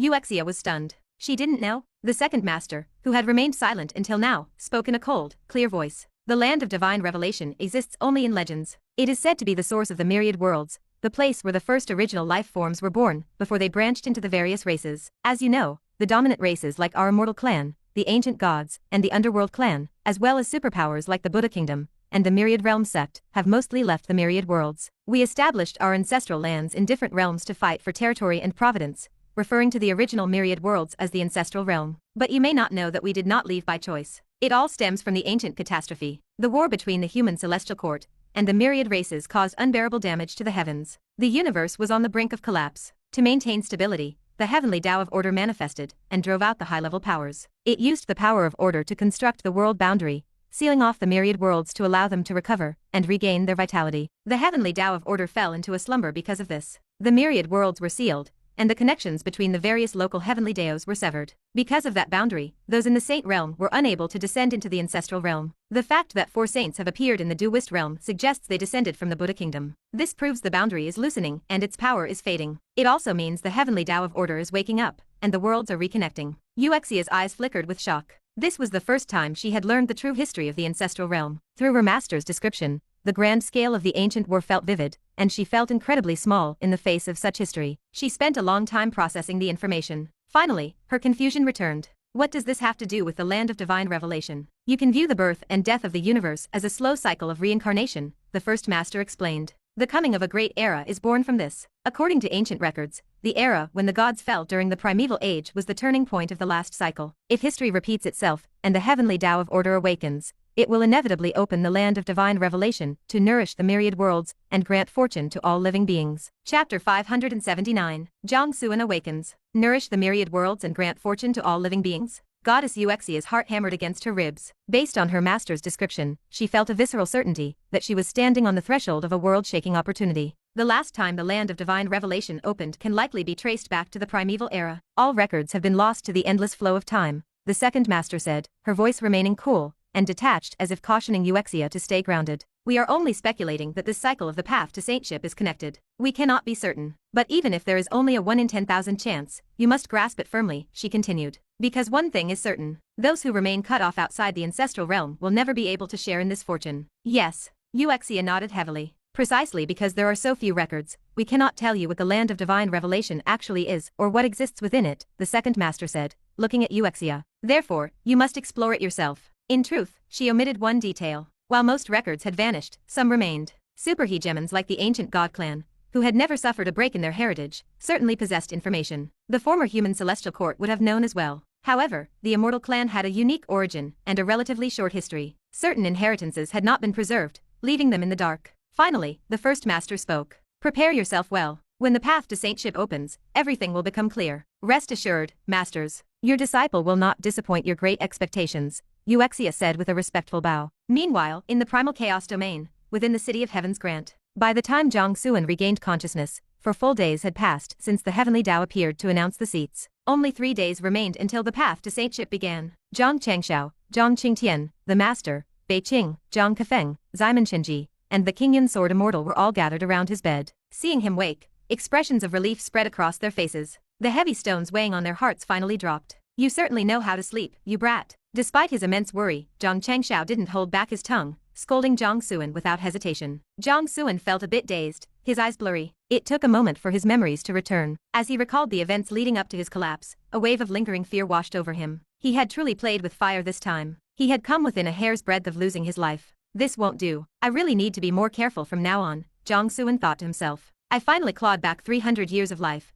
I haven't even had the chance to enjoy them yet. Boy, you cannot be so impulsive next time, the master said earnestly from the side. We know you are anxious to grow stronger, but you cannot throw your life away like that. Zhang Qingtian and Bei Qing nodded in agreement. Their gaze toward Jiang Xuan was complicated, a mix of worry, pain, and self-reproach for being unable to provide substantial help. If they were strong enough to assist him, he wouldn't have to push himself so hard. They had seen how furious Xianxia had been over the last 3 days. If they hadn't held him back, he likely would have stormed the immortal sect to wash away his anger with the blood of their disciples. In Xiao's words, I have guarded this boy for so long, and he has never once been knocked unconscious. Technically, Jiang Xuan's collapse this time had nothing to do with the immortal sect, but that didn't matter to the old man. You say nothing and try to carry everything in your heart alone, the master said with a hint of reproach in his concerned tone. Do you think we old men are too blind to see it? When the sky falls, it is we elders who should shoulder the weight first. Tell us your problems directly. We will back you up and help you at any cost. The master is right, Zhang Qingtian added, his voice commanding. If you think our strength is insufficient, just say so. I will immediately send word to my teacher. He once said that in all the heavens, there is no one he cannot deal with. Jiang Xuan didn't react much to this, but the master and the others were startled. Zhang Qingtian's teacher was that powerful? Zhang Kefeng, Ximen Qinji, and the King Yin Sword Immortal exchanged shocked glances. The Grand Dao Master was a saint of the 4 tribulations, surely he wouldn't make such a bold claim? This implied that the power backing the young Dao Master went beyond even the Grand Dao Master. A warm current flowed through Jiang Xuan's heart, but he could only shake his head with a bitter smile. If the problem were just a powerful enemy, it wouldn't be an issue. He could always swallow his pride and ask the Earth Emperor for help. Surely the Earth Emperor was stronger than his cautious ancestor. But the problem was Nanggong Minjiao's tribulation. Even the Earth Emperor couldn't solve that. He had realized this when he heard the details from the Emperor. If the crisis of the Phoenix destiny were easy to fix, the Emperor would have intervened during the Great Gan coronation instead of watching from the sidelines. The warning from his golden finger was clear. In 3 years at most, the Phoenix memories would seize control, and Minjiao would be assimilated, becoming a mere vessel for a reborn soul. Only he could save her. Only he had the chance. Naturally, he had to increase his strength at any cost. What was I just thinking? Being careful? I can't afford to be careful at all. Jiang Xuan laughed at himself. His brain was still a bit foggy from waking up. Seeing him shake his head and refuse to explain the cause of his desperation, the master and Zhang Qingtian felt helpless. After a moment of silence, the master changed the subject. The Suan sect you wanted has been established. The primal chaos domain is essentially under our control. We are just waiting for your command to announce ourselves to the realm. We will officially form an alliance to compete with the Duist and Immortal sects for the world's providence. The Saint of Chaos has also stated that when the Suan sect is announced, he will simultaneously join us. Also, the path to saintship opens in 3 days. The Saint of Chaos will likely send a projection soon to ask for your final list of candidates. Jiang Xuan nodded. Announce the Suan sect first. Then, notify the mountain ancestor and the others to transport the Zhang family experts and disciples here. Let them begin their trials in the name of the Suan sect. As for the Nanggong family, Jiang Xuan looked toward the King Yin Sword Immortal. The Sword Immortal immediately bowed. My Nanggong clan is willing to join the Suan sect with our entire lineage. Jiang Xuan smiled.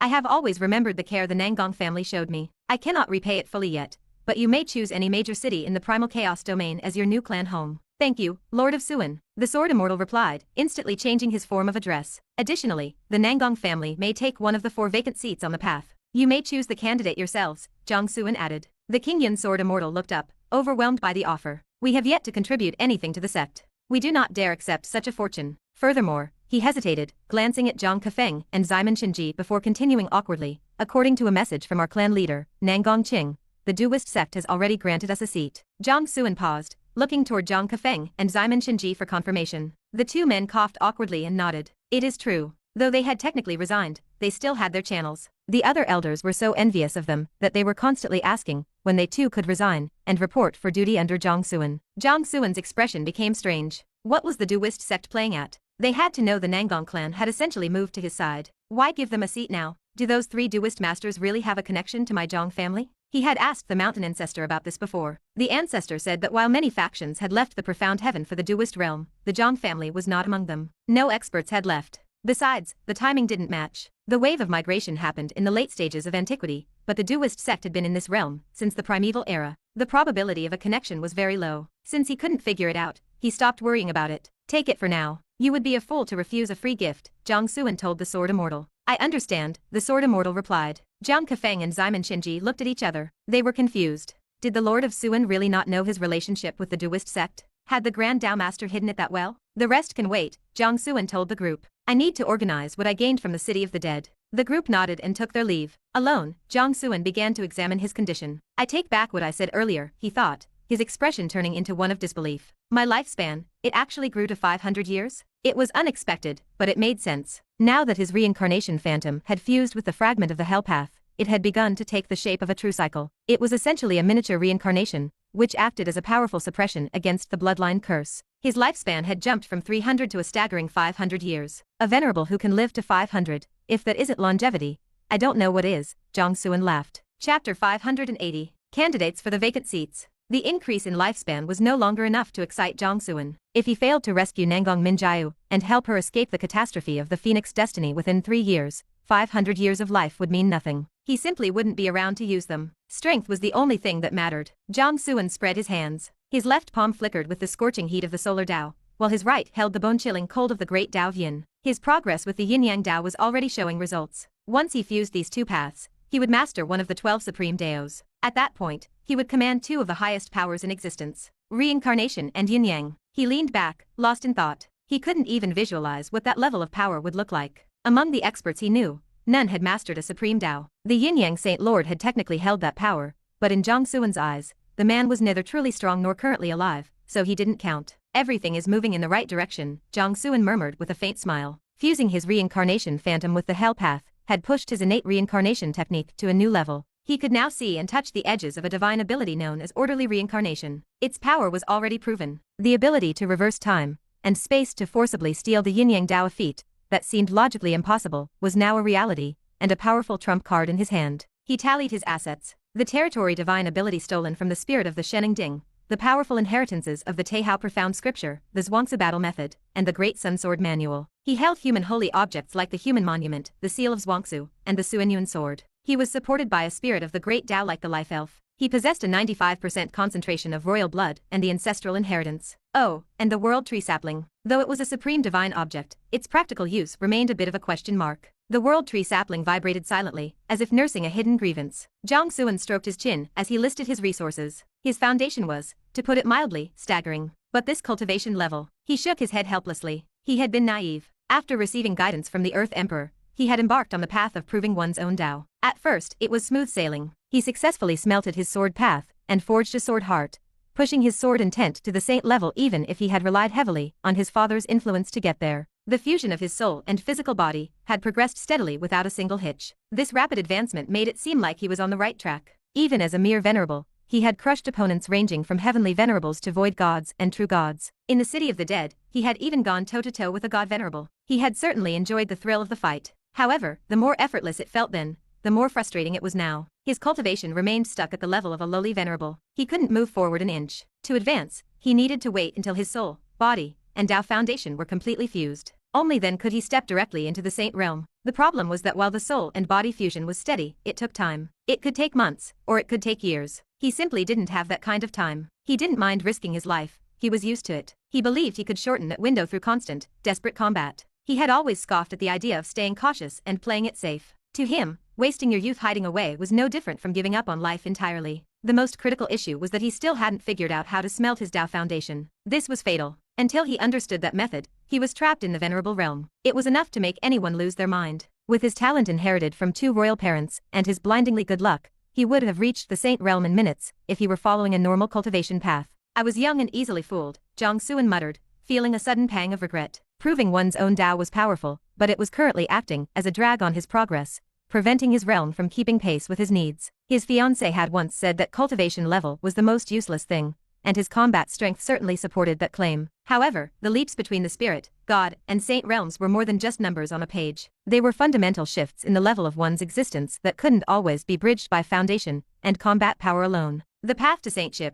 Jiang Xuan narrowed his eyes. This was clearly a magnificent opportunity. At the very least, he could use it to finish fusing his body and soul. As for the Dao foundation, he would have to take it one step at a time. The pressure is mounting, he thought. The path to saintship was a chance to become a saint. Many of the experts hungry for this chance had already reached the quasi-saint realm. While his combat strength had improved, fighting a quasi-saint was still a massive reach. The difference between a quasi-saint and a god venerable was like the gap between heaven and earth. He needed to find a real god venerable to fight just to see exactly where he stood. His previous battle with the Yin Yang Saint Lord had been inside the city of the dead, where the environment imposed strict limitations. His opponent likely hadn't been able to exert his full power. 3 days left. Jiang Xuan stroked his chin, considering how to distribute the 4 seats the Saint of Chaos had secured. Zhang Changxiao and Zhang Qingtian would take 2. Bei Qing would take the 3rd. Bei Qing had mentioned that his progress was stalled due to a bottleneck from a previous saint's empowerment. This seat might help him break through and give the group another saint. As for the last one, the master was a saint in his past life. With enough resources, returning to his former glory was only a matter of time. The path wouldn't mean as much to him, so he was out.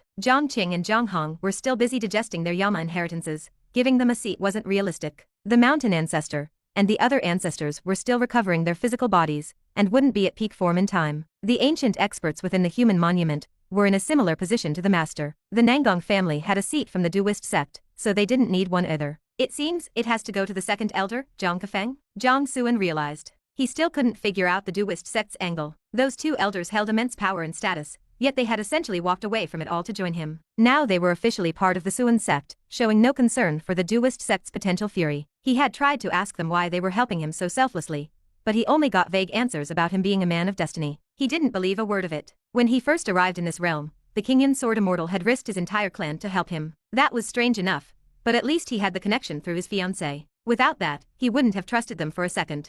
There is no such thing as kindness without a reason. He didn't actually believe he was some irresistible protagonist that people followed on sight. I'll have to take it as it comes. I hope I'm just overthinking things, Jiang Xuan thought. He finished his assessment and sent a message to the Saint of Chaos. About 15 minutes later, the Saint's projection appeared. You finally woke up, the Saint of Chaos said, looking relieved. If you'd waited another 2 days, my fight would have been for nothing. A fight? With whom? Jiang Xuan asked. The Heavenly Dao, of course. The Saint of Chaos rolled his eyes. Do you think those 4 seats were just handed over? Jiang Xuan stared at him in shock. He fought the Heavenly Dao for the seats? And from the sound of it he won. Just how powerful was this man? Jiang Xuan felt a sudden chill as he realized how much he had tested the Saint's patience earlier. It was a miracle he hadn't been killed on the spot. Compared to a man who could trade blows with the heavens, Jiang Xuan was nothing. He didn't count the shattered remains of the Rakshasa Heavenly Dao from the Sword Tomb. That thing had been a shell of its former self. Jiang Xuan's expression shifted as quickly as his cultivation speed. He flashed a brilliant smile and gave the Saint a thumbs up. As expected of our Xuan sect's chief elder, your strength is truly unmatched. The Saint of Chaos looked much more pleased after being promoted from chief disciple to chief elder. He accepted the praise with a satisfied smile before his expression turned serious. The Heavenly Dao's attitude toward this cycle is very different from the past, the Saint warned. There are likely hidden variables. You must proceed with extreme caution. Chapter 581. The Buddhists panic. Jiang Xuan was stunned, his mind racing to grasp the implication. A different attitude? The Saint of Chaos nodded, his voice dropping into a low, heavy register. The Heavenly Dao of the Duist realm was clearly serious and cautious about the distribution of these seats, as if it were terrified of making a mistake. When I demanded the vacant seats, the refusal was unusually forceful. This is a massive departure from the past. Furthermore, the Buddhist sect has emerged with 4 saints. Aside from Maishan Buddha, I detected a flickering, exotic aura coming from the other 3. Given the current loosening of the world boundary, their origins are self-evident. The Saint of Chaos looked at Jiang Xuan with a faint smile. When the Buddhists appeared, they tried to use their combined might to intimidate the other saints and secure 4 vacant seats. They clearly know something. They would not exert this much effort otherwise. This indirectly confirms that this path to saintship is anything but ordinary. Jiang Xuan nodded, lost in thought. Therefore, you must be careful with your selection of candidates. You need people who can ensure your safety above all else, the Saint of Chaos advised. Jiang Xuan smiled and nodded. Rest assured, I have a plan. He then informed the Saint of Chaos of his chosen candidates. As long as you are certain, the Saint of Chaos replied. His projection then dissolved into the air. Jiang Xuan closed his eyes once more to resume his meditation, waiting for the path to saintship to open. Meanwhile, acting on Jiang Xuan's orders, the master and the others officially announced to the Duist realm that the Xuan sect had unified the primal chaos domain. The Saint of Chaos followed immediately, his voice echoing across the realm to inform all living beings that he had joined the Xuan sect as its chief elder. The news sent shockwaves through the world. The primal chaos domain has changed hands? The Xuan sect is established? Was this a joke? That was the Saint of Chaos. The foremost saint of the Duist realm had actually lowered his head and joined some unknown organization called the Xuan sect. People everywhere wanted to ask the saint what he was thinking. Every saint in the Duist realm was busy building their own legacy and dominating their own territory. Why would he abandon his domain to serve under someone else? It defied all logic. What the inhabitants of the Duist realm found even more impossible to accept was the sect he had joined. The Xuan sect. What kind of abstract power was this? Putting aside the sect's foundation, or how many experts it possessed, the identity of its leader, Jiang Xuan, said enough. Please, since when was a sect leader a mere venerable? For a time, countless beings lamented that the Saint of Chaos had lost his mind. But the subsequent announcement from the saint stunned the realm once more, leaving those aiming for the path to saintship feeling a chill in their hearts. They cried out that the world had truly gone mad. The 4 seats secured by the Saint of Chaos were all handed over to Jiang Xuan. What use did a venerable have for so many seats? Was such a precious opportunity really going to be wasted on one person? Countless experts felt their hearts bleed at the news, once again shouting that the Saint of Chaos was utterly confused. Saints like the City Lord of Thousand Realms City were even more horrified. They knew exactly how the Saint of Chaos had obtained those seats. He had not hidden his battle with the heavenly Dao from them. He fought the heavens for those seats only to hand them over to Jiang Xuan, and he lowered his status to join the so-called Xuan sect. What did this mean? Had the Saint of Chaos fought the heavenly Dao just to suck up to Jiang Xuan? It was too absurd to contemplate. In the Duist sect, the Saint of Chaos joined the Xuan sect. The third Duist master was shocked, then blank-faced. This Jiang Xuan boy is playing for keeps. The second Duist master stepped forward and looked at the third master with confusion. Is Jiang Xuan actually the young Dao master? If he really is the successor appointed by our grand Dao master, why would he create a separate entity like the Xuan sect? And if he isn't, why did you allow the second and 13th elders to resign so they could help him? I do not know, the third master said with a shrug. Why don't you go ask the grand Dao master? The second master was speechless. You did not know, yet you just let them go? What if this is a mistake? How are we supposed to fix it? He felt powerless to complain, wondering what the third master was playing at. The Saint of Chaos joining the Xuan sect and the Buddhists having 4 saints means both factions now have the capital to challenge our Duist sect. We cannot underestimate them. If necessary, we should take measures to suppress them early. We cannot give them the chance to rise, or the struggle for providence will become unnecessarily complicated. The second master thought for a moment before continuing. Ignore the Xuan sect for now. Focus on the Buddhists. The immortal sect wanted to join forces to wipe them out first, correct? I believe that plan is viable. The Buddhist sect cannot be allowed to remain. The logic is sound, but the execution needs careful thought, the third master mused.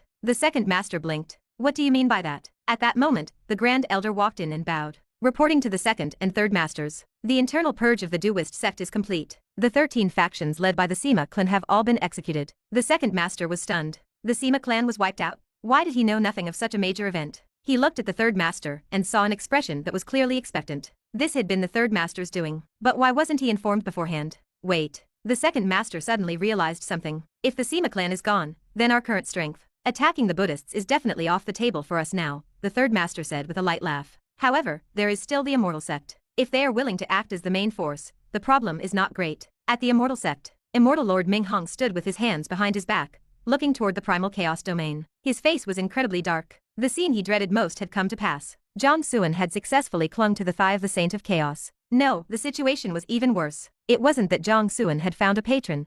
It was that the Saint of Chaos was actively throwing himself at the boy. The difficulty of killing Jiang Xuan had just increased exponentially. He could only place his hopes on goddess Xianxia to eliminate Jiang Xuan during the path to saintship. Jiang Xuan. Ming Hong's eyes were clouded with malice. He could not understand how a boy from the Xuan heaven realm had the capital to repeatedly ruin his plans and escape danger time and again. A mere ant that could have been crushed at any moment had, in just a few short months, built up enough power to force Ming Hong to take him seriously. The Xuan sect. You think you are worthy of the Duist realm's providence? Ming Hong whispered coldly, his heart filled with an unspeakable rage. You are not worthy. The great era was descending, and the realm's providence was reviving. This should have been a final showdown between the immortal and Duist sects to decide who would rule the realm. But variables had appeared. The Buddhists, who had been hidden for years, had emerged to fight for providence with 4 saints. They did indeed have the capital to resist. If it were just the Buddhists, he could handle it. But he never expected this so-called Xuan sect to join the fray. Then let there be war. Ming Hong's eyes turned fierce. He was a saint of the 5 tribulations. In this realm, his strength was second only to the Saint of Chaos.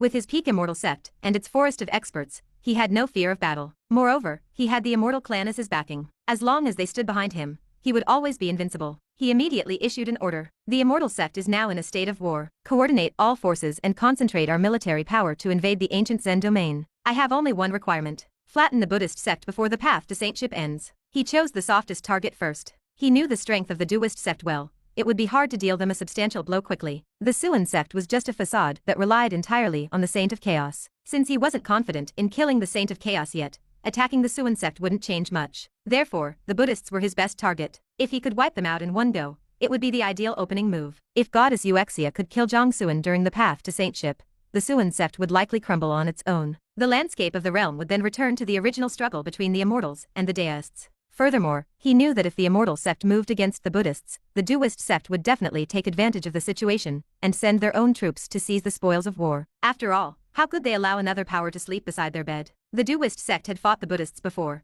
They would never tolerate their resurgence. By emerging so loudly and flaunting 4 saints, the Buddhists were practically begging for death. If they wanted to die, he would oblige. When he had previously suggested a joint attack, the Duist sect had given no clear response. They simply wanted the immortal sect to be the one to stick its neck out first. Fine. Today, he would take the lead. The news of the immortal sect marching on the Buddhists instantly ignited the entire realm. Every faction was shocked and confused. The immortal sect had just lost heavily to the deists. Where wouldn't they use this gap before the path to saintship to recover? Why start another massive war? And their target was the newly emerged Buddhist sect, which had already shown its foundation of 4 saints. No matter how one looked at it, this did not seem like a wise move. But as the world watched in confusion, the Daoist sect took action as well. Their army, which had already been stationed at the border of the ancient Zen domain, moved quickly toward the Buddhists. They were only half a step behind the immortal sect. It was exactly as Ming Hong had thought. It wasn't that the Daoist sect was unwilling to join him, they just didn't want to be the main force and bear the brunt of the Buddhist counterattack. With the Daoist and immortal armies closing in from 2 sides, the Buddhist sect panicked. Chapter 582. Retreat. Inside the Buddhist temple. May I ask, Buddha child, both the immortal and Daoist sects have mobilized their armies against us. How should our Buddhist sect respond?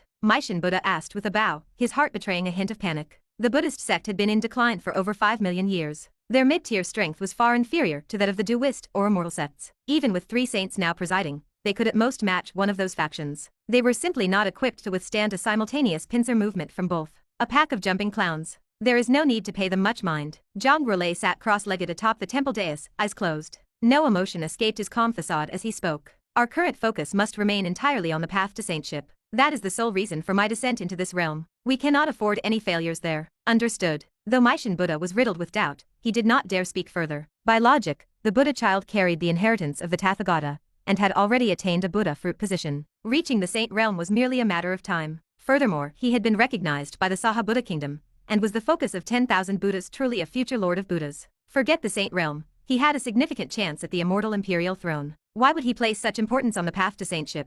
At its best, the path was simply an opportunity to become a saint, was it not? Still, Meishan Buddha's racing heart began to steady. If the Buddha child said there was no need for concern, he must have a foolproof plan. There was no reason to panic. It made sense. Behind the Buddha child stood the Saha Buddha kingdom, an absolute hegemon. If they sent even 2 Buddhas over, they could easily suppress the entire Daoist realm. Why fear a small-scale encirclement by the local Daoist and immortal sects? How is the investigation into the Daoist realm's situation progressing? Jiang Xuan asked. Reporting to the Buddha child, the strength of the various factions has been largely verified. Meishan Buddha replied, the Daoist sect is led by 3 Daoist masters. The highest is the Grand Daoist Master, a saint of the 4 tribulations. The other 2 are of the 3rd and 1st tribulations. Immortal Lord Ming Hong of the immortal sect is a saint of the 5 tribulations. As for the saints among the tripartite alliance, other than Daoist Suanmo of the profound water Daoist palace, who is a 4 tribulations saint, the rest are all of the 1st or 2nd tribulations. Only the saint of chaos. Meishan Buddha hesitated, his expression turning grave. He is hailed as the foremost saint of the Daoist realm, and possesses extraordinary strength.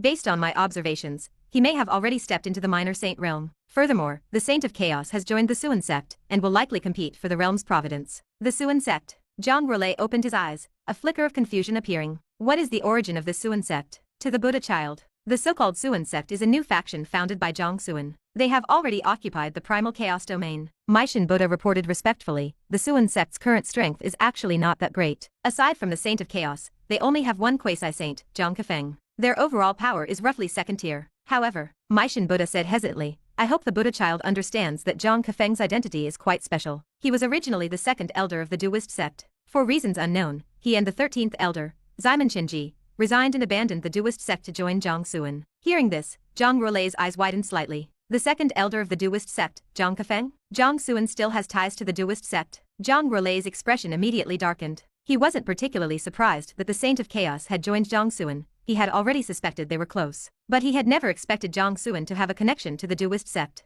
Does Jiang Xuan have an extraordinary background within the Daoist sect as well? Jiang Xuan couldn't help but wonder. It was impossible to believe that Zhang Kefeng and the other elder simply left because they were dissatisfied with the Daoist sect. That was pure nonsense. Give me all the intelligence on Jiang Xuan, Jiang Xuan said heavily. Yes. Meishan Buddha presented a jade talisman. It contained a record of nearly every event Jiang Xuan had been involved in since arriving in the realm. Landing in Thousand Realms City, breaking the encirclement of the major factions, destroying the Fuguang Holy Land, and marching into the Primal Chaos Domain to face the City Lord of Fengdu. It even recorded secretive events in Heaven's Grant City and the Shening Pill Realm. Finally, it reached the City of the Dead. As he scanned the list of earth-shaking events, Jiang Xuan's eyes flickered with unconcealed shock. All of this happened in just the last 2 or 3 months. Jiang Xuan is far too good at causing trouble. Wait. Jiang Xuan suddenly noticed something highly unusual. The Daoist sect. When Jiang Xuan first arrived, the King Yun Sword Immortal led the Nangang clan to assist him with everything they had. Later, when Jiang Xuan went to the Primal Chaos Domain to face Song Ji, the Daoist sect's 2nd and 13th elders appeared to help. It seemed that in every major event involving Jiang Xuan, the shadow of the Daoist sect was present. Have you clarified the relationship between Jiang Xuan and the Daoist sect? Jiang Relay asked urgently. Maishan Buddha froze, then said uneasily, this old one is incompetent. I have not found a direct link. I ask for your punishment. Jiang Relay's pupils contracted. His gaze deepened as he grew cautious. Maishan Buddha was a saint who had lived for nearly 10 million years, a contemporary of the Saint of Chaos, and a powerful saint of the Four Tribulations. If he personally investigated and found nothing, there had to be something strange going on. He wasn't foolish enough to think that because Maishan Buddha found nothing, no relationship existed. The facts were right there. If Jiang Xuan didn't have an incredibly close tie to the Duist sect, why would the Nangong clan risk everything for him? Why would two elders resign just to serve him? The lack of a trail didn't mean there was no connection. On the contrary, it likely meant the connection was so secret that even a saint like Maishan could not uncover it. It was highly probable that a powerful expert had covered their tracks. The Grand Duist Master? Jiang Relay narrowed his eyes, immediately deducing the person behind the scenes. Once he reached that conclusion, his face turned grim. If that were true, Jiang Xuan had both the Saint of Chaos and the Grand Duist Master backing him. There was no need to explain how much weight those two names carried in this realm. More importantly, it meant that the Xuan sect and the Duist sect were, in all likelihood, on the same side.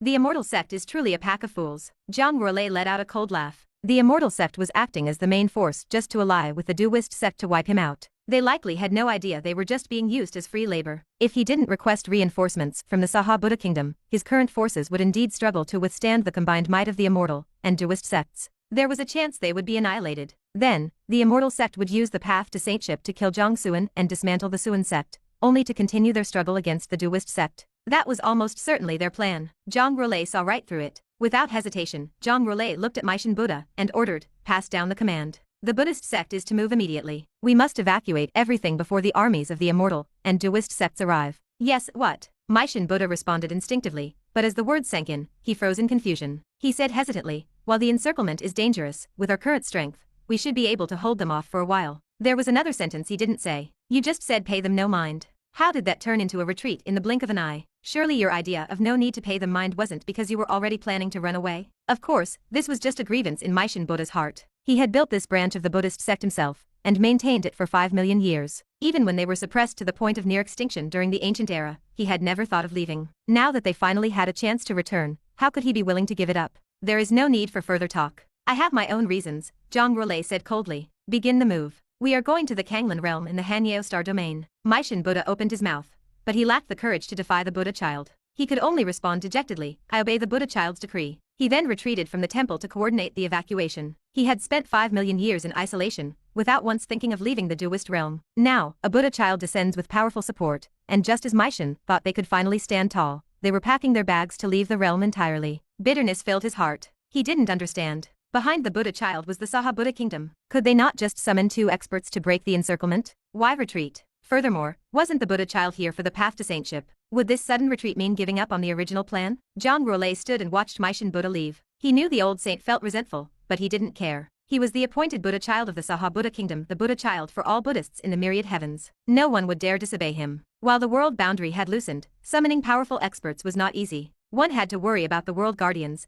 and pay a staggering amount of resources. Essentially, it wasn't worth the cost. He had come to this realm for the path to saintship, hoping for a chance to enter the land of divine revelation. Collecting the realm's providence was just a side task. But now the seats for the path were becoming a headache, and gathering providence would be a long, exhausting struggle. Why bother staying? Besides, the land of divine revelation was only a possibility. News had come from the Buddhist branch in the Kanglan realm that their heavenly Dao was also making moves, creating a similar blessing. For the sake of the land of divine revelation, going there was the same, it was easier and more efficient. It seems your Buddhist fate has not yet arrived, Jiang Relay murmured, looking toward the primal chaos domain. You are not destined to take refuge under my seat. If all goes well, I will see you in the land of divine revelation. Chapter 583. God's Grace and the Land of Divine Revelation. When the armies of the Immortal and Duist sects finally reached the Buddhist strongholds, they found nothing but empty temples. The monks had vanished without a trace. They all ran? The experts from both factions were left staring in disbelief. The Buddhists had made such a grand entrance, complete with saintly pressure and divine visions. Now, at the first sign of trouble, they had simply packed up and fled. Is that even allowed? News of the Buddhist retreat spread like wildfire,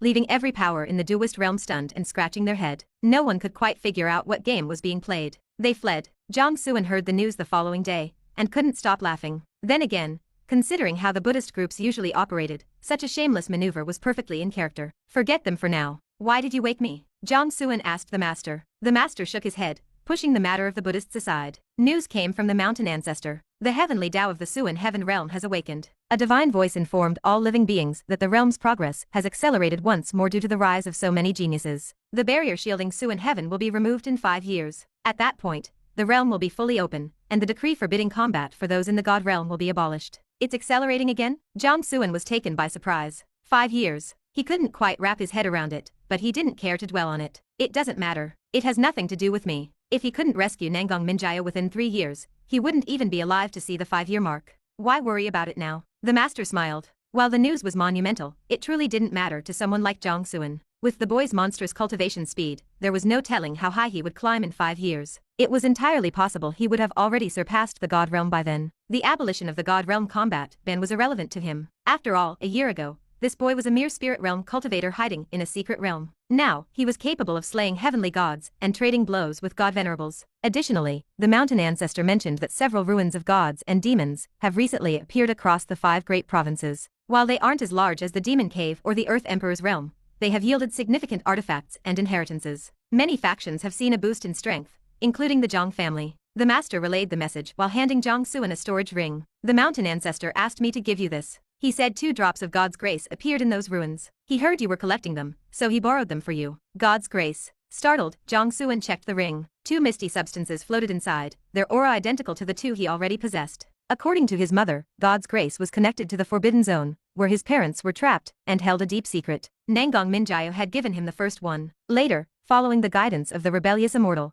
his ancestor Zhang Qingtian had retrieved a second one from a ruin. He hadn't found any clues regarding the rest until now. He hadn't expected the mountain ancestor to remember and borrow 2 more for him. The term borrow was used loosely. In the current Suan heaven realm, the Jiang family's word was law. Being asked to lend something to the Jiangs was practically a badge of honor. Most factions likely hoped the Jiang family would borrow from them just to establish a connection. That makes 4 drops of God's grace. Jiang Xuan was delighted, but also a bit concerned. He had no idea how many there were in total. If there were 81 of them, he would be searching until the end of time. Master, do you know what these are? Jiang Xuan asked, showing the substance to the master. I am not entirely sure. The master examined it for a moment before shaking his head. Legends of God's grace have always circulated in the Suan heaven realm, linking it to that forbidden zone. Everyone says it holds a great secret, but what that secret is remains a mystery. Then how many are there in total? Jiang Xuan asked. The master hesitated. He truly didn't know. There are 14 in total. Zhang Xianxia flew down and landed beside Jiang Xuan, looking at the God's grace with wonder. He was amazed that the boy had managed to collect 4 of them already. Sometimes, the old man truly envied the boy's luck. It was almost ridiculous.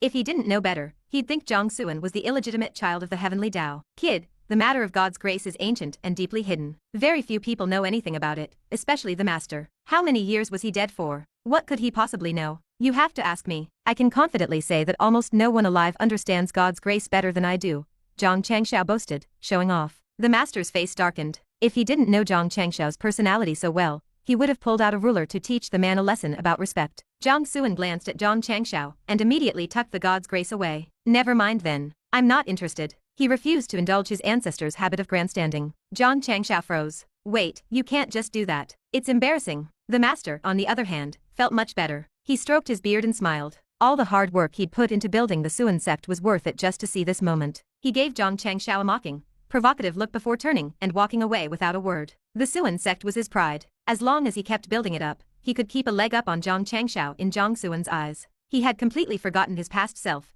who had been ready to die just to rebuild the Xianxia Academy. Seeing the master leave satisfied, Jiang Xuan smiled. There was some truth to the saying that the elderly eventually become like children. The master had worked incredibly hard to establish the Suan sect over the last few days, handling everything from military campaigns to drafting sect rules. He was responsible for at least 30% of the sect's success. Jiang Xuan had put on that little act just to give the master a sense of satisfaction. Of course, the master likely knew it was intentional, which is why he had left so gracefully. Jiang Xuan pulled the God's grace out again and looked at Zhang Qiangxiao. Seeing the old man's sour face, he offered a persuasive smile. Now, don't be angry with me. A man of your stature shouldn't hold a grudge against a kid like me. Please, tell me. What is the secret behind God's grace? Humph. Zhang Qiangxiao snorted sarcastically. I seem to recall someone loudly proclaiming they weren't interested. Did I? Jiang Xuan blinked, feigning ignorance. Did you not? Zhang Qiangxiao sneered. I did not. Jiang Xuan shook his head firmly. You're getting older, ancestor. It's understandable if your hearing is starting to fail you. Zhang Qiangxiao was speechless. The martial god's spear hummed as it appeared, its tip resting against Jiang Xuan's throat. Zhang Qiangxiao gave a fake smile. You've been getting less and less respectful of your elders lately, haven't you? Feeling a chill, Jiang Xuan gave a dry laugh. You've misunderstood me, ancestor. I was just thinking, you wouldn't happen to be making this up, because you actually don't know the answer, would you? Nonsense. Zhang Changxiao's eyes widened. Do I look like that kind of person? There are 14 drops of God's grace, following the law of 9 yang and 5 yin. They are the keys to the hidden treasury of the land of divine revelation. Zhang Changxiao spoke solemnly. I once entered a lost ruin and found the journal of an ancient saint. It stated that the land of divine revelation is the legendary place where the first primitive life forms of the myriad worlds were born. It contains the ultimate fortune. The recorded history of its opening goes back to the early primeval era, when the innate gods ruled the heavens. When the land of divine revelation opened, chosen experts from 10,000 races entered and gained staggering power. Some even soared directly into the immortal realm. The races grew strong and fought back against the innate gods. Countless gods fell. That period was later known as the era of the fall of gods. Our human race rose during that time. With strength far surpassing the other races, we established the human immortal court, which stood above all heavens. Zhang Changxiao's eyes shone with a brilliant light. Even just recounting the history felt like a surging tide.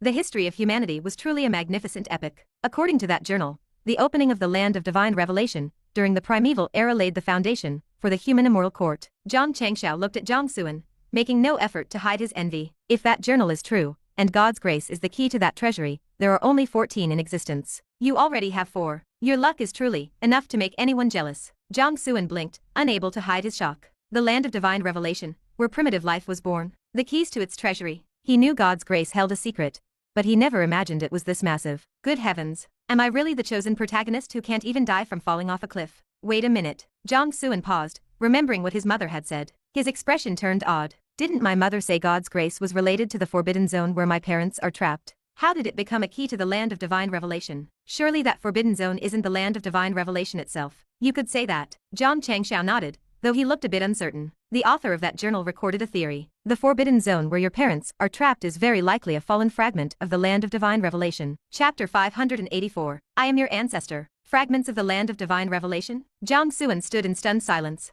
He had known the forbidden zone where his parents were trapped was a place of great terror, but he never imagined it possessed such a legendary origin. No wonder my mother is so powerful, Jiang Xuan mused. He vividly remembered the incident at the demon cave. His mother's projection had arrived and instantly obliterated the underworld race's heavenly god, Duist Mian. Later, during his fiancé's coronation, she had personally struck down the Qin family's god venerable, Qin King Dao. She had even stepped beyond the boundaries of the Suan heaven realm to warn the various powers of the Duist realm. None above the god realm shall set foot in Suan heaven. While her true depth remained a mystery, he estimated she had already ascended to the rank of a saint. Logic dictated that his father, the man once known as the Long Life Sword God, would be no weaker than her. Jiang Xuan had often wondered how they could survive such a place, let alone undergo such a radical transformation in strength. Now it all made sense. As a fragment of the land of divine revelation, it was only natural for that forbidden land to house incredible opportunities and legacies. If that forbidden zone is a fragment of such a legendary place, it must be filled with countless fortunes. Why do so few people go there? Jiang Xuan asked curiously. Nonsense.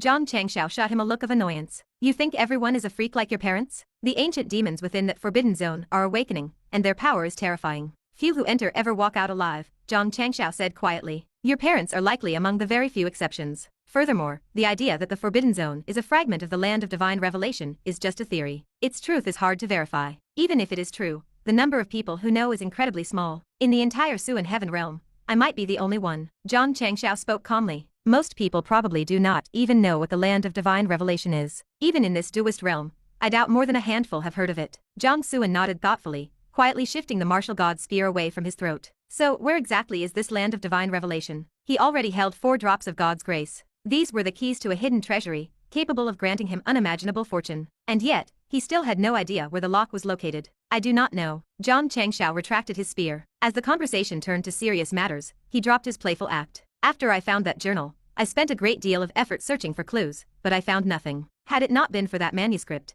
I would have doubted the place ever existed. When your parents were first trapped in that forbidden zone, I entered it myself. I wanted to rescue them, and I hoped to find a trace of the land of divine revelation. He shook his head in frustration. It was for naught. I failed to rescue your parents, and I found no sign of the land. Jiang Xuan arched an eyebrow and smiled. Is it possible my parents became so strong because they actually found a way into the land of divine revelation and claimed its treasures? Zhang Changxiao paused, pondering the thought. It is certainly a possibility. But as for the truth, you will have to ask them yourself when the time comes. Jiang Xuan nodded. Still, I advise you not to pin too much hope on this, Zhang Changxiao warned, patting Jiang Xuan on the shoulder. If you can collect God's grace, do so. If news of the land ever surfaces, you can explore it then. But consider the timeline. The last recorded opening of the Land of Divine Revelation was back in the primeval era. It is too distant, too surreal. Do not chase shadows at the expense of what is in front of you. The path to saintship is a tangible blessing from the heavenly Dao. It holds the chance for sainthood. You must secure it. Jiang Xuan smiled and nodded. Do not worry, ancestor. I know how to prioritize. Xianxia nodded in approval. He had seen the boy's character. Despite his occasional irreverence, Jiang Xuan was level-headed and understood the gravity of major events. He was not someone who let his reach exceed his grasp. Have you finalized the candidates for the 4 seats given by the Saint of Chaos? Jiang Xiao asked. Why? Jiang Xuan gave a knowing smile. Are you interested, ancestor? It would be a lie to say I am not. Jiang Xiao did not hide his desire. A chance for sainthood via the heavenly Dao? Who wouldn't want that? However, my situation is unique. You should prioritize others. He looked at Jiang Xuan with a teaching tone. Jiang Kefeng and Ximen Shenji resigned from their positions as duist elders to follow you. A gentleman judges actions over intent. Regardless of their reasons, this is a significant debt of gratitude. You have the capital to repay them now. Giving them a seat will deepen your bond and ensure they build the Xuan sect with sincere hearts. I shouldn't have to tell you this, but since you chose to create a sect and fight for the realm's providence, you must act as a leader. You must care for the morale of those under you. Jiang Xiao glanced at him. You think I didn't know you were using me to cheer up the master earlier? Jiang Xuan gave a sheepish laugh. I may not like social pleasantries, but I have lived a long time. What haven't I seen? Jiang Xiao grunted, though he nodded with approval. It is good that you are conscious of these things. The master is not bound to us by blood like family. If you only take without giving, the relationship will sour. Providing some emotional value goes a long way. Even though your potential is limitless, and you may one day rule as a human king, you cannot be too pragmatic. If you can repay a debt, do it. Do not just hoard these seats for family like Zhang Qingtian or myself. It breeds resentment. He patted Jiang Xuan's shoulder one last time. After all, with family, we can always talk things out. A wave of warmth washed over Jiang Xuan. He nodded solemnly. I understand, ancestor. I have a plan. Good. Jiang Xiao looked at the boy with pride. In his life, he had only ever protected 2 disciples of the Jiang family, Jiang Haoshan and Jiang Xuan. Both father and son had exceeded his expectations. One last thing, Jiang Xiao said softly. What is it? Jiang Xuan asked. There are 4 seats. I'm not really left out, am I? Jiang Xuan's lip twitched. There it was. This was the Jiang Xiao he knew. The man simply could not stay serious for long. With your great wisdom,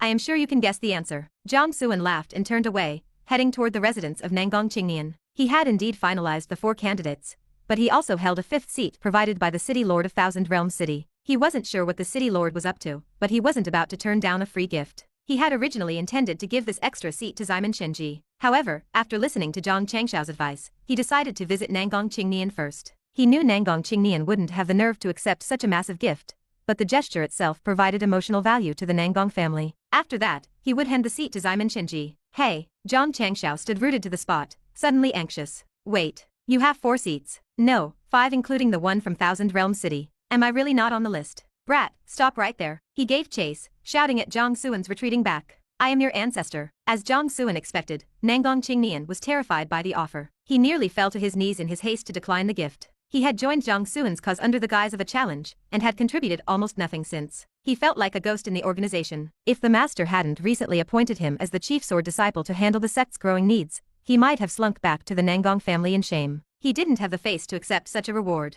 Jiang Xuan was satisfied with the reaction. With a wave of his hand, he presented Nangang Qingnian with a City King mark and encouraged him to work hard. He had not forgotten the task of rebuilding the underworld. He still held 5 marks of the 10 Yama Kings. After much deliberation, he had chosen Nangang Qingnian for this path. Nangang Qingnian's talent was substantial. He had been a false god when they first met and had broken through to the true god realm in just a month. In the duist realm, he would be considered a top-tier genius. It was only because Jiang Xuan's own progress was so blindingly fast that Nangang Qingnian seemed ordinary by comparison. Accepting the mark and becoming a successor to the Yama heritage was a perfect fit. Whether he could live up to the title of City King would now depend entirely on his own efforts. Chapter 585. The path to saintship begins. As for the remaining 4 marks of the 10 Yama Kings, Jiang Xuan had not yet decided on the right candidates. Originally, he intended to grant the 5 marks to Lu Fengqi and the other 4 geniuses of the ancient human race. However, they had flatly refused, explaining that they were already in the process of accepting their own ancestral inheritances. Left with no other choice, he decided to take things one step at a time. With Nangang Qingnian secured as the first, he would wait for the right moment to fill the other 4 vacancies. Accompanied by a respectful farewell from Nangang Qingnian, Jiang Xuan left the residence and headed straight for the quarters of Ximen Shenji to deliver the final seat for the path to saintship. Ximen Shenji was initially stunned. Then, a look of pure joy broke across his face, and he could not stop smiling. He thanked Jiang Xuan repeatedly, looking as though he might drop to his knees in gratitude at any moment. The display made Jiang Xuan feel a bit self-conscious. Ancestor Zhang Xianxia was right, Jiang Xuan noted. As the leader of a power, one must attend to the morale of subordinates and provide them with the validation they deserve. He immediately filed this away as a valuable lesson in leadership. 2 days passed in a flash. The day for the opening of the path to saintship finally arrived. A heavy, muffled boom echoed across the sky like a silver vase shattering. The vast canopy of the Duist realm suddenly split in two, revealing a boundless, deep darkness. An ancient and supreme aura surged out like a rising tide, flooding the heavens and the earth. Countless living beings instinctively looked up at the sky, their hearts racing with excitement. The long-awaited path to saintship had finally opened. This time, who would receive the blessing of the heavenly Dao? Who would peer into the origin of the world, comprehend the secrets of the saints, and achieve immortality? Beams of brilliant gold light spilled down like rays from a magnificent sun, illuminating the land. An endless supply of spiritual energy, accompanied by wisps of auspicious mist, fell like spring rain. It seeped into the bodies of the people, granting them a transformative opportunity to break through their bottlenecks and advance their cultivation. In an instant, many who were on the verge of a breakthrough shattered their shackles. Across the realm, countless visions of advancement appeared in the sky. A spectacular sight that mirrored the Golden Age, described in ancient texts, where geniuses walked the earth and legends claimed the skies. Deep within the darkness, rays of ethereal light flickered out, projecting grand and sacred images across the firmament. They looked like the dwellings of ancient gods, dazzling and majestic. Endless Duist runes emerged, surging and gathering like waves to form a series of shimmering golden steps. These stairs rose from the vast earth, spiraling upward until they reached the very peak of the heavens. To the far east of the Duist realm, the East Victory Mountain suddenly uprooted itself. It flew toward the top of the golden staircase and transformed into a sprawling, resplendent jade platform. Atop the platform sat 14 ancient white jade thrones. Following the law of 9 yang and 5 yin, there were 14 seats for the path to saintship. The path to saintship has officially opened. The heavenly Dao of the Duist realm did not manifest. Only a deep, resonant voice echoed through the world, filled with a terrifying coldness and majesty. Those who hold a quota, take your seats upon the East Victory Jade platform immediately. The climb shall begin after 100 tolls of the bell. As the voice faded, the first heavy toll rang out. The sound was like the resonance of the great Dao itself, vibrating through the entire realm, and into the ears of every living soul. Every heart shuddered at the sound. Minds wavered as people struggled to maintain their composure. The toll of the bell carried the rhythm of the universe, a force far beyond what an ordinary person could withstand. Even though this first strike was not an attack, but merely a timer, it caused many souls to tremble under the immense pressure. Such was the might of the heavenly Dao, demanding absolute reverence. However, that was a minor concern compared to the realization that made the powerful experts turn pale. The timer for this climb was only 100 tolls. In all previous sessions, it had been 1,000. This meant the time available for challengers had been slashed significantly. The second bell tolled. Across the realm, those holding a seat flew toward the sky and landed on the East Victory Jade platform to claim their thrones. The immortal sect was the first to arrive. Their representative was Zhu Dai, the personal disciple of the immortal Lord Minghong. He was a practitioner at the peak of the quasi-saint realm. He had spent the last several centuries traveling through various worlds to select potential disciples for the sect. He had been recalled by his master for 2 reasons: to achieve sainthood and to execute Jiang Xuan to reclaim the inheritance of the city king. Zhu Dai wore a purple robe embroidered with gold thread. He was tall and strikingly handsome. Although he was an old monster of over 500,000 years, he maintained the appearance of a refined young man through specialized techniques. During his travels, he had used his looks to father many children and indulge in the pleasures of the mortal world. Had his master not summoned him, he might not have returned at all. Zhu Dai stepped onto the platform and cast a cold glance toward the Chaos Domain. He was here with a mission. If necessary, he would even forfeit the blessing of the heavenly Dao to eliminate Jiang Xuan and recover the inheritance. Jiang Xuan, Zhu Dai curled a lock of hair around his finger and let out a cold laugh. He chose the 10th white jade throne and sat down. Each of the 14 seats was unique. From bottom to top, the number of required challenges increased. The 10th seat required only 8 successful defenses, making it a simple task. Besides, his priority was the inheritance Jiang Xuan held, so his rank on the platform did not matter. Furthermore, he was a member of the immortal sect. Who in this realm would be foolish enough to challenge him? No one wanted to face the wrath of the immortals. A flash of sword light split the air as the ragged sword freak became the second to land on the platform. He represented the sword sect. He scanned the area and spotted Zhu Dai, but chose to ignore him. He took the very last seat on the platform, pulled out a wine gourd, and began to drink. Everyone in the Duist realm knew the sword freak. He was a notorious drunkard who was never seen without his wine. If he was ever found sober, it simply meant he had run out of a supply. Despite this, his seniority was immense. Even the leader of the sword sect had to address him as great ancestor. Consequently, very few people were willing to provoke him. Zhu Dai glanced at the sword freak, his eyes narrowing slightly. He could sense that this man's sword intent was incredibly dangerous. Next, the representatives from the Mars God Mansion, the Ghost Soul Cave, and the Profound Water Palace arrived. All were in the quasi-saint realm. They surveyed each other before selecting the 9th, 8th, and 7th seats. Notably, the representative for the Ghost Soul Cave was a semi-acquaintance of Jiang Xuan, Tian Kuyin. If Jiang Xuan had a sharp memory, he might recall the disciple from the Immortal Sept who had tried to ambush him at the Apocalypse Sword Tomb. Although Jiang Xuan had killed him easily, the man had used a secret treasure to protect his soul and flee after destroying his own physical body. Jiang Xuan had faced many enemies, but Tian Kuyin was the only one who had managed to escape after being completely overpowered. This proved the man had his own set of tricks. It was unclear how a former Immortal Sect disciple had become a trusted member of the Ghost Soul Cave, but he was here now as a peak god venerable. Jiang Xuan, I hope you can hold your seat, Tian Kuyin thought, his eyes shimmering with a dark, sinister light. Once the climb officially starts, I will personally settle the score for the day you destroyed my body. Following them, the 4 representatives from the Duist sect stepped onto the platform. They were the 3rd elder of the Duist sect and the ancestors from the heaven-seizing Holy Land, the Taiheng Cave, and the Nangong clan. All 4 were quasi-saints. They claimed the 6th, 5th, 4th, and 3rd seats. This left only 5 seats vacant. The 1st, 2nd, 11th, 12th, and 13th. These were meant for Jiang Xuan and his 5 companions. It is our turn to go up, Jiang Xuan said with a smile. He took the lead, stepping into the air toward the jade platform. Zhang Changxiao, Zhang Qingtian, Bei Qing, Zhang Kefeng, and Ximen Xinji followed half a step behind him. The moment they stepped onto the platform, they became the center of attention. Not only were the people on the platform watching,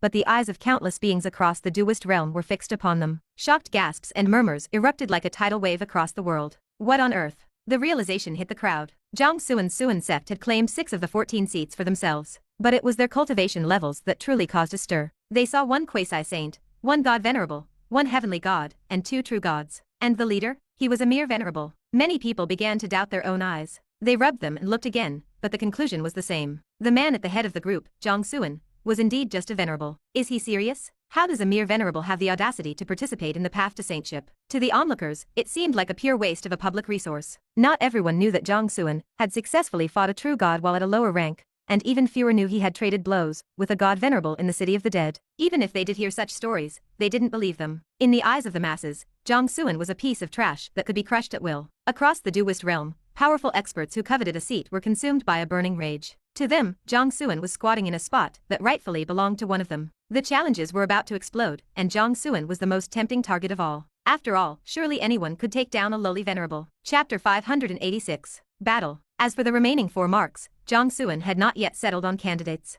Initially, he considered giving them to Lu Fengqi and the other 4 geniuses of the ancient human race, but they had declined, stating they were already receiving their own ancestral inheritances. Thus, he had to take it 1 step at a time. With Nangong Qingnian secured as the first, the other 4 seats would remain open for now. After leaving Nangong Qingnian's residence, Jiang Xuan headed straight for Ximen Xinji and offered him the final seat on the path to saintship. Ximen Xinji was initially stunned, but a smile soon broke across his face that he could not contain. He thanked Jiang Xuan repeatedly, nearly bowing to the ground in gratitude. The display made Jiang Xuan feel a bit self-conscious. Ancestor Zhang Changxiao was right, Jiang Xuan noted. As a leader, you must look after the morale of your subordinates and give them the validation they deserve. He immediately absorbed this valuable lesson in leadership. 2 days passed quickly. The day for the path to saintship finally arrived. A heavy, muffled boom echoed like a silver vase shattering. The vast sky of the Duist realm suddenly split in 2, revealing a boundless, deep darkness. An ancient and supreme aura surged like a tide, flooding the heavens and the earth. Countless living beings looked up at the sky, their hearts racing with excitement. The long-awaited path to saintship had finally opened. Who would receive the blessing of the heavenly Dao this time? Who would peer into the origin of the world, comprehend the secrets of the saints, and achieve immortality as a new saint? Beams of brilliant gold light spilled down like rays from a magnificent sun. Endless spiritual energy and auspicious mist fell like spring rain, washing over the inhabitants of the Duist realm. It was a grand fortune, allowing many to break through their bottlenecks. In an instant, countless beings shattered their cultivation shackles, and spectacular visions of advancement filled the horizon. It was a golden age, just as the ancient texts described, where geniuses walked the earth and legends claimed the skies. Deep within the darkness, rays of ethereal light flickered out, projecting grand and sacred images across the firmament. They looked like the dwellings of ancient gods. Endless Duist runes emerged, gathering like waves to form shimmering golden steps. These stairs rose from the earth, spiraling upward until they reached the peak of the heavens. To the far east of the Duist realm, the East Victory Mountain uprooted itself and flew toward the top of the golden staircase. It transformed into a resplendent jade platform holding 14 ancient white jade thrones. Following the law of 9 Yang and 5 Yin, there were 14 seats for the path to saintship. The path to saintship has officially opened. The voice of the heavenly Dao echoed through the world, cold and majestic. Those who hold a quota, take your seats on the East Victory Jade platform immediately. The climb shall begin after 100 tolls of the bell. As the voice faded, the first heavy toll rang out. The sound carried the rhythm of the great Dao, vibrating through the realm, and into the souls of every living being. Every heart shuddered. Minds wavered as people struggled to maintain their composure. The toll carried an immense pressure that few could withstand. Even though it was not an attack, it was enough to make spirits tremble. Such was the might of the heavenly Dao. The second bell tolled. Those holding a seat flew toward the sky to claim their thrones. First was the immortal sect. Their representative was Zhu Dai, a personal disciple of the immortal Lord Minghong. He was a practitioner at the peak of the quasi-saint realm. He wore a purple robe embroidered with gold thread and, despite being over 500,000 years old, maintained the appearance of a handsome young man. Zhu Dai stepped onto the platform and cast a cold glance toward the chaos domain. His mission was to eliminate Jiang Xuan and reclaim the inheritance of the city king. He chose the 10th throne. Each seat was unique. From bottom to top, the number of required challenges increased. The 10th seat required only 8 defenses, making it a simple task. A flash of sword light followed as the ragged sword freak became the second to land. He represented the sword sect. He ignored everyone and took the very last seat, pulling out a wine gourd to drink. Despite his alcoholism, his seniority was so high that even the leader of the sword sect addressed him as great ancestor. Next, representatives from the Mars God Mansion, the Ghost Soul Cave, and the Profound Water Palace arrived. All were quasi-saints. They claimed the 9th, 8th, and 7th seats. Notably, the Ghost Soul Cave representative was an acquaintance of Jiang Xuan, Tian Koyin. He was a peak god venerable who had previously fled Jiang Xuan by destroying his own physical body. He watched Jiang Xuan with dark, hateful eyes, waiting for the climb to begin. Following them, the representatives from the Duist sect stepped onto the platform. They were the third elder and the ancestors from the heaven-seizing Holy Land, the Taiheng Cave, and the Nangong clan. All 4 were quasi-saints and claimed the 6th, 5th, 4th, and 3rd seats. This left the 1st, 2nd, 11th, 12th, and 13th seats vacant. 1, 2, 3, 11, 12, 13. Xianxia looked at the empty thrones and clicked his tongue. Quite the choice of seats. He pointed to the 13th throne and spoke to Jiang Xuan. You should sit there. It will save you from being challenged by a crowd you cannot handle. Jiang Kefeng and Zhang Qingtian nodded in agreement. The number of challenges increased with the rank of the seat. The 13th seat required only 2 challenges, which would be much easier to defend. Their seats had been given to them by Jiang Xuan, so their priority was ensuring he passed through safely. Jiang Xuan was not pleased. Do you really have so little faith in me? He stepped forward and sat directly on the first white jade throne. He lived for being the best, and that meant being first. Jiang Xianxia winced. The boy was at it again. Everyone turned to look at Jiang Xuan in surprise. A mere venerable dared to sit in the first position? Was he that brave, or just foolish? A newborn calf does not fear the tiger, remarked Nangong Sheng, the ancestor of the Nangong family. Even as a quasi-saint with the Duist sect behind him, he had not dared to sit so far forward. The threat of the Duist sect didn't work on everyone. If they encountered a quasi-saint near the end of their lifespan with nothing to lose, the risk was too great. Humph, you think too highly of the boy, Hong Yuan Zhenjun of the Taiheng Cave sneered. He is only in the venerable realm yet insists on joining the path to saintship. It is grandstanding and overestimating his own abilities. Hong Yuan Zhenjun looked at Jiang Xuan with cold indifference. He was also frustrated with Nangong Sheng. Why did the Nangong family get a seat after everyone else did the hard work? It was no secret that most of the Nangong clan had joined Jiang Xuan. He felt the Duist sect elders were showing far too much favoritism. Furthermore, the Sima family had been wiped out by the Great Elder for their ties to the immortal sect, leaving other factions in the Duist sect living in fear. Nangong Sheng ignored him. He knew why the other man was bitter. He also found it strange that the Duist sect had rewarded his family with a seat, especially since 90% of his clan had effectively defected to Jiang Xuan. He remained neutral toward the boy, but he had to admit that Jiang Xuan possessed a boldness the old generation lacked. The third elder, sitting in the 4th seat, ignored the bickering. His eyes were fixed on Jiang Kefeng and Ximen Shenji with intense envy. He regretted his past choices. If he had been more persistent, he would be standing by the young Duist lord now. He had fought tooth and nail with the other elders for his single seat. Meanwhile, Jiang Kefeng and Ximen Shenji had simply followed Jiang Xuan, and were now both handed seats effortlessly. Following the young Duist lord clearly led to a brighter future. The thought of resigning to follow Jiang Xuan began to grow in his mind. Jiang Kefeng caught the third elder's gaze and gave a polite, knowing smile. He then sat in the 2nd throne. Ximen Shenji followed, offering another smile before taking the 3rd throne. As a quasi-saint and a peak god venerable, they were the strongest and naturally took the forward positions. The third elder's face darkened. He felt like his own rewards had lost their luster. Zhang Changxiao, Zhang Qingtian, and Bei Qing shared a helpless look. They were used to Jiang Xuan's whims. They took the 11th, 12th, and 13th seats. With all 14 seats filled, the 100 tolls of the bell began, signaling the start of the challenge period. Powerful experts surged forward like streaks of light, their auras whirling the sky. As expected, the seemingly weak Jiang Xuan was the primary target. To them, a venerable was like a small rabbit, easy to catch and crush. Zhenjun Kaishan challenged Jiang Xuan. A massive figure reached the platform first. The East Victory Jade platform shook as he landed like a falling mountain. Other experts were forced to stop in the air outside the platform, cursing their slow speed. Zhenjun Kaishan was 9 feet tall with bulging muscles that looked like coiled dragons. He radiated a fierce, savage aura that felt like facing an ancient god. He glared at Jiang Xuan, his eyes burning with intensity. He held out his hand and beckoned Jiang Xuan forward with a finger before pointing to the ground. Jiang Xuan, come here and meet your death. The crowd watched with amusement and pity. Did a venerable really think he could join this gathering? It was time for him to face reality. Zhenjun Kaishan is at the peak of the god venerable realm, Zhang Kefeng whispered to Jiang Xuan. 1,000,000 years ago, he entered an ancient god's tomb and received an inheritance. He follows the path of physical sainthood. His body is strong enough to withstand saint weapons. He is known as the strongest physical combatant below the saint realm. Even quasi-saints avoid fighting him. Do not try to match him in brute strength. I suggest using soul-based techniques. Jiang Xuan nodded. He looked at Zhenjun Kaishan with curiosity. His own physical body was nearly 80% refined. He wondered whose body was tougher. Jiang Xuan stood up, his battle intent rising. He had chosen the first seat for 2 reasons. First, the person in the first seat would be the first to climb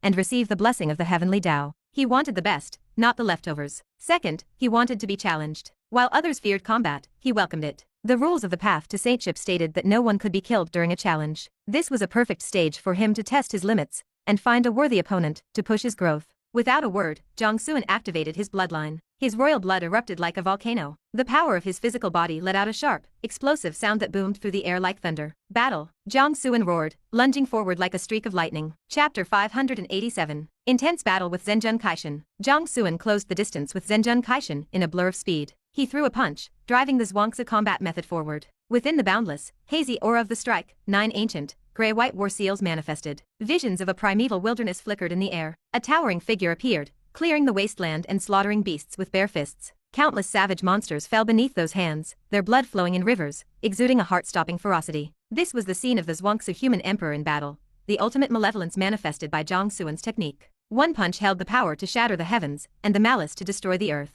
The void trembled and all laws retreated. The sheer strength of Jiang Xuan's physical form was terrifying. The many experts watching from below felt their expressions shift, unable to hide their shock. Such physical prowess coming from a mere venerable? At this moment, they truly believed the reports of Jiang Xuan defeating a true god. His cultivation level was a mere facade. This youth's combat power was easily a match for a god venerable. Zhenjun Kaishan frowned, a hint of annoyance rising within him. He saw exactly what Jiang Xuan was trying to do. You want to test your body against mine? Arrogant. It was specifically because Jiang Xuan chose to meet him head-on that Kaishan felt insulted. Who was he? He was Zhenjun Kaishan, the man acclaimed as the strongest physical combatant below the Saint realm. He reigned supreme through his physical body alone. In the duist realm, who dared to clash with him physically? Even quasi-saints avoided it. And yet, here was a tiny venerable attempting it. Granted, Jiang Xuan's combat strength far exceeded his rank, but so what? In Kaishan's eyes, this was a blatant provocation and an act of utter contempt. Roar! Kaishan let out a low growl. His body expanded further, ancient runes surfacing across his bulging muscles. His physical essence surged like crashing waves, and the resulting pressure shook the firmament. He clasped his hands together into a massive hammer and swung downward at the incoming Jiang Xuan. The void shattered instantly like a breaking mirror, spiderwebbing into terrifying cracks. The sheer force, bolstered by the ancient runes, swept out in a tangible shockwave that resembled a prehistoric beast lunging at its prey. Bang! Bang! Bang! The 9 war seals could not withstand the pressure. They exploded into dust instantly. Jiang Xuan's expression shifted slightly. The man's physical strength was even higher than he had anticipated. The shockwave continued unabated, rolling forward in layers and slamming into Jiang Xuan. An indescribable weight hit him, like a raging tide or a falling mountain. Jiang Xuan's frame seemed to compress under the load. His prideful speed dropped instantly, making it difficult to push forward. Creak, creak. Jiang Xuan concentrated his strength to resist the pressure. The intense load caused his bones to groan and snap as if his body might shatter at any second. Zhenjun Kaishan truly lived up to his reputation. In just their first exchange, he had forced Jiang Xuan into a difficult, defensive position. Ha! Kaishan frowned, dissatisfied. His full-strength strike hadn't turned the boy into a pile of bloody mist. Though the heavenly Dao forbade death during the challenge, Kaishan didn't care about the rules. A mere venerable had not only survived the impact, but had actually held his ground. This Jiang Xuan really did have some skill. You have talent, Kaishan sneered, but you think this strength is enough to climb the path. Delusional. Surrender now. Don't waste our time. Surrender? Jiang Xuan's eyes narrowed, his gaze sharpening. He activated the indestructible thunder body, infusing his physical form with the power of lightning. This legacy, originating from the thunder ancestor, was not just a powerful elemental technique, but a supreme physical manual. It granted him incredible self-healing and destructive potential. Now that the legacy was fully integrated into his flesh, he looked like a lightning god descending to earth. Sizzle! Silver bolts of lightning erupted across Jiang Xuan's skin. You think too much, he barked, his eyes snapping open. A roar of thunder shook the high heavens. Jiang Xuan shattered the pressure surrounding him and lunged forward like a bolt of lightning, carrying the weight of ultimate destruction. He threw a punch, and lightning went wild. Kaishan simply raised his arm to block. The massive physical force and the lightning combined against him, trying to erode his arm, but the ancient runes on his skin neutralized the energy completely. Indestructible thunder body? Kaishan was surprised.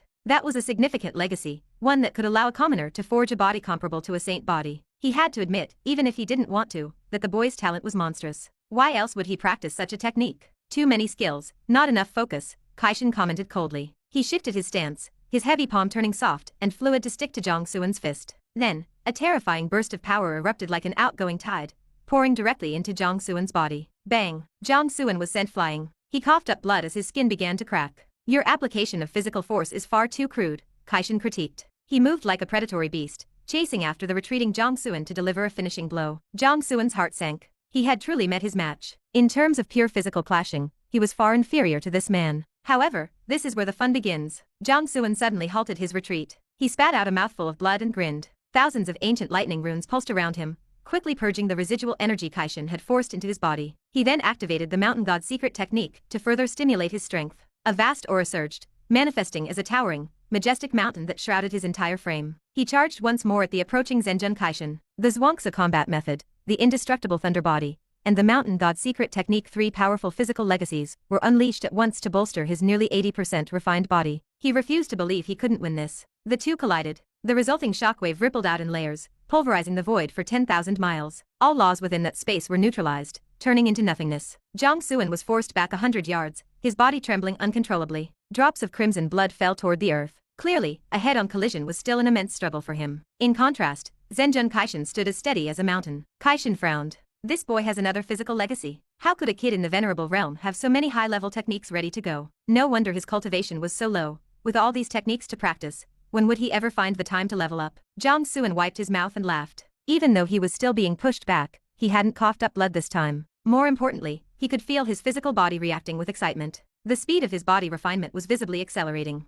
What better way to train than through the heat of battle? Jiang Xuan let out a wild roar and charged again. Foolish. Kaishan snorted and met him halfway. You want to trade blows? Fine. I will use my fists to beat you until you are unrecognizable. Fist met fist. Bone met bone. Bang, bang, bang. Elbow strikes. Whip kicks. Grappling. Takedowns. The battle stripped away all fancy arts and majestic laws. It returned to the most primitive and simple forms of combat, yet the speed increased exponentially. After images appeared in every direction, and the sounds of sonic booms echoed across the world. There were no flashy spells or grand manifestations. There was only the brutal collision of flesh. Fist to skin. Fist to blood. Jiang Xuan was knocked back again and again. He spat blood repeatedly. His body was covered in a spiderweb of cracks, yet he showed no sign of retreating. A wisp of divine life essence provided by the life spirit acted as his guardian, rapidly knitting his wounds together without slowing his pace. The battle raged on. Jiang Xuan's fighting spirit only grew hotter, burning like a fire. He had waited so long for a physical struggle this intense, he wouldn't give it up easily. Furthermore, during this fight, his body was refining itself. He was growing stronger with every passing second. At this moment, Jiang Xuan was like an unbreakable toy, ignorant of exhaustion or pain. Facing Zhenjun Kaishan, he had only one thought: fight. The spectators watched with wide eyes. Is Jiang Xuan truly this resilient? They were finally seeing just how much of a monster he was. For a venerable to battle a god venerable was unheard of in the history of the Daoist realm. His ambition to create the Xuan sect and challenge the established powers suddenly seemed less like youthful arrogance, and more like a terrifying reality. Everyone could see that the boy was intentionally using only his physical body to fight. Zhenjun Kaishan was the undisputed king of physical combat below the saint level. Yet Jiang Xuan's body was actually holding its own. Everyone knew his true strength lay in the way of the sword, meaning he was purposefully handicapping himself to duel Kaishan at his own game. And the craziest part? He was actually holding his ground. What kind of monster is this? Chapter 588. Royal Blood. This kid looks like he has grown stronger again. Xianxia pursed his lips, feeling a strange mix of pride and bitterness. Without realizing it, he felt as though he, the guardian, was being surpassed. Jiang Kefeng and Ximon Shenji had not witnessed Jiang Xuan's battle with the Yin Yang Saint Lord, so they were unaware of his recent growth. Their eyes were wide with disbelief. When did the Lord of the Xuan sect become this powerful? Beside them, the third elder could not hide his shock. His regret deepened even further. My goodness, how could I not follow a young leader like this? I was far too timid back then. No, after the path to saintship concludes, I am resigning immediately. He was not the only one. Even the elders watching from within the Daoist sect felt a restless itch in their hearts, already calculating the logistics of a sudden career change. Nanggong Sheng, the ancestor of the Nanggong family, wore a broad smile. He was relieved he had not interfered in family affairs, or blocked the choices made by King Yin Sword Immortal. Otherwise, he would have been too ashamed to face his ancestors after he died. I truly am getting old. My foresight cannot compare to these youngsters, he mused. In contrast, Han Yuan Zhenjun of the Taihang Cave looked on with suspicion and alarm. How is this Jiang Xuan such a freak? No wonder the entire Nangong family defected to join him. Han Yuan felt a stirring in his own heart, a sudden, restless urge to reconsider his loyalties. Those seated on the white jade thrones, like Zhu Dai and Tian Kuyan, watched Jiang Xuan with shifting, unreadable gazes. There was no doubt that shock and awe filled their minds. Jiang Xuan matching Zhenjun Kaishan in a physical brawl was a sight that defied common sense. At the Immortal Sept, the immortal Lord Minghong and the fairy Xianxia watched the battle from afar. Seeing Jiang Xuan grow bolder and stronger as the fight progressed, Minghong frowned, his killing intent rising. This child cannot be allowed to live, he whispered. Xianxia glanced at him and gave a cold, detached laugh. You are overreacting. While his talent is decent, he is not yet a threat worth worrying about. Minghong hesitated. Tell me, fairy, if you were in the God-Venerable realm and faced this boy, what would be your chances? In the God-Venerable realm? Xianxia snorted. I do not know if you are overestimating Jiang Xuan, or insulting me. To kill someone like him, why would I need to be a God Venerable? The heavenly God realm would be more than enough. Minghong nodded thoughtfully and offered a hollow compliment. The fairy is truly valiant. Back on the platform, the battle raged on. Zhenjun Kaishan grew increasingly furious. He was the master of physical combat, yet he could not take down a mere venerable. To him, this was a profound humiliation. After another collision, Kaishan retreated 100 yards, staring intensely at Jiang Xuan. The boy was covered in wounds and his body was near collapse, yet he remained stubbornly resilient. His fighting spirit showed no sign of fading. If anything, it burned hotter. Kaishan felt a surge of rage. What is this? You are using me as a training partner? Die. A fire ignited in Kaishan's eyes as his body swelled once more. His aura became more violent. Seizing the moment while Jiang Xuan was still recovering, he lunged forward, covering dozens of yards in a single bound like a charging bull. Within a breath, he was in front of Jiang Xuan. He raised his clasped fists, channeling his entire strength into a massive downward strike aimed at Jiang Xuan's head. The sheer power of the blow manifested a vast, chaotic vision, as if infinite sacred power were hidden within it. The ancient runes carved into Kaishan's skin erupted in a brilliant glow, weaving mysterious energy, with heavy laws to form the phantom of an ancient god. It was a sight of total destruction. In his fury, Kaishan had unleashed his ancient god inheritance. The ancient gods were a race that stood alone at the peak of pure strength. Even a young ancient god could shatter a saint's great Dao with their bare fists, even though Kaishan, as a human, could only exert 70% of that power. That 70% was enough to make him invincible within the god realm. The surrounding spectators paled, their eyes filled with gravity. A strike bolstered by the ancient god inheritance was terrifying even to them. Its power was arguably equal to a full-strength blow from a quasi-saint. Is Jiang Xuan going to die just like that? Tian Koyan's eyes flickered.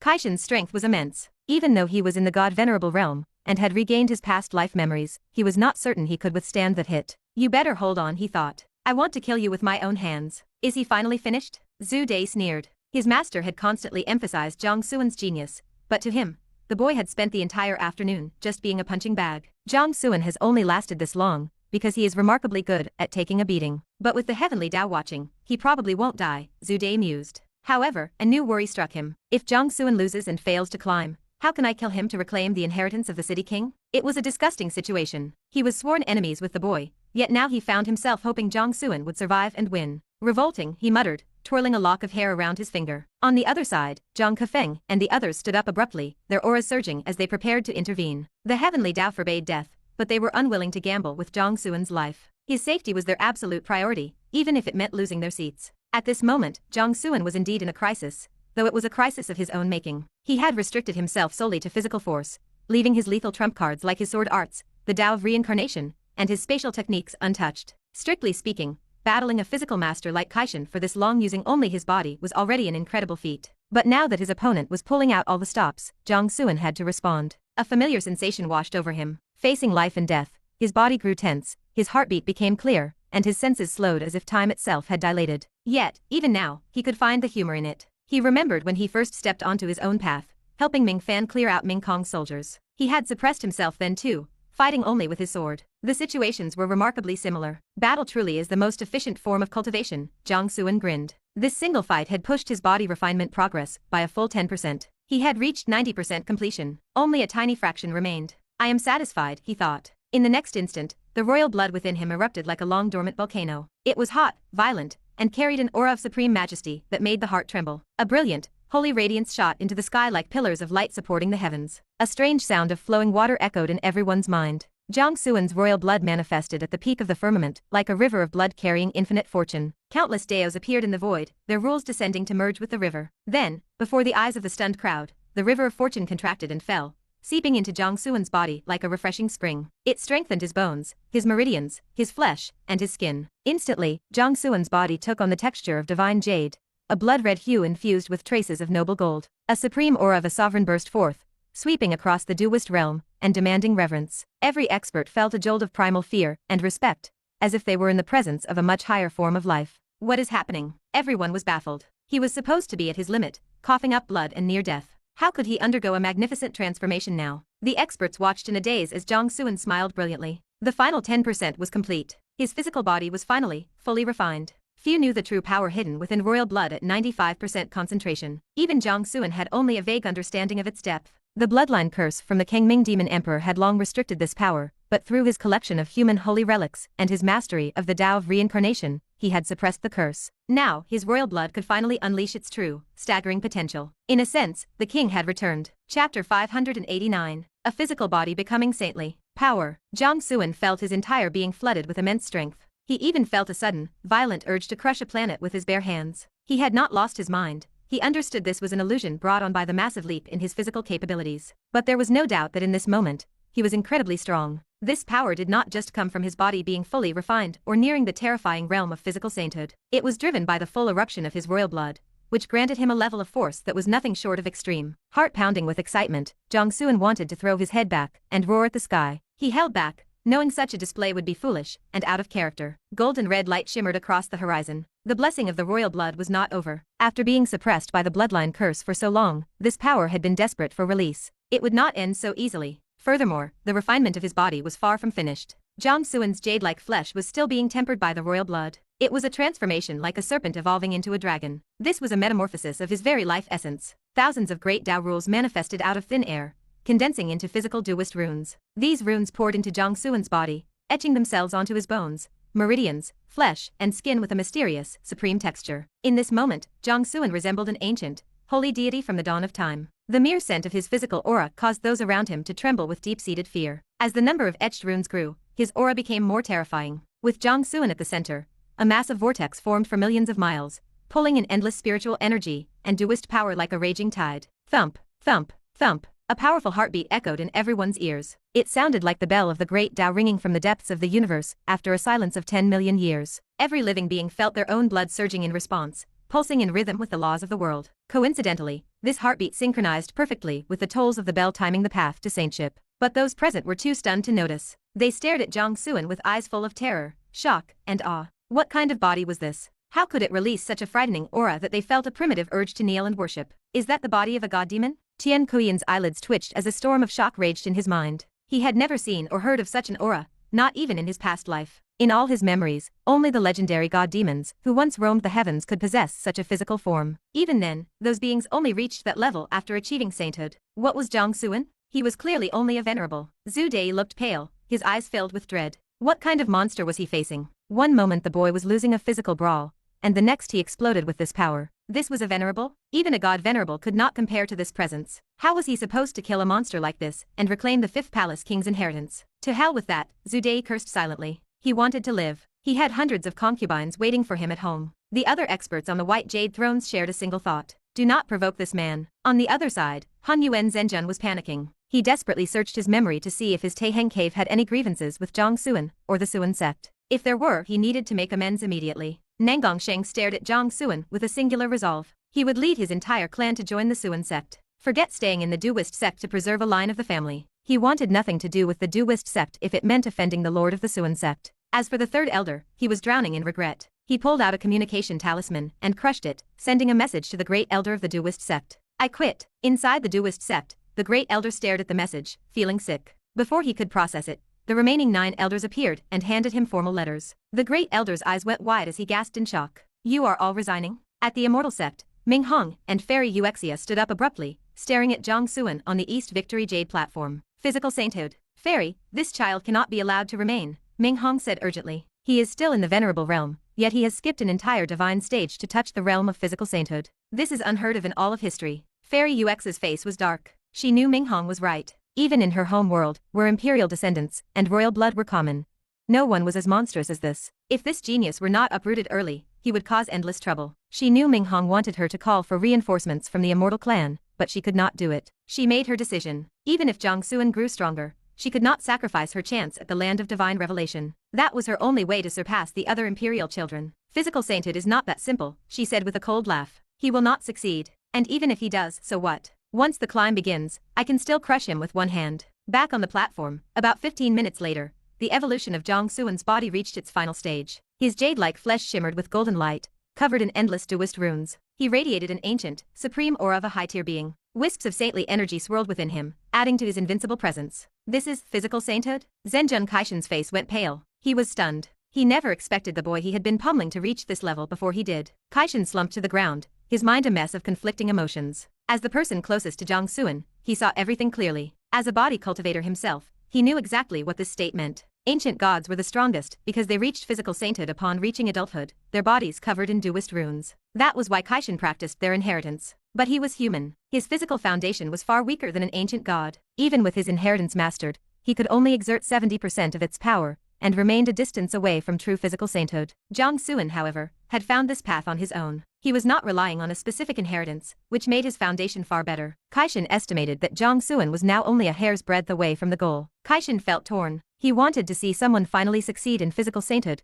something that had not happened since ancient times. It would prove his own path had a destination. But he also hated that a brat who was just being beaten by him a moment ago was now surpassing him. If Jiang Xuan succeeded, it would make his own lifelong cultivation look like a joke. Chapter 590. A failure. The lethal strike Zhenjun Kaishan had unleashed shattered the moment Jiang Xuan's royal blood manifested its divine power. Seeing his opponent advancing toward the realm of physical sainthood, Kaishan lost all motivation to fight. He sat blankly to the side, watching Jiang Xuan and giving him the necessary time. Whether Jiang Xuan could achieve physical sainthood remained to be seen, but Kaishan knew one thing for certain. He could no longer continue this challenge. He was no fool. Offending a monster of this caliber was nothing short of a death wish. It was not too late to mend the fence. He decided to extend a gesture of goodwill to settle the tension. Kaishan suddenly remembered that this kid had founded something called the Xuan sect. A wild idea began to take root in his mind. At this moment, Jiang Xuan was deep in meditation. His royal blood released its full majesty, tempering his body with surging energy. This allowed his physical form to be fully refined and successfully touch the realm of physical sainthood. The spirit realm, the divine realm, the saint realm. Every major breakthrough was a leap in the quality of life, an evolution of existence. It was like a serpent becoming a dragon. Physical sainthood was, at its core, an entry into the saint realm. While ordinary saints focused on their comprehension of the great Dao, physical sainthood focused on the transformation and evolution of the flesh. Jiang Xuan felt a fundamental change in his body. It was more than just a leap in strength. It was a sense of purity and clarity. He felt as if even the power of the great Dao was nothing special compared to his own form. Ordinarily, even a divine tier body cultivator like Zhenjun Kaishan had to rely on passive defense when facing the strikes of the great Dao laws, using sheer toughness to endure damage before striking back. Simply put, physical brute force was usually on a much lower level than the power of the laws. But now, Jiang Xuan felt as if his body could easily tear through those very laws. As for the surging vitality, the terrifying healing factor, and the speed capable of shattering the void, those were merely side benefits. Legends claimed that at the peak of physical cultivation, one could pluck stars with a single hand and regrow the entire body from a single drop of blood. Jiang Xuan finally understood a fraction of that power. Perhaps once he officially attained physical sainthood, he could approach that legendary level. However, Jiang Xuan had not yet reached it. He was still one tiny step away. It was a matter of a single thought. All he had to do was merge the wisps of saintly aura swirling around him into his flesh. Then, he would become the first person in history to achieve physical sainthood while still in the venerable realm. But Jiang Xuan stopped. It was not out of a desire to show off. If you achieve physical sainthood now, you will be unable to participate in the climb. You will miss all the opportunities and fortunes within the path to saintship. The voice of the duist heavenly Dao echoed in his mind, offering patient counsel. Suppress it for now. It will not be too late to break through once you reach that place. Given such advice, Jiang Xuan naturally halted the process. No matter how he looked at it, the path to saintship was a magnificent opportunity he could not abandon. If physical sainthood was only a single thought away, what was the harm in waiting? It was merely a matter of sooner or later. In reality, his body had already finished its refinement and evolution. His current physical strength and tier were virtually identical to a physical saint. The only thing missing was the formal title of the realm. There was also the factor of the tribulation. If he broke through now, he would have to endure the physical saint tribulation immediately. He did not fear a normal tribulation, but he remembered the bloodline curse. Even though it was suppressed, its negative influence on heavenly tribulations remained. If he crossed the tribulation now, there was no telling what kind of nightmare it would turn into. It was better to be cautious. With the restrictions of the path to saintship in place, he decided to put the breakthrough on hold. Jiang Xuan withdrew his divine radiance and returned to a state of natural simplicity. Only a lingering, heart-stopping pressure remained around him, feeling even heavier and more restrained than that of Zhenjun Kaishan. Jiang Xuan looked toward the seated man and smiled. Shall we continue? Kaishan froze. He stared at Jiang Xuan for a long time, confusion flickering in his eyes. Did you fail? He asked hesitantly. Jiang Xuan nodded with a smile. I failed. Kaishan went silent, feeling a quiet sense of relief. At least the boy failed. Otherwise, Kaishan would have looked like a total joke. Yet, a strange sense of disappointment also welled up inside him. He felt a wave of frustration, wondering if the path of physical cultivation he had pursued for half his life was just a punchline. He shook his head to clear his thoughts and looked at Jiang Xuan with an encouraging smile. You have already touched the threshold. It is only a matter of time. Do not give up. Jiang Xuan nodded. Continue. No. Kaishan patted the dust off his robe and stood up, laughing heartily. Even though you did not break through, I can feel that your body has improved significantly again. I am no match for you. I lose this challenge. Jiang Xuan was not surprised. As a fellow body cultivator, Kaishan was naturally sensitive to such things. Also, I have something to ask, though I am not sure if I should, Kaishan said with hesitation. Jiang Xuan was curious. Go ahead. Does your Xuan sect still need people? Kaishan scratched his head. Jiang Xuan was stunned for a moment before laughing. We do. Then, would I be okay? The Xuan sect welcomes you, Jiang Xuan replied immediately. It was a no-brainer. This was a top-tier god venerable, whose physical strength was among the best in the duist realm. If he wanted to join the sect, Jiang Xuan would never let him go. Kaishan's eyes lit up, and he immediately bowed. Greetings to the lord of the Xuan sect. Jiang Xuan helped him up. The challenges are still ongoing, so I do not have time to look after you. Head to the Xuan sect on your own, someone will receive you there. Kaishan nodded and flew toward the Xuan sect without another word. He had spent the first half of his life as a rogue cultivator, and had suffered enough for it. If he had been quicker to recognize talent, and joined earlier, he might have had a seat for this climb himself. He saw clearly that of the 14 available seats, the Xuan sect held 6. The sect had not even existed for a month. Even the duist sect, which held most of the land, only had 4 seats. The immortal sect had a mere 1. The gap was obvious. Furthermore, given the monstrous talent Jiang Xuan showed today, there was no telling how high he would rise. Joining a power with such potential before it fully matured was the only logical choice. He might be a body cultivator, but that did not mean he was simple-minded. The crowd was left speechless. A single-seat challenge had allowed Jiang Xuan to recruit a top-tier god venerable? Was that even allowed? However, no one called Kaishan a fool. They understood him. The talent Jiang Xuan displayed was simply too shocking. Even if they searched through ancient records spanning millions of years, they would not find another genius like him. What kind of monster could trade blows with a god venerable while still a venerable? The gap was 4 entire major realms. More importantly, he had touched the realm of physical sainthood. Touching that realm while still a venerable? If they had not seen it with their own eyes, they would have called it a lie. It violated every law of cultivation and overturned their lifelong understanding. It made them feel as if they had wasted their entire lives. The only thing that allowed them to breathe a sigh of relief was that he had failed. Physical sainthood was a leap in life essence. It was only natural that a young man like Jiang Xuan would hit a wall. If everything went perfectly without any bottlenecks, Jiang Xuan might as well rule the universe alone. I am glad he failed, Tian Kuyan thought, feeling lucky. As long as Jiang Xuan had not reached the saint realm, Tian Kuyan still had a chance. Wait. As the thought crossed his mind, Tian Kuyan paused. Why the hell am I still trying to get revenge? Is it not better to just stay quiet? Jiang Xuan failed this time. But that did not mean he would fail forever. With this kid's luck, he might break through the bottleneck in 2 days. Trying to kill a freak like that was just asking for death. Tian Kuyan's expression shifted rapidly until he finally seemed to make peace with himself. He took a long breath and looked toward Jiang Xuan. Fine. I am a big enough man to let this go. I will not hold a grudge against you. Chapter 591. Cultivation is the most useless thing. Jiang Xuan looked toward the many figures hovering in the void. Each expert radiated a powerful aura. At the very least, they were in the god-sovereign realm, and there were more than a dozen quasi-saints among them. These powerhouses had come for a seat on the path to saintship, but because most came from minor sects, or were rogue cultivators without initial standing, their only option was to issue a challenge. Logically, as a mere venerable, Jiang Xuan appeared to be the easiest target among the 14 seat holders. He was the natural first choice for these experts to set their sights on. As Jiang Xuan's gaze swept over them, many instinctively turned their faces away, unwilling to meet his eyes. It was not necessarily that they feared him in this moment, but his talent was so monstrous and his potential so limitless that no one could predict how high he would rise. When dealing with a future supreme power, the consensus was clear. It is better to stay on his good side.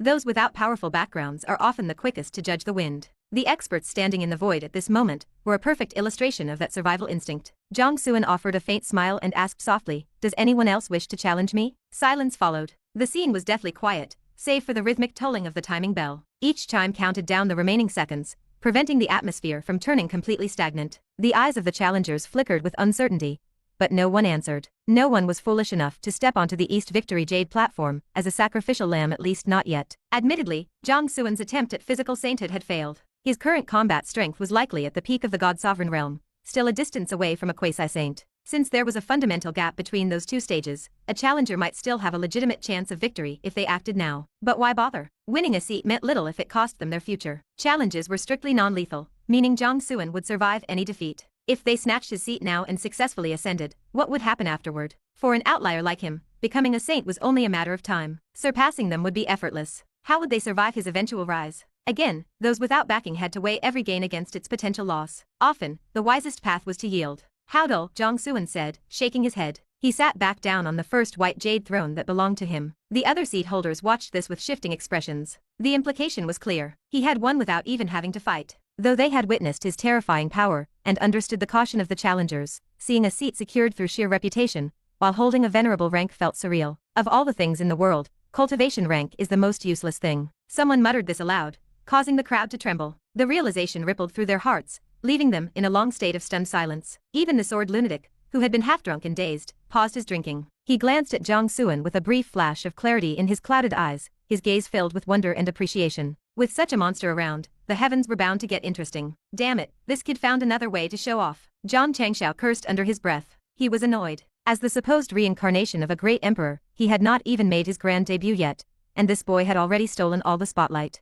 Zhang Qingtian glanced at the frustrated Zhang Changxiao and, sensing his thoughts, teased him. Junior brother, when you are old, you must learn to concede. This is no longer our era. Shut your mouth. Zhang Changxiao snapped back immediately. I am not even 90,000 years old yet. I am in the prime of my youth. How is this not our era? Look at the others here. Most of them are at least several 100,000 years old. I am still very young. Zhang Qingtian and Beiqing froze. They realized he was right. Compared to these ancient powerhouses, they were indeed quite young. Beiqing's eyes snapped open as if waking from a dream. He was only a little over 1,000 years old. Even in the Dao Saint realm, few people at his age reached the peak of the heavenly god realm. Technically, he was still part of the younger generation. His eyes lit up with a sudden realization. Damn it, I let Jiang Xuan trick me. Because Jiang Xuan progressed so aggressively, Beiqing had constantly felt old by comparison. His mindset had shifted toward that of an elder. But when he thought about it clearly, why was he comparing himself to Jiang Xuan? That boy was a freak of nature. If he looked at his own age and cultivation objectively, he was also a genius in his own right. Nearby, several experts overheard the exchange and were shocked.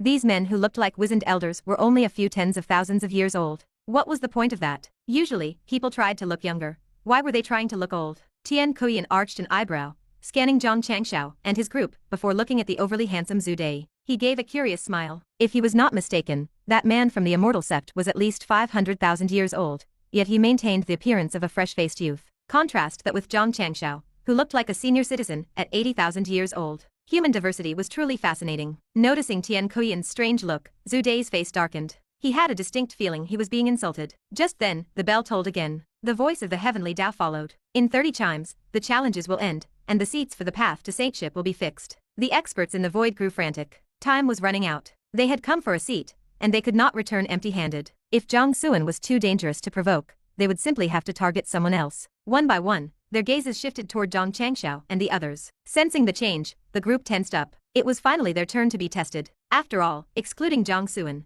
they had the lowest cultivation ranks and appeared to be the easiest to handle. However, after staring at Zhang Changxiao's group for a long time, the challengers hesitated again. Their faces were twisted with frustration and resentment. Zhang Changxiao and Zhang Qingtian were only in the true god realm. Beiqing was only at the peak of the heavenly god realm. Any of these challengers could easily defeat them and seize a seat. But there was one undeniable problem. All three of these weakest candidates belonged to the Xuan sect. They were Jiang Xuan's people. Does Jiang Xuan hold grudges? One god sovereign whispered to another. The other man rolled his eyes. How the hell should I know? And therein lay the problem. They were paralyzed by caution. They had already decided that Jiang Xuan was untouchable. If the leader was off limits, could they really afford to target his subordinates? It seemed unlikely. Forget it. Many experts sighed and turned away from the seemingly easy targets, looking instead toward the other seat holders. Zhang Changxiao and the others were stunned. Had they really just been spared because of Jiang Xuan's reputation? After a moment of silence, they had to accept the reality. They were riding Jiang Xuan's coattails. Zhang Qingtian shook his head with a wry smile. We came here to be his guardians, yet it seems he is the one guarding us now.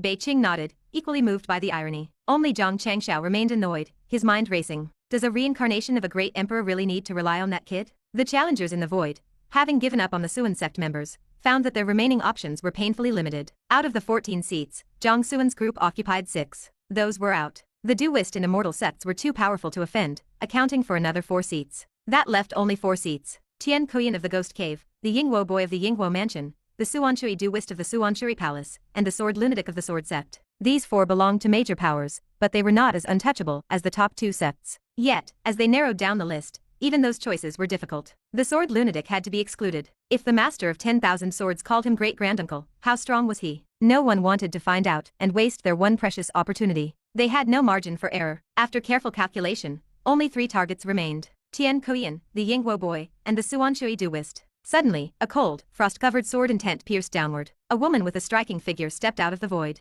I am the Frost Sword Immortal. I challenge, the fellow Duist from the Ghost Cave. What? The smile on Tian Kuiyan's face froze. He pointed to himself in disbelief. You are challenging me? He had been enjoying the show, waiting to see which of Jiang Xuan's people would get kicked off first. After all, their cultivation was low, but in the blink of an eye, the target was on him. Why target me? Are those two true gods not easier to bully than I am? Chapter 592. There is a reason he is number 2. Woman. Tian Kuiyan stood up with a darkened expression, staring directly at the Frost Sword Immortal. A cold light flickered in his eyes. Provoking me is not a wise choice. Cut the chatter. The Frost Sword Immortal let out a cold snort. Either accept my challenge or crawl off this platform of your own accord. Good. Very good. Tian Kuiyan let out a chilling laugh. In the next instant, his physical form dissolved into a swirl of sinister gray mist that lunged toward the Frost Sword Immortal. A hair-raising aura spread through the air, causing the surrounding experts to frown in discomfort. Tian Kuiyan? Zhang Kefeng, who sat beside Jiang Xuan, knit his brows in surprise. He has actually reincarnated again. Jiang Xuan turned his head, his curiosity piqued. You know him? Moreover, he wondered why Tian Kuiyan felt so familiar. He did not believe in coincidences.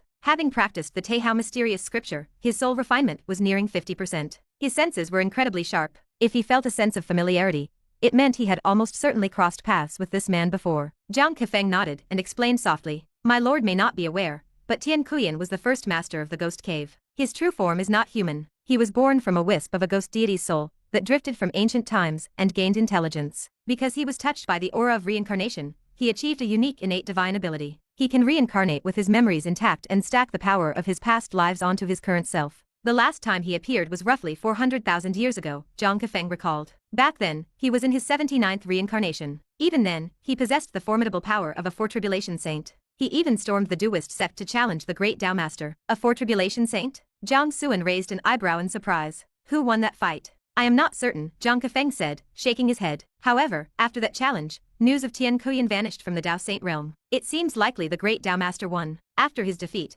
Tian Kuiyan probably dove straight back into the cycle of reincarnation. Jiang Xuan nodded thoughtfully and looked back at the platform, only to find himself startled. The battle was already over. Tian Kuiyan had won without any suspense. The victory was almost confusing in its brevity. With a single strike, he had shattered all of the Frost Sword Immortal's defenses, suppressed her foundation, and sealed her cultivation. Even though both were at the peak of the God-sovereign realm, it was an undisputed slaughter. Tian Kuiyan held the Frost Sword Immortal's own blade against her slender throat, a wicked smile spreading across his face. Woman, you lost. Her expression was dark, but she was helpless. Their cultivation levels were identical, but his combat strength was worlds beyond hers. She simply could not compete. I lost, she said coldly. She reached out to reclaim her sword and leave the platform. Hold on. Tian Kuiyan had no intention of letting her go. He gave a sly laugh. You challenged me without reading the room. You think you can just lose and walk away? Life is not that cheap. Her expression shifted. She stared at him coldly. What do you mean? Nothing much, Tian Kuiyan replied. I am stronger than you, and my background with the Ghost Cave is deeper than yours. If you do not satisfy me today,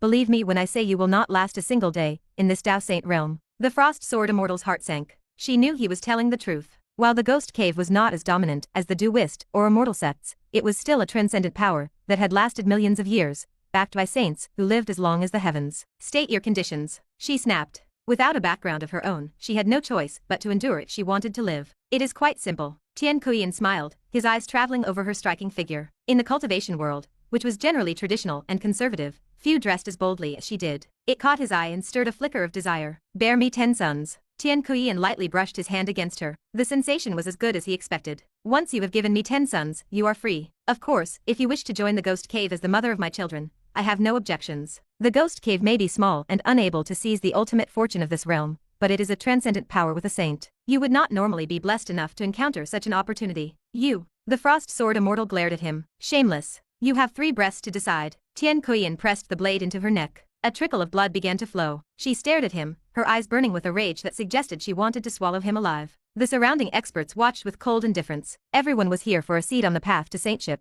No one was going to play the hero for no reason. That would be madness. My lord, should we intervene? Jiang Kefeng whispered. Jiang Xuan looked at him with a strange expression. Intervene for what? To save the damsel in distress. Jiang Kefeng said as if it were obvious. Are you crazy, or am I? Jiang Xuan rolled his eyes and snapped. I am 18 years old. You want me to play the hero and save someone who is hundreds of thousands of years old? Tell me, exactly what kind of damsel is she? Jiang Kefeng gave a sheepish laugh. Just a joke, my lord. Please do not be angry. However, she is a pure rogue cultivator with a clean history, though she is quite proud. The Duist sect tried to recruit her before, but she refused. If you save her now and offer her an olive branch, you might bring her into the fold. The Suan sect is still in its early stages and needs experts. She would be a good fit. His hero suggestion was not entirely a joke. She was a world-class beauty. While she might not be fit to be the Lord's wife, she would be an excellent choice as a concubine or someone to attend to his needs. Of course, he kept those specific thoughts to himself. Jiang Xuan gave him a long, searching look. He sensed the old man was not entirely joking. Jiang Kefeng usually feared him too much to play such games.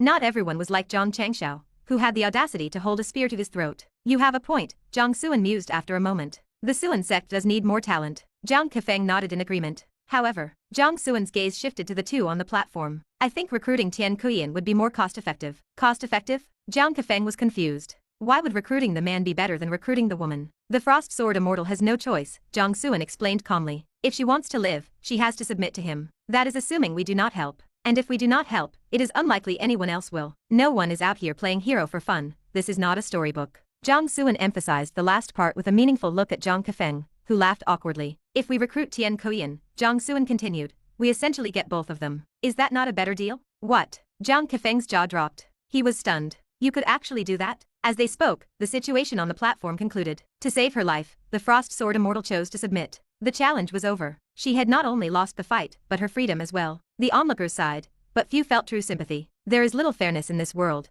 If you choose to challenge a man like Tian Kuyan, you must be prepared for the cost of failure. It just happened that Tian Kuyan was a bit more predatory than most. On the other side, Zhu Dai was impressed by these predatory tactics. He began scanning the female experts in the crowd, secretly hoping a beauty would challenge him. His desire to return home to his old concubines began to fade. New ones were always better. Suddenly, Jiang Kefeng realized something. My lord, wait. Tian Kuyan is the former master of the Ghost Cave. It will not be easy to recruit him. Jiang Xuan glanced at him. You are just realizing that now? He shook his head helplessly. No wonder you are the second elder, and not the great elder. If the Duist sect let you lead, the immortal sect would have wiped you out ages ago. Chapter 593. The perplexed Great Dao Master. Back at the Duist sect, the great elder looked at the group of elders standing before him. He held back the urge to hurl every curse word he knew directly at their faces. Every single one of them was handing in a resignation. If they all left, he would be the only one remaining in the Elder Council. Did they expect him to manage the entire Duist sect by himself? The great elder's face flushed from pale to red with pure irritation. He glared at them and barked, every one of you stay exactly where you are. I will break the legs of anyone who dares to quit. The elders shrank back, trembling like silent cicadas in winter. This was the first time they had seen the great elder truly lose his temper,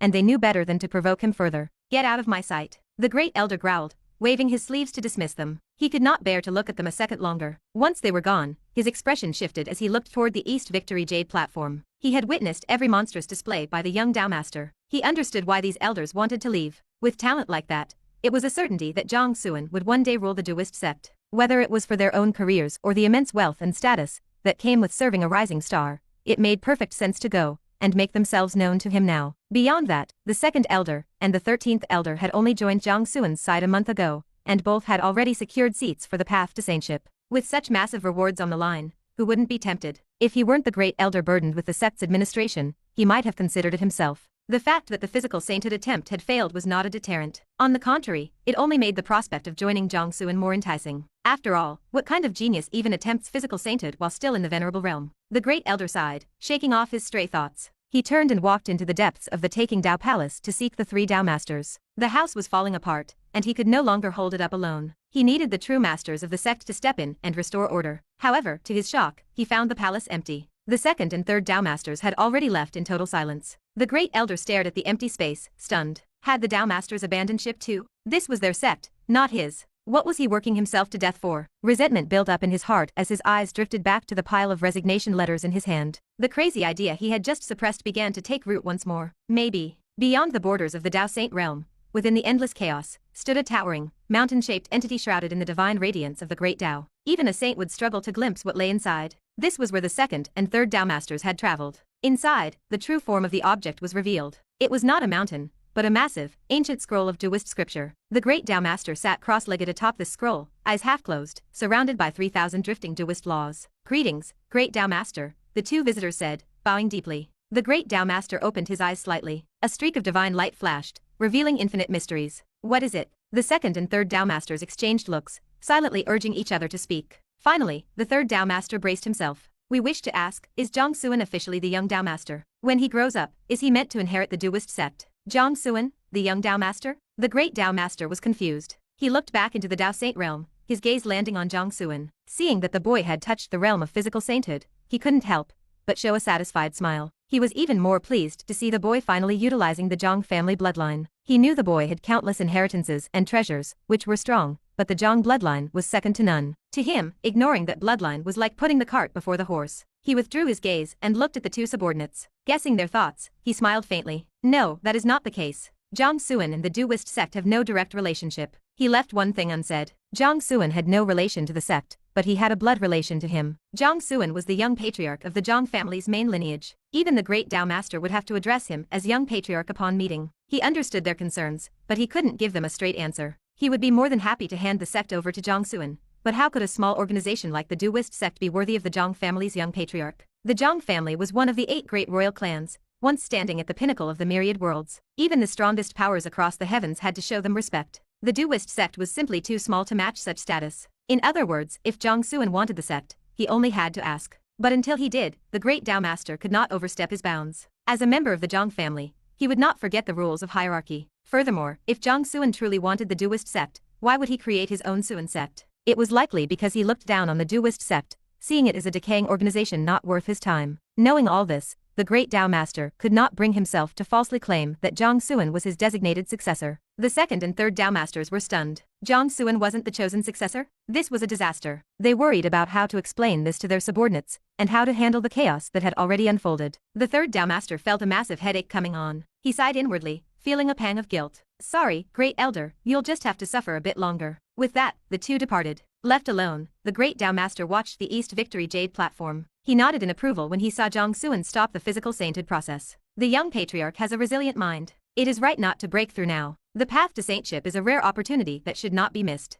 With his current strength, once he enters the land of divine revelation, he should be able to achieve the saint rank quickly. Once he does, the Jiang family can finally return to the heavens. A sharp, ambitious light flashed in his eyes, though it quickly turned into a wry smile. But why does he dislike the Daoist sect so much? He couldn't understand it. His sect occupied more than half of the realm. Surely it wasn't that bad. He never considered the simple truth. Jiang Xuan didn't reject the Daoist sect because he looked down on it, but because he had no idea the great Dao master was family. No one had ever told him. At the immortal sect, Fairy Xianxia smiled with cold composure. She spoke to the immortal Lord Minghong, as if everything were under her control. "You see, physical sainthood is not that simple. The tribulations are incredibly dangerous, and few body cultivators survive. Furthermore," she let out a cold laugh, "the boy couldn't even trigger the tribulation. How could he succeed? I admit his talent is rare, but growth takes time, and reality is rarely generous enough to give him that time." Cold killing intent flickered in her eyes. Once the path to saintship officially began, she would kill him. If he had actually succeeded in physical sainthood, she wouldn't be entirely sure of her victory. But since he failed, things became much simpler. Immortal Lord Minghong nodded, feeling a sense of relief. He realized he had been too anxious earlier. Jiang Xuan was indeed a monster, but he was still just a teenager. He had not yet converted that talent into a realm, or power that could threaten the status quo or the interests of the immortal sect. "Challenge time is running out," Fairy Xianxia commanded coldly. "Get those experts you contacted onto the field. Have them challenge everyone except Jiang Xuan. Ensure we have at least 3 people entering the path, then help me kill Jiang Xuan during the ascent." "Understood," Minghong replied, crushing a communication jade in his hand. He was worried about the immortal clan holding him accountable, so he had to be prepared. Fairy Xianxia refused to call for reinforcements from their clan, and since the immortal sect only had 1 seat for his disciple Zhu Dei, he knew killing Jiang Xuan would be difficult. To fix this, he had secretly hired 5 rogue quasi-saints with the promise of great treasures. "I am going now," Fairy Xianxia said. She flew toward the East Victory Jade platform, her bare feet landing softly. Her cold, oppressive aura weighed down on the area, as she stared directly at the Yingguo boy. "Give up your seat," she said icily. Chapter 594. Target of the Immortal Sect. The appearance of Fairy Xianxia forced every expert on the field to take notice. As they watched her, confusion spread through the crowd. Where did this quasi-saint come from? Why was her face so unfamiliar? Most of those present were old monsters, who had lived for hundreds of thousands of years. Even if they were not friends, they usually recognized one another's auras. Yet this woman was a complete stranger. Who is that? Jiang Xuan asked Zhang Kefeng in a low voice. Her aura was restrained, likely hidden by a powerful concealment technique that made it difficult to gauge her true strength. Nevertheless, Jiang Xuan sensed a profound danger. She was a quasi-saint, but he suspected her actual combat capability far exceeded most others in that realm. I do not recognize her, Zhang Kefeng replied, shaking his head. Despite the vast intelligence network of the Daoist sect, he could not match her to any known female quasi-saint in this world. Jiang Xuan arched an eyebrow, his interest piqued. A quasi-saint of unknown origin and immense power was a rare variable. More importantly, her bone age seemed relatively young, perhaps only a few thousand years. To him, she was an old hag, but in a gathering where most started at 100,000 years, she was effectively a youth, a top-tier genius of the younger generation. This is likely no accident, Jiang Xuan muttered to himself. Suddenly, the spirit of the Xianxia seal within him sent a mental message. Master, that woman possesses a dense aura of mountains and seas. Mountains and seas? Jiang Xuan was momentarily confused. The aura of mountains and seas originates from the human race's supreme treasure, the mountain sea realm, the spirit explained. Those thieves who call themselves the immortal clan stole that realm, and fused its energy into their own bodies to create their bloodlines. They shamelessly call it immortal blood. Jiang Xuan remembered now. Back in the Earth Emperor secret realm, the old locust tree had spoken of these things. He simply had not encountered any of the so-called immortal clan until now. So, she is one of them? It appears so, the spirit confirmed. Jiang Xuan nodded. If she was from the immortal clan, she was almost certainly a helper brought in by the immortal sect. But why was she wasting time on a challenge instead of using the immortal sect's own allocated seat? Is she that confident? Jiang Xuan stroked his chin, wondering if there was a way to sabotage her challenge. A golden notification from his system flickered before his eyes. You rejected Zhang Kefeng's suggestion to play the hero. By letting go of the urge to help and respecting the destiny of others, you have avoided a 1 in a billion chance of dying at the hands of Tian Koyan. Reward: one-time authorization to control the Great Dao Bell. Note: you may control the speed and timing of the chimes. Jiang Xuan froze, his expression turning strange. Controlling the timing of the bell meant he could decide exactly when this entire seat challenge phase ended. It was an abstract, oddly convenient gift. Was the universe really treating him like a stereotypical protagonist? While Jiang Xuan was lost in thought, the Yinghuo boy stood up to face Fairy Xianxia. True to his name, he looked like a large-headed toddler only 3 feet tall. This eccentric appearance stood in stark contrast to his status as a powerful quasi-saint. No one dared to laugh. In fact, those who knew his history avoided his gaze entirely. The Yinghuo boy was born under the Star of Calamity, carrying its terrible power. His stunted body was a direct result of that energy. The star was a symbol of disaster. To be touched by its power meant a lifetime of misfortune unless removed by a supreme miracle. Legend said his family was once a great clan comparable to the 4 major houses of the Daoist sect. However, within 10 days of his birth, the calamity energy consumed all 50,000 members of his clan from quasi-saints to commoners. None survived. The tragedy had attracted the attention of Saint Guguo of the Yinghuo Mansion, who personally suppressed the energy within the boy and took him in as a disciple. Because the Yinghuo Mansion specialized in star worship, he was able to turn his curse into a devastating cultivation path. The reason experts feared him was due to a single event 450,000 years ago. A successor from a holy land affiliated with the immortal sect had offended him. In a fit of rage, the boy released his inner calamity. Within half a month, that holy land became a literal purgatory. 10,000 disciples died to the last man. The immortal sect had not even retaliated, which led most to believe they simply didn't want to risk catching his curse. Which power do you represent? The Yinghuo boy asked Fairy Xianxia. His voice was cold and displeased. Everyone in the Dao Saint realm knew who he was. Who would be suicidal enough to challenge him? Did she doubt his power, or did she just think her luck was invincible? Fairy Xianxia knew nothing of his history, and even if she had, she wouldn't have cared. My politeness does not extend to a third attempt, she said, looking down at the 3-foot-tall boy. This is the second time. Give up your seat. Arrogance, the boy hissed. His short hands formed an intricate seal. Arcane patterns erupted from his small frame as his internal seals weakened. A bone-chilling calamity energy began to leak out in strands, warping the local laws of the world to bring misfortune and disaster upon his opponent. Calamity energy? Fairy Xianxia narrowed her eyes. She was surprised to see someone in this desolate ancestral world capable of wielding such power. Even in her home, masters of disaster were rare and highly sought after by major factions. No one wanted to be on the wrong side of someone who could rot their luck and ruin their destiny. Unfortunately, you are only a quasi-saint, she said, her eyes shimmering with immortal light as she saw through his foundations. She shook her head with a laugh. You use this energy so crudely. You sit upon a treasure house yet have no idea how to unlock it. What a waste. She extended a slender finger, moving it in a rhythmic pattern. Supported by her immortal blood, she created a shimmering, vast barrier that enveloped the boy. The calamity energy was instantly trapped, unable to drift even a fraction of an inch beyond her shield. How is this possible? The boy's pupils contracted. They were both quasi-saints, yet she had suppressed his core power with effortless ease. It was incomprehensible. Ordinarily, even a saint would have to use the power of the Great Dao to restrain him. The onlookers were equally stunned. The energy they feared above all else was being toyed with by a stranger. Was she really just a quasi-saint? My lord, her strength is immense, Jiang Kefeng said solemnly. I suspect she may even be stronger than I am. Jiang Xuan nodded, his gaze turning serious. These people descending from the immortal clan were indeed formidable. Should I trigger the bell and end the challenges now? He thought. If she succeeds, she will definitely be a threat to me. As Jiang Xuan debated whether to end the round, 5 figures moved among the experts hovering in the void. These were the 5 rogue quasi-saints contacted by the immortal Lord Ming Hong. They had received his signal to act immediately, backed by the promise that the immortal sect would cover for them. Seeing that time was running out,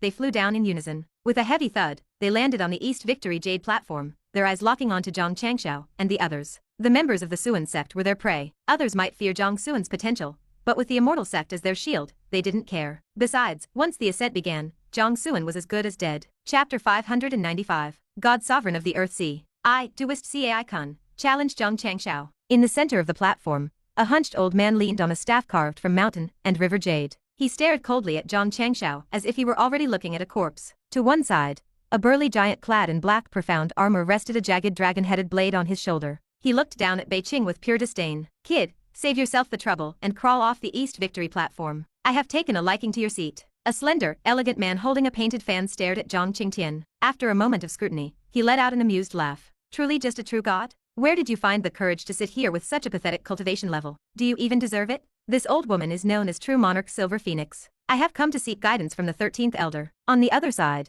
an old woman in silver robes looked toward Ximon Shenji with a cold smile. Oh wait. You have already left the Duist sect. I suppose I should address you as fellow Duist Ximon. Duist Cai Kun, True Monarch Owl Blade, the Jade-Faced Scholar, and True Monarch Silver Phoenix. These 4 famous quasi-saints had appeared simultaneously, and every single one of them had chosen to challenge a member of the Xuan sect. This caused the surrounding experts to shift their gaze. People even lost interest in the duel between Fairy Xianxia and the Yinghuo boy. Everyone watched these quasi-saints with suspicion and confusion. What was their play? Was this a death wish? Everyone present lived in the Dao Saint realm. They all knew each other. No one was under any illusions about these 4. They were rogue cultivators without backing, just like the rest. Every other unaligned expert had avoided provoking Jiang Xuan, fearing his future retaliation. After all, Jiang Xuan did not just possess terrifying potential. He had a chaos saint backing him. Why were these 4 acting so special? Were they not afraid to die? Or were they truly so desperate that they would risk everything for a chance at sainthood? The onlookers knew these were not the type of people to be so reckless. If they were that bold, they would not have remained stuck as quasi-saints for so long. As the crowd puzzled over this, they noticed the final figure to step onto the stage. This one was even more baffling. No one could discern their identity. The last challenger was a hazy silhouette shrouded in the divine glow of the great Dao. Thousands of Duist runes swirled around them, and faint flickers of saintly aura pulsed in the light, making it impossible to see through their form. Should I call you the 3rd elder of the Duist sect, or Jiang Kefeng of the Xuan sect? The hazy figure looked directly at Jiang Kefeng. The voice was indifferent and carried a jarring sense of arrogance, as if all living beings were merely ants. Jiang Kefeng frowned deeply. He could not identify the person, which was highly unusual. He had already failed to recognize the woman challenging the Yinghuo boy, which had frustrated him in front of his lord. Now, here was another mystery. Though the Dao Saint realm was vast, it was quite small to those at their level. Having served in the Duist sect with access to top-tier intelligence, he felt he should know everyone of importance. To be stumped twice in one day was humiliating. Who are you? Jiang Kefeng stood up and asked coldly. Hey. The hazy figure let out a cold laugh. The divine light surrounding them surged, erupting in a brilliant flash. The Duist runes shifted, manifesting a vision of a pitch-black Dead Sea behind them. It gave off an aura of profound, mysterious, and peerless power. The moment the Dead Sea vision appeared, the crowd realized who they were looking at. God Sovereign of the Earth Sea. The experts cried out in shock, their eyes filling with unconcealed awe and fear. In this realm, if one asked who the number 1 person was, the answer was undoubtedly the Chaos Saint. But if one asked who was the strongest beneath the Saint realm, there was almost no debate. Most people would immediately think of the person standing before them, the God Sovereign of the Earth Sea. This was because this man was a genuine reincarnation of a deity. In his past life, the God Sovereign was a primordial god, who held authority over the Earth Sea. It was said his status among the ancient gods was quite high. He had been forced into reincarnation after suffering heavy wounds during the era of fallen gods. His current form appeared 9 million years ago. He had high-profiledly reclaimed his divine authority and forcibly seized 9 entire domains from the Duist sect. Using his power, he summoned endless rivers from the void, turning those domains into a deep sea located at the extreme south of the realm, bordering the chaos. He then sealed off the region as his private divine kingdom and ceased all contact with the outside world. For some reason, perhaps due to a secret agreement, the Duist sect never retaliated for the loss of those domains. They openly acknowledged his existence. It was because of him that the Daoist sect's territory had shrunk from 81 domains to the current 72. Despite his fearsome reputation, his cultivation had remained stationary. He was a quasi-saint when he appeared 9 million years ago, and 9 million years later, he was still a quasi-saint. Even as several saints had fallen over the eons, he showed no signs of aging or weakening. This did not mean he was weak. On the contrary, it only added to the reverence others felt for him. A normal quasi-saint could not possibly live for 9 million years. God Sovereign of the Earth Sea. Jiang Kefeng's pupils contracted. His face was a mask of shock mixed with fear. He considered himself quite strong among the world's quasi-saints, but compared to this man, the gap was immense. This was an ultimate old monster who had lived for 9 million years. Furthermore, Jiang Kefeng knew a secret. The reason the Daoist sect had bowed their heads back then was that the great Dao Master had personally visited the God Sovereign's kingdom. No one knew what was said or done, but when the great Dao Master returned, he ordered the matter to be dropped. Jiang Kefeng did not think the great Dao Master had lost, as he was an eternal saint, but it suggested the God Sovereign held trump cards capable of contending with a saint. While there is a massive gap between a God Sovereign and a quasi-saint, the gap between a quasi-saint and a saint is even larger. It is a difference in the very quality and level of life, like a serpent facing a true dragon. Normally, a quasi-saint could do nothing but kneel. Jiang Kefeng's emotions were a mess, but he quickly suppressed them. He steadied his breathing and faced the God Sovereign with a cold gaze. You have slept in your divine kingdom for millions of years. You never participated in previous paths to saintship, clearly showing no interest in the opportunity. So why come out now? I want to know who in this realm could possibly convince you to move. He represented the Xuan sect now. Even knowing he was outmatched, he could not let his spirit waver or shame his lord. This was the Xuan sect's first public appearance. The other experts realized the same thing. Combined with the suicidal behavior of the other 4 quasi-saints, the scent of a conspiracy was in the air. Someone was deliberately targeting the Xuan sect. But who had the power and the capital to hire 5 quasi-saints, including an ancient monster like this? The Daoist sect was out of the question. Jiang Xuan's relationship with them was too close. That left only one obvious answer. The Immortal sect. The God Sovereign of the Earth Sea looked at Jiang Kefeng. Seeing the man still had the spirit to question him, he smiled faintly. Since you already know the answer, why ask? Immortal Lord Ming Hong asked me to take a seat and assist the Immortal sect in eliminating Jiang Xuan during the ascent. The God Sovereign glanced at Jiang Xuan with total indifference. He ignored the young man's sharp, piercing gaze and looked away. Jiang Xuan was indeed a genius of infinite potential, but to the God Sovereign, that was all he was. Looking back at Jiang Kefeng, the God Sovereign said calmly, I have taken their payment, so I shall remove their troubles. His destiny was flawed due to his reincarnation,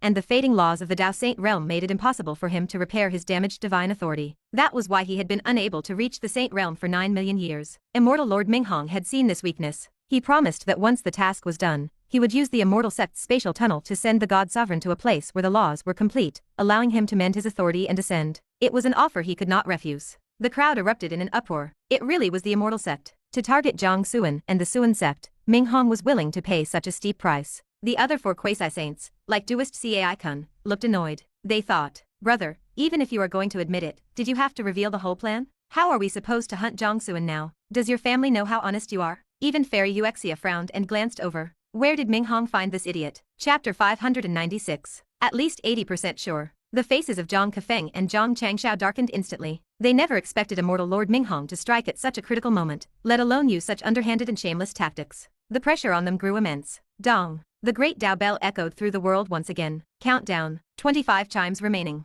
25 chimes was not a long time, but for the elite experts gathered here, it was more than enough to conclude a battle. Furthermore, the 6 challenges currently underway were almost entirely one-sided. Time was more than sufficient for the attackers. Are you confident? Zhang Qingtian whispered to Zhang Changxiao. What do you think? Zhang Changxiao rolled his eyes. This is a quasi-saint. He had previously fought and defeated Holy Light True Monarch at the peak of the God Sovereign realm. Since then, his power had grown, and he was on the verge of breaking through to the celestial god level. He felt he might have a chance against a newly ascended quasi-saint, but the man before him was an old monster, who had lived for hundreds of thousands, if not millions, of years. Who knew how long these ancients had been refining their power in the quasi-saint realm? What kind of terrifying hidden cards did they hold? Everything was an unknown, uncontrollable danger. The only thing he knew for sure was that the combat power of these old fogies was far beyond small fries like Holy Light True Monarch. Facing such a formidable enemy, his senior brother actually had the nerve to ask if he was confident. I can guarantee I won't die, and that is about it, Zhang Changxiao thought. According to the rules of the Dao Saint realm, seat challenges were not permitted to result in death.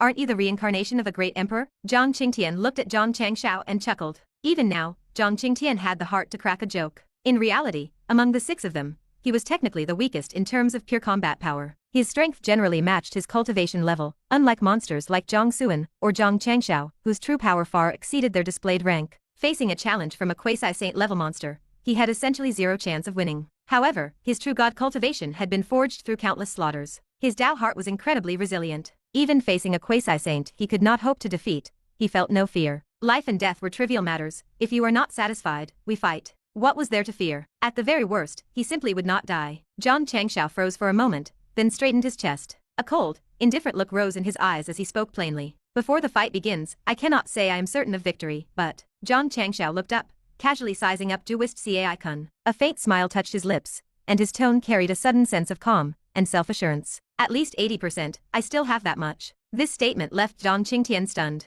He looked Xianxia up and down several times. Seeing that the man truly looked composed and was not faking it, he was completely bewildered. You are serious? Bei Qing also glanced over, his heart filled with surprise. Was the reincarnation of a great emperor truly this terrifying? Big talk. I hope you do not trip over your own tongue. Duist Cai-kun had overheard Xianxia. He let out a cold, disdainful laugh. Despite his words, he did not lower his guard. Having lived this long, he knew the dangers of arrogance. Even against a seemingly weak enemy, one could not afford to be lax. Since the opponent dared to speak so boldly, perhaps he truly held some unknown trump card. Duist Cai-kun focused his gaze on Xianxia, his murky eyes clearing as profound light circulated within them. He was using a pupil technique to see through the boy's foundations. But no matter how hard he looked, he saw nothing special. Xianxia appeared to be an ordinary true god, perhaps with a foundation slightly more solid than average. Duist Cai-kun shook his head and laughed. Of course, the Xuan sect was just founded.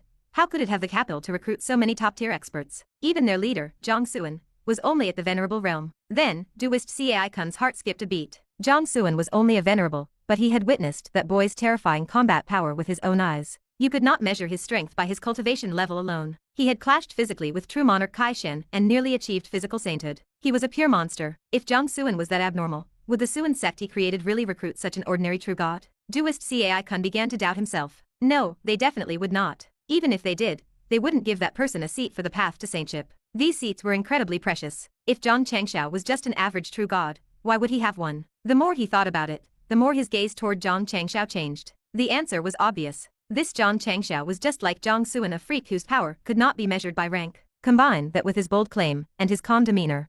An ordinary true god facing a quasi-saint would never be able to fake that kind of confidence. Duist Cai-kun's heart sank. The opponent might actually have an 80% chance of defeating him. He became incredibly cautious, his eyes filled with wariness. He did not dare to strike rashly. The more mysterious an opponent seemed, the more careful he had to be. As a rogue cultivator with no backing, it had not been easy to reach this level. He did not want to lose everything in a single day. If Xianxia's power cannot be measured by his cultivation, then... Duist Cai-kun looked at the others and began to calculate. Jiang Kefeng and Ximen Shenji were old acquaintances, one a quasi-saint and the other at the peak of God Sovereign, so they were known variables. Bei Qing was at the peak of Celestial God and young, which was impressive, but not necessarily abnormal. But this Zhang Qingtian, he was also a true god with a seat. He was likely just like Jiang Xuan and Xianxia. His combat power far exceeded his rank. Duist Cai-kun immediately sent a mental message to the jade-faced scholar, who was challenging Zhang Qingtian, warning him to be extremely careful. The jade-faced scholar had originally been dismissive. Why should a grand quasi-saint be careful of a mere true god?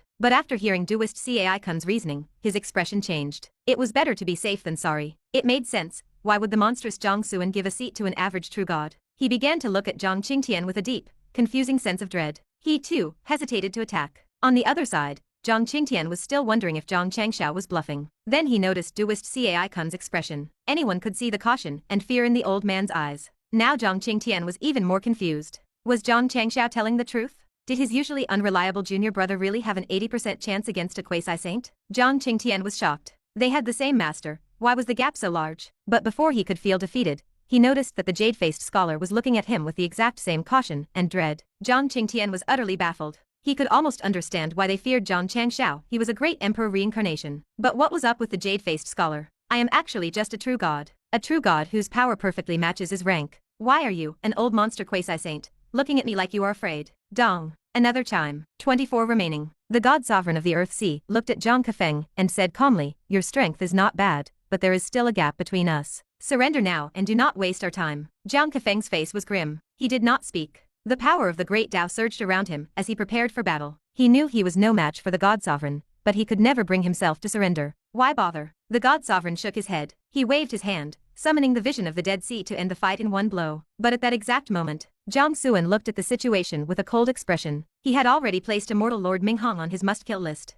His gaze shifted to Fairy Xianxia, who was currently pressuring the Yingguo boy, seemingly intent on forcing him into submission. She was from the Immortal Clan, and the other 5 were hired by Ming Hong. She was clearly the mastermind behind this hunt. I usually respect the destiny of others and prefer not to interfere, but now. Jiang Xuan smiled coldly. With a single thought, he manipulated the Great Dao Bell to accelerate. Dong, dong, dong. The Great Dao Bell suddenly rang again, rapidly and continuously. It rang 24 times in an instant. The chimes echoed like crashing waves through the heavens and across the entire Dao Saint realm. In that moment, everyone was stunned. They looked up at the deep space within the sky, their faces blank with confusion. Isn't this supposed to be a timer? What does it mean when it rings 24 times at once? The clouds in the sky reversed, and the eye of the heavenly Dao emerged. Even the eye held a hint of confusion. Why did the bell accelerate? The heavenly Dao had not touched it. However, now was not the time for investigation. A celestial voice announced, "Time is up. The challenges are over." The entire field fell silent. Everyone stood in a daze, lost in shock. It ended just like that? Chapter 597. Is Jiang Xuan's background the heavenly Dao? The god sovereign of the Earth Sea,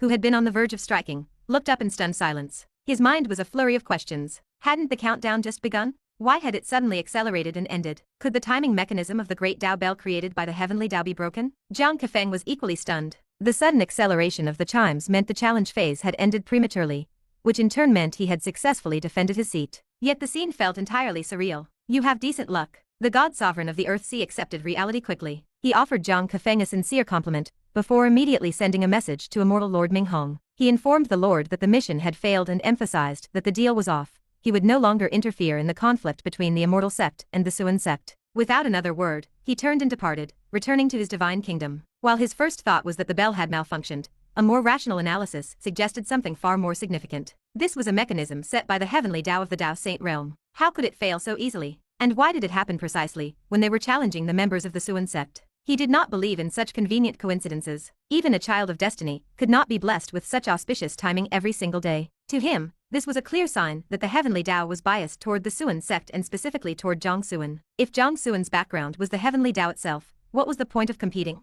He had lived a long time, and he intended to keep living. He had no desire to seek his own death. Duist Cai Kun and the other 3 quasi-saints were also frozen in place. They could not understand why the bell had sped up. The challenge time for this specific path to saintship was already much shorter than usual, and now this sudden change had occurred. They were baffled. However, unlike True Monarch Owl Blade and True Monarch Silver Phoenix, who were filled with resentment, Duist Cai Kun and the jade-faced scholar felt a secret sense of relief. They had been hesitant to strike against Zhang Changxiao and Zhang Qingtian due to their unpredictable combat power. If they had fought and lost, or even if they had won but were injured, they would have been easy prey for their enemies on the journey home. As rogue cultivators with no backing, they were vulnerable. The sudden end of the challenges was a result they could live with. We should never have listened to the lies of Immortal Lord Ming Hong, Cai Kun, and the scholar thought to themselves. They now viewed this new Xuan sect as something far more dangerous than the immortal sect, a power that must never be provoked. They reached the same conclusion as the god sovereign, perhaps even faster. After all, they already suspected that Jiang Xuan and his group were extraordinary. Everything about this saintly path was wrong. First, the Chaos Saint,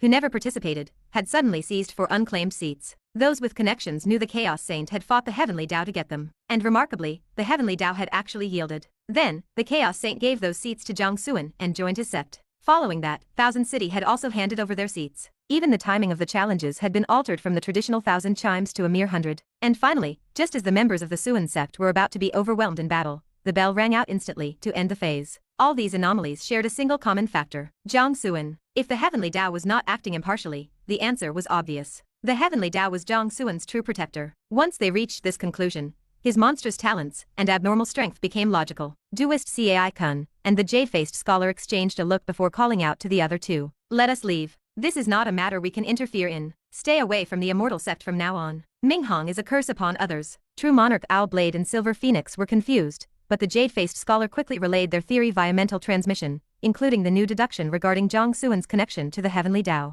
The 2 were left speechless, their faces filled with terror. They wanted to dismiss it as mere speculation, but the reality was right in front of them. The bell had accelerated, and the Heavenly Dao had ended the challenge phase with jarring abruptness. There was no room for argument. Could it all be true? The 4 shared a look of pure horror. If Jiang Xuan was truly backed by the very sky above them, the implications were terrifying. They didn't dare stay a moment longer. They decided then and there to pack their things and leave the Dao Saint realm entirely to wander the wider universe. Cai Kun and the scholar fled first, moving even faster than their companions. They had considered apologizing to Jiang Xuan or offering themselves as slaves to the Xuan sect, but realized it was unrealistic. Why would someone backed by the heavenly Dao need a few minor quasi-saints? Their sudden flight left the remaining experts in a state of shock. Everyone was already reeling from the end of the challenge phase, and seeing 4 powerful quasi-saints flee in terror only added to the confusion. In the void, high-ranking figures like the Third Elder, South Palace Sheng, and various young geniuses like Zhu Dai were all equally lost. A deathly, eerie silence hung over the platform. Ha ha ha, time is up.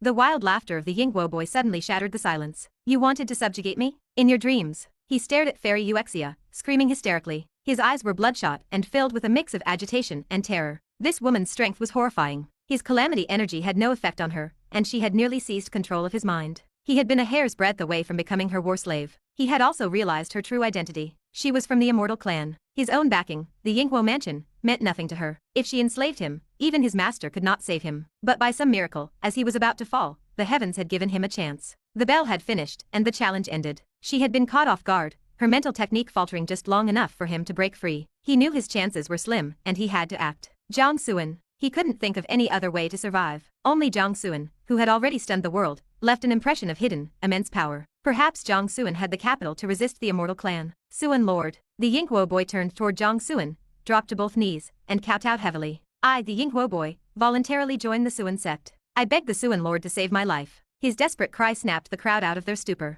Why was another expert trying to join the Xuan sect? Jiang Xuan looked at the boy with curiosity. Seeing his panicked state, Jiang Xuan realized something must have happened between the two challengers that he hadn't noticed. Fairy Xianxia's expression turned ugly. She had intended to use the remaining time to break the boy, as someone who could control calamity energy was a rare and valuable asset for her future struggles among the imperial sons. But he had refused to submit, forcing her to use a secret art to enslave him directly. It had been going perfectly. No one except perhaps the god sovereign of the Earthsea could even see what she was doing. Then, the bell had ended. She looked at the fleeing quasi-saints, and then up at the eye of the heavenly Dao with smoldering anger. What kind of heavenly Dao was this? It was one thing to interrupt her, but to end the challenges so prematurely was absurd. How could a heavenly Dao that lacked impartiality even call itself such? She turned her cold, sharp gaze away from the Yingguo boy and fixed it directly on Jiang Xuan. Jiang Xuan, I advise you, do not meddle in things that do not concern you. Chapter 598. A Paradigm of Righteousness. Mind my own business? Jiang Xuan froze for a moment, wondering if his hearing had failed him. Was she insane?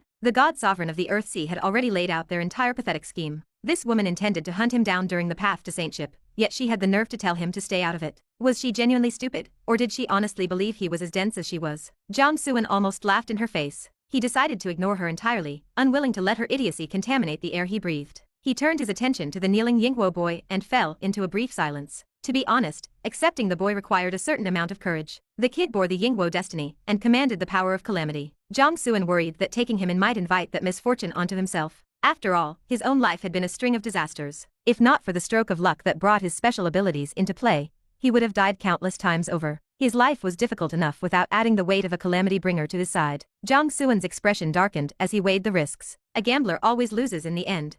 That was a universal truth. Better to refrain. I suppose I will play the part of the Good Samaritan today, Jiang Xuan thought. He flashed a smile at the Yingguo boy. In this era of impending change, we cultivators must support one another and move forward hand in hand. Since you are in trouble, fellow duist Yingguo, you need only ask. There is no need for such formalities. Rest assured, as long as I am here, this old hag will not lay a finger on you. Jiang Xuan spoke with a ringing conviction, looking every bit the noble leader of a righteous sect. As for your offer of servitude, he shook his head with a sigh. Speak of it no more. A look of faint helplessness crossed his face, as if he were pained that someone would view him as a mere opportunist. This performance left the surrounding experts completely bewildered. Since when did Jiang Xuan possess such character and magnanimity? In a world of cultivation defined by treachery and backstabbing friends, Jiang Xuan's sudden display of virtue felt alien. They remained skeptical, yet his tone and expression seemed entirely genuine. Besides, why bother faking it? Why give up a subordinate who controlled the power of calamity just for a moment of posturing? No sane person would do that. Righteousness? Many experts felt a strange sense of nostalgia. How long had it been since they had heard that word used sincerely?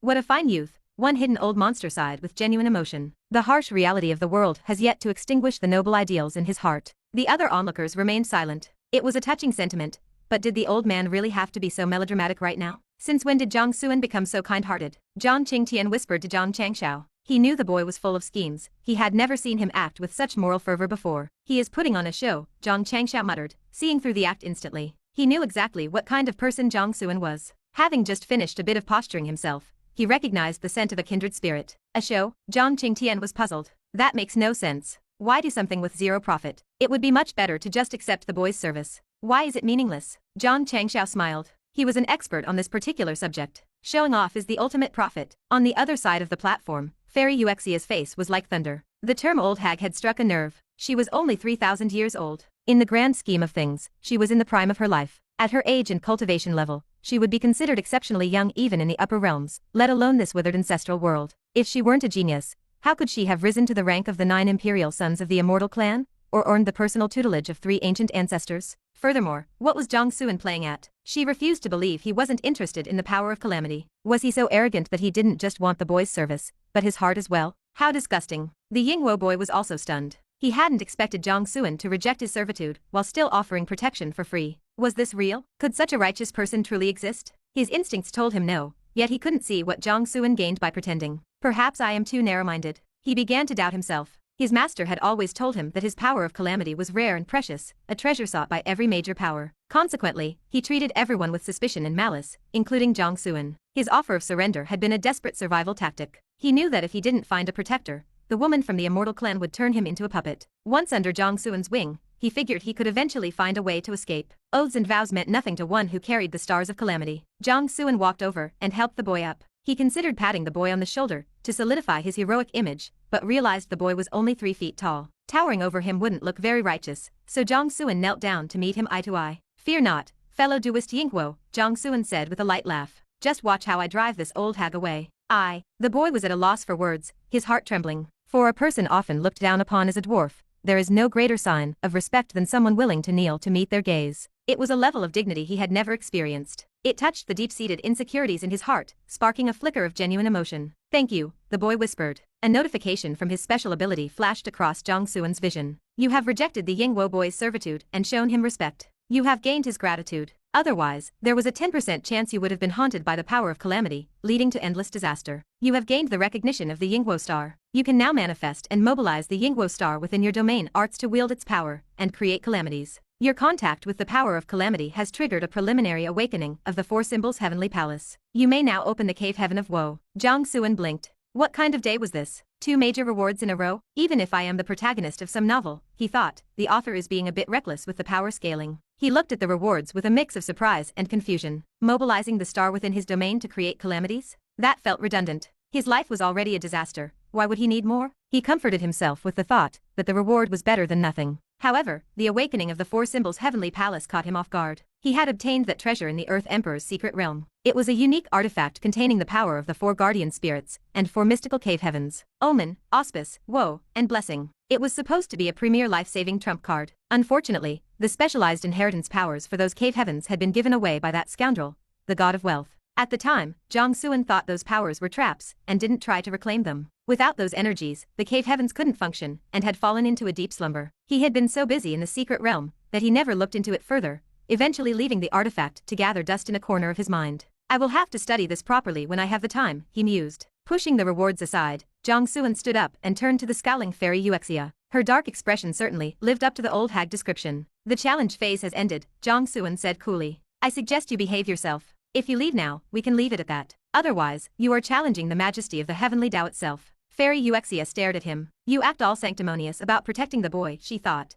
and I expected a fight. Now you're hiding behind the heavenly Dao's skirts? You're just a pretender using a tiger's skin to scare people. Suddenly, the voice of the heavenly Dao rang out with perfect timing. The seat challenges have concluded. All unrelated personnel must depart immediately. Do not interfere with the path to saintship. Otherwise, cold lightning flashed within the indifferent eye of the heavenly Dao. The offenders shall be held accountable and struck by 100 bolts of lightning. The voice rolled through the sky like thunder. Hearing this, Fairy Yuexia looked up in utter disbelief. What was wrong with this world? Was Jiang Xuan the heavenly Dao's son? Why was it so blatantly biased? The surrounding experts didn't wait to find out. Feeling the chill of the heavenly Dao's wrath, they fled the scene instantly. They were out of the running for this round, but they were used to it. Still, they had to admit this challenge phase had been far more exciting than any in memory. The constant, overlapping twists had been quite a show. Chapter 599. Am I some kind of joke to you? Jiang Xuan was taken aback. Was the heavenly Dao really giving him this much face? But he thought to himself, you could at least try to be a bit more subtle. This makes it far too easy for people to get the wrong idea. I am the dignified master of the Xuan sect, the young patriarch of the Jiang family, the current young king of the human race, the future king and emperor of men, and the future master of the underworld. I really do not want to be caught up in some messy,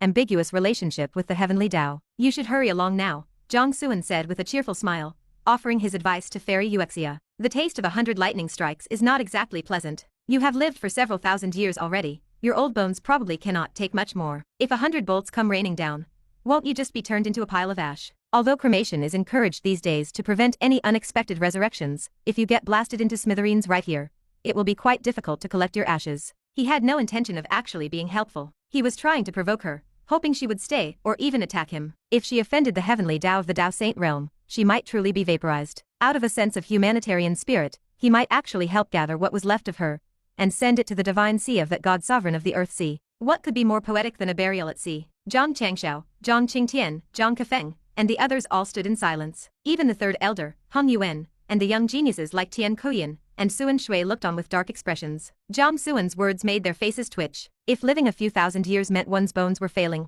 then what did that say about them? They knew he was mocking Fairy Xianxia, but his barbed words felt like they were hitting everyone in the vicinity. How incredibly rude, they thought. Fairy Xianxia stared coldly at Jiang Xuan. She appeared unaffected by his sarcasm, but the murderous intent in her eyes grew sharper, and the aura swirling around her became increasingly frigid and terrifying. Jiang Xuan, her voice was low and carried a bone-chilling coldness. Angering me brings you no benefit. It will only accelerate your death. Perhaps, Jiang Xuan replied with a noncommittal shrug. Internally, he was unimpressed. I give that attempt at intimidation a 0 out of 10. Does she even know how to act cool? You are supposed to act superior during the final, decisive stage, not when the plot is just starting. This is not being a badass. This is just being an idiot. The heavenly Dao has spoken, so get lost. The Yinghuo boy shouted. Seeing that the heavenly Dao had intervened, he was overjoyed. He did not stop to wonder why the heavens moved as soon as Jiang Xuan spoke. He simply glared at Fairy Xianxia with bloodshot eyes, venting his bottled-up rage by ordering her away. Fairy Xianxia swept a cold glance over the Yinghuo boy. Her gaze, bolstered by her divine sense, exerted an indescribable pressure. The boy's face turned pale instantly, and a wave of terror washed over him as he realized he was facing a life-or-death threat. He suddenly remembered that her strength far exceeded his own. This kind of provocation was essentially a suicide mission. He quickly ducked his head and retreated behind Jiang Xuan. Humph. Fairy Xianxia let out a disdainful sneer. She withdrew her gaze and looked back at Jiang Xuan with an expression of innate superiority. On the path to saintship, I will personally take your life. Her voice was flat, as if she were simply announcing that the countdown to the end of Jiang Xuan's life had begun. Jiang Xuan narrowed his eyes as he watched her. Murderous intent began to rise in his heart as he calculated his chances of killing her right then and there. After a long moment of deliberation, he realized he didn't have a guaranteed win. According to Zhang Kefeng, this woman was even stronger than him. Jiang Xuan knew Zhang Kefeng's strength well enough to know he could currently manage a draw against him. That meant his chances against her were less than 50%. It was frustrating. To have a clear enemy standing right in front of him and not be 100% sure he could kill her was disgusting. Pushing down his irritation, Jiang Xuan nodded and smiled. Unfortunately, you do not have a seat. You are not qualified to ascend. Is that so? Fairy Xianxia laughed. Jiang Xuan's heart skipped a beat. Why is this woman still laughing? Does she have another card to play? Surely not. He watched as Fairy Xianxia turned her head toward Zhu Dei, who was sitting on a white jade throne. Get down, she commanded coldly. Give your seat to me. Zhu Dei was stunned. The onlookers exchanged strange looks. They had almost forgotten there was another member of the immortal sect there. The challenges had been so centered on Jiang Xuan and filled with so many sudden twists that everyone had focused solely on him. No one had paid any attention to the silent Zhu Dei. He had simply sat there doing nothing, and no one had challenged him. The same went for Suan Shui and the sword maniac. They were complete outsiders to the drama. Fairy, the challenges have already ended. Surely seats cannot be transferred now. Zhu Dei hesitated before quickly adding, please do not misunderstand, Fairy. It is not that I am unwilling to give up the seat or transfer it to you. I am simply worried that this goes against the rules and might anger the heavenly Dao. As he spoke, Zhu Dei looked up at the eye of the heavenly Dao. Oh, great and holy heavens, can you please say something on my behalf, just as you did for Jiang Xuan? I would even be your son. Truthfully, as a quasi-saint, how could he not crave a seat that held the chance of becoming a saint? Although his master, immortal Lord Minghong, had originally intended for the seat to go to Fairy Xianxia so she could hunt Jiang Xuan and reclaim the inheritance of the King of Five Senses, she had been the one to refuse it. She had been too arrogant, believing she could easily win a seat through a challenge. Now that she had failed and regretted it, she wanted to take the seat back. It was, in his mind, quite shameless. Of course, he didn't dare say that out loud. He could only complain internally. He could only hope the heavenly Dao would step in to uphold justice. Fairy Xianxia's face darkened with anger, but she also knew the heavenly Dao in this realm was temperamental. Violating its rules might not end well. She also looked up at the eye of the heavenly Dao,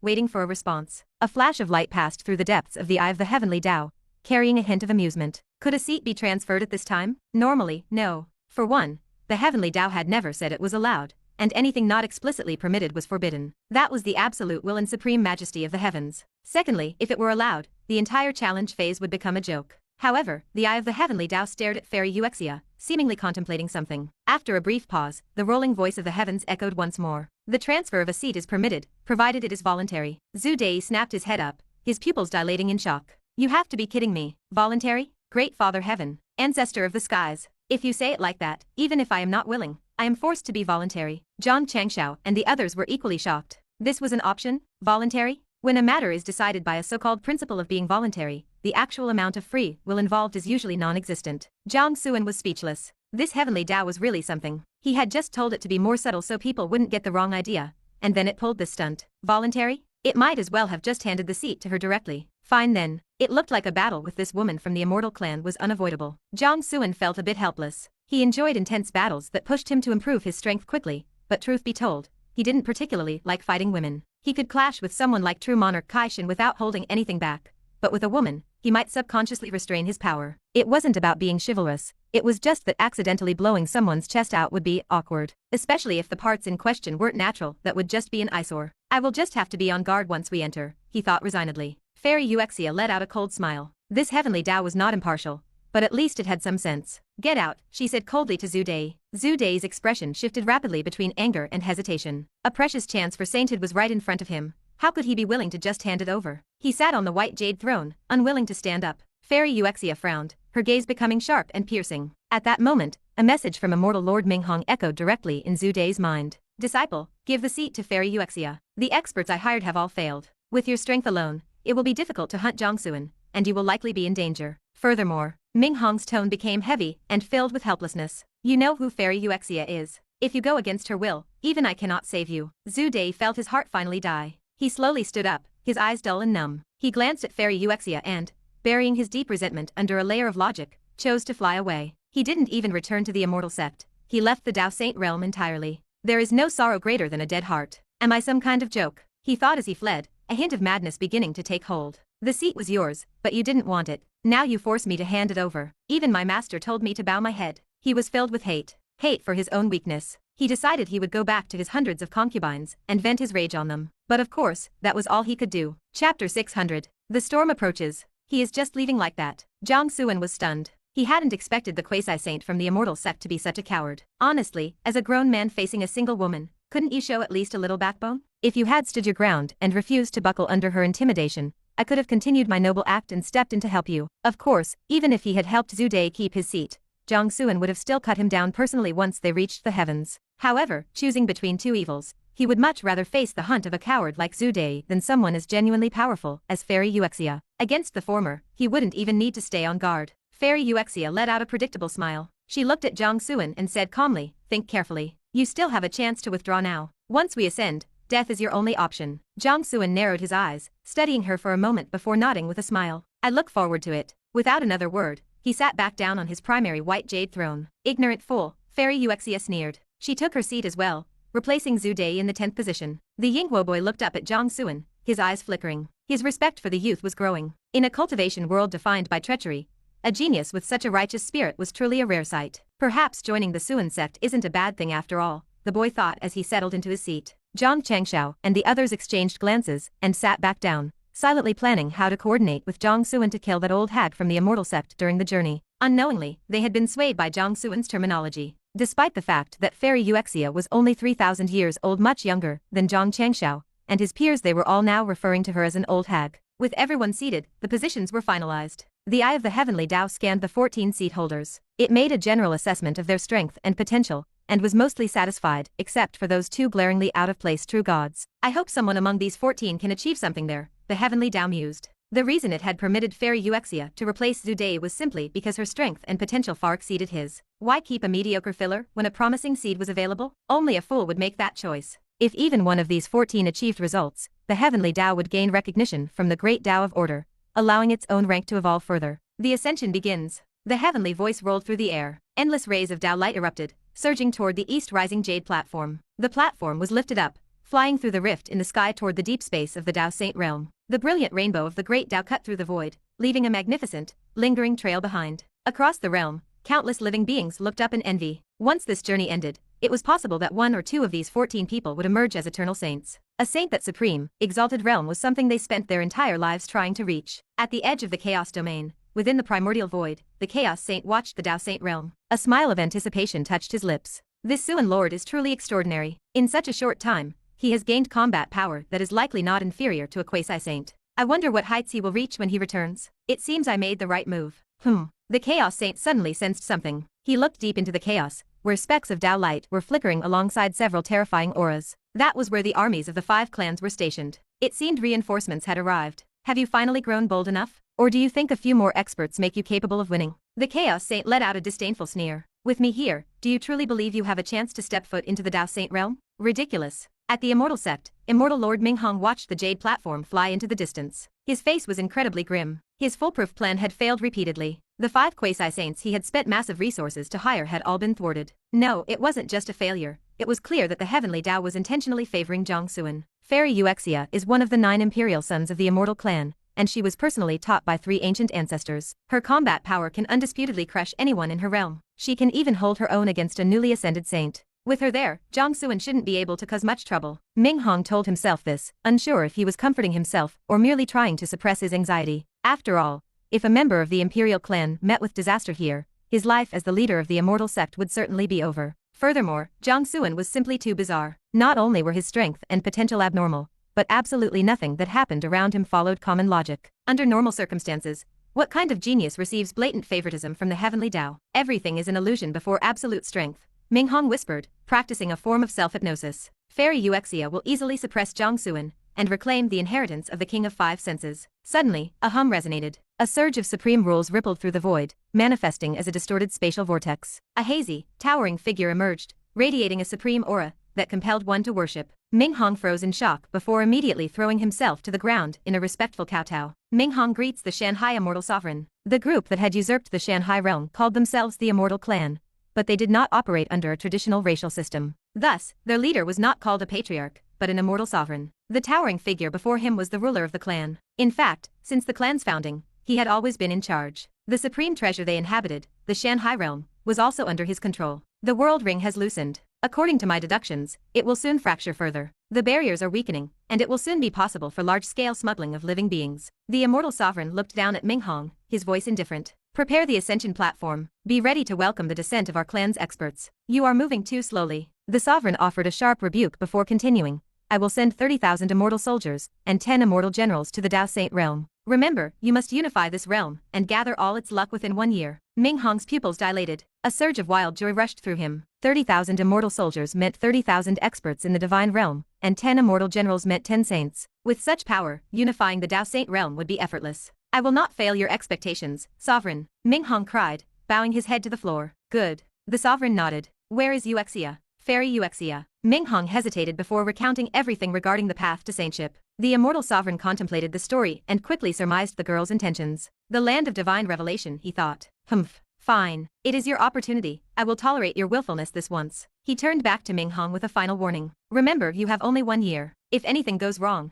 bring me your own head. Yes. Ming Hong bowed again. I respectfully see off the immortal sovereign. Meanwhile, at Thousand City, reporting to the sect master, Jiang Xuan has successfully defended his seat and is now on the path to the heavens. The city lord of Thousand City was reporting to a voluptuous woman visible within a spatial vortex. You did well, the woman said with a nod and a smile. There is one more thing you must do quickly. Please instruct me, the city lord replied with a bow. Open all spatial tunnels managed by Thousand City, and make them free for all factions to use. The woman gave her instructions calmly. Furthermore, keep only the minimum staff required to maintain the tunnels. Transfer all other disciples and experts, including yourself, to the chaos domain. Attach yourselves to Jiang Xuan. If necessary, assist him with your full strength. There must be no negligence. The city lord was confused. I do not understand. I beg the sect master to enlighten me. The woman sighed softly. The world ring is loosening. According to the elders, it will soon collapse further. The barrier of order shrouding the ancestral world is fading. Many factions are waiting for this moment. Once the ring collapses, those predatory forces will surely send experts to seize the luck of the ancestral worlds. The Dao Saint realm is no exception. Our myriad world sect is not interested in such things,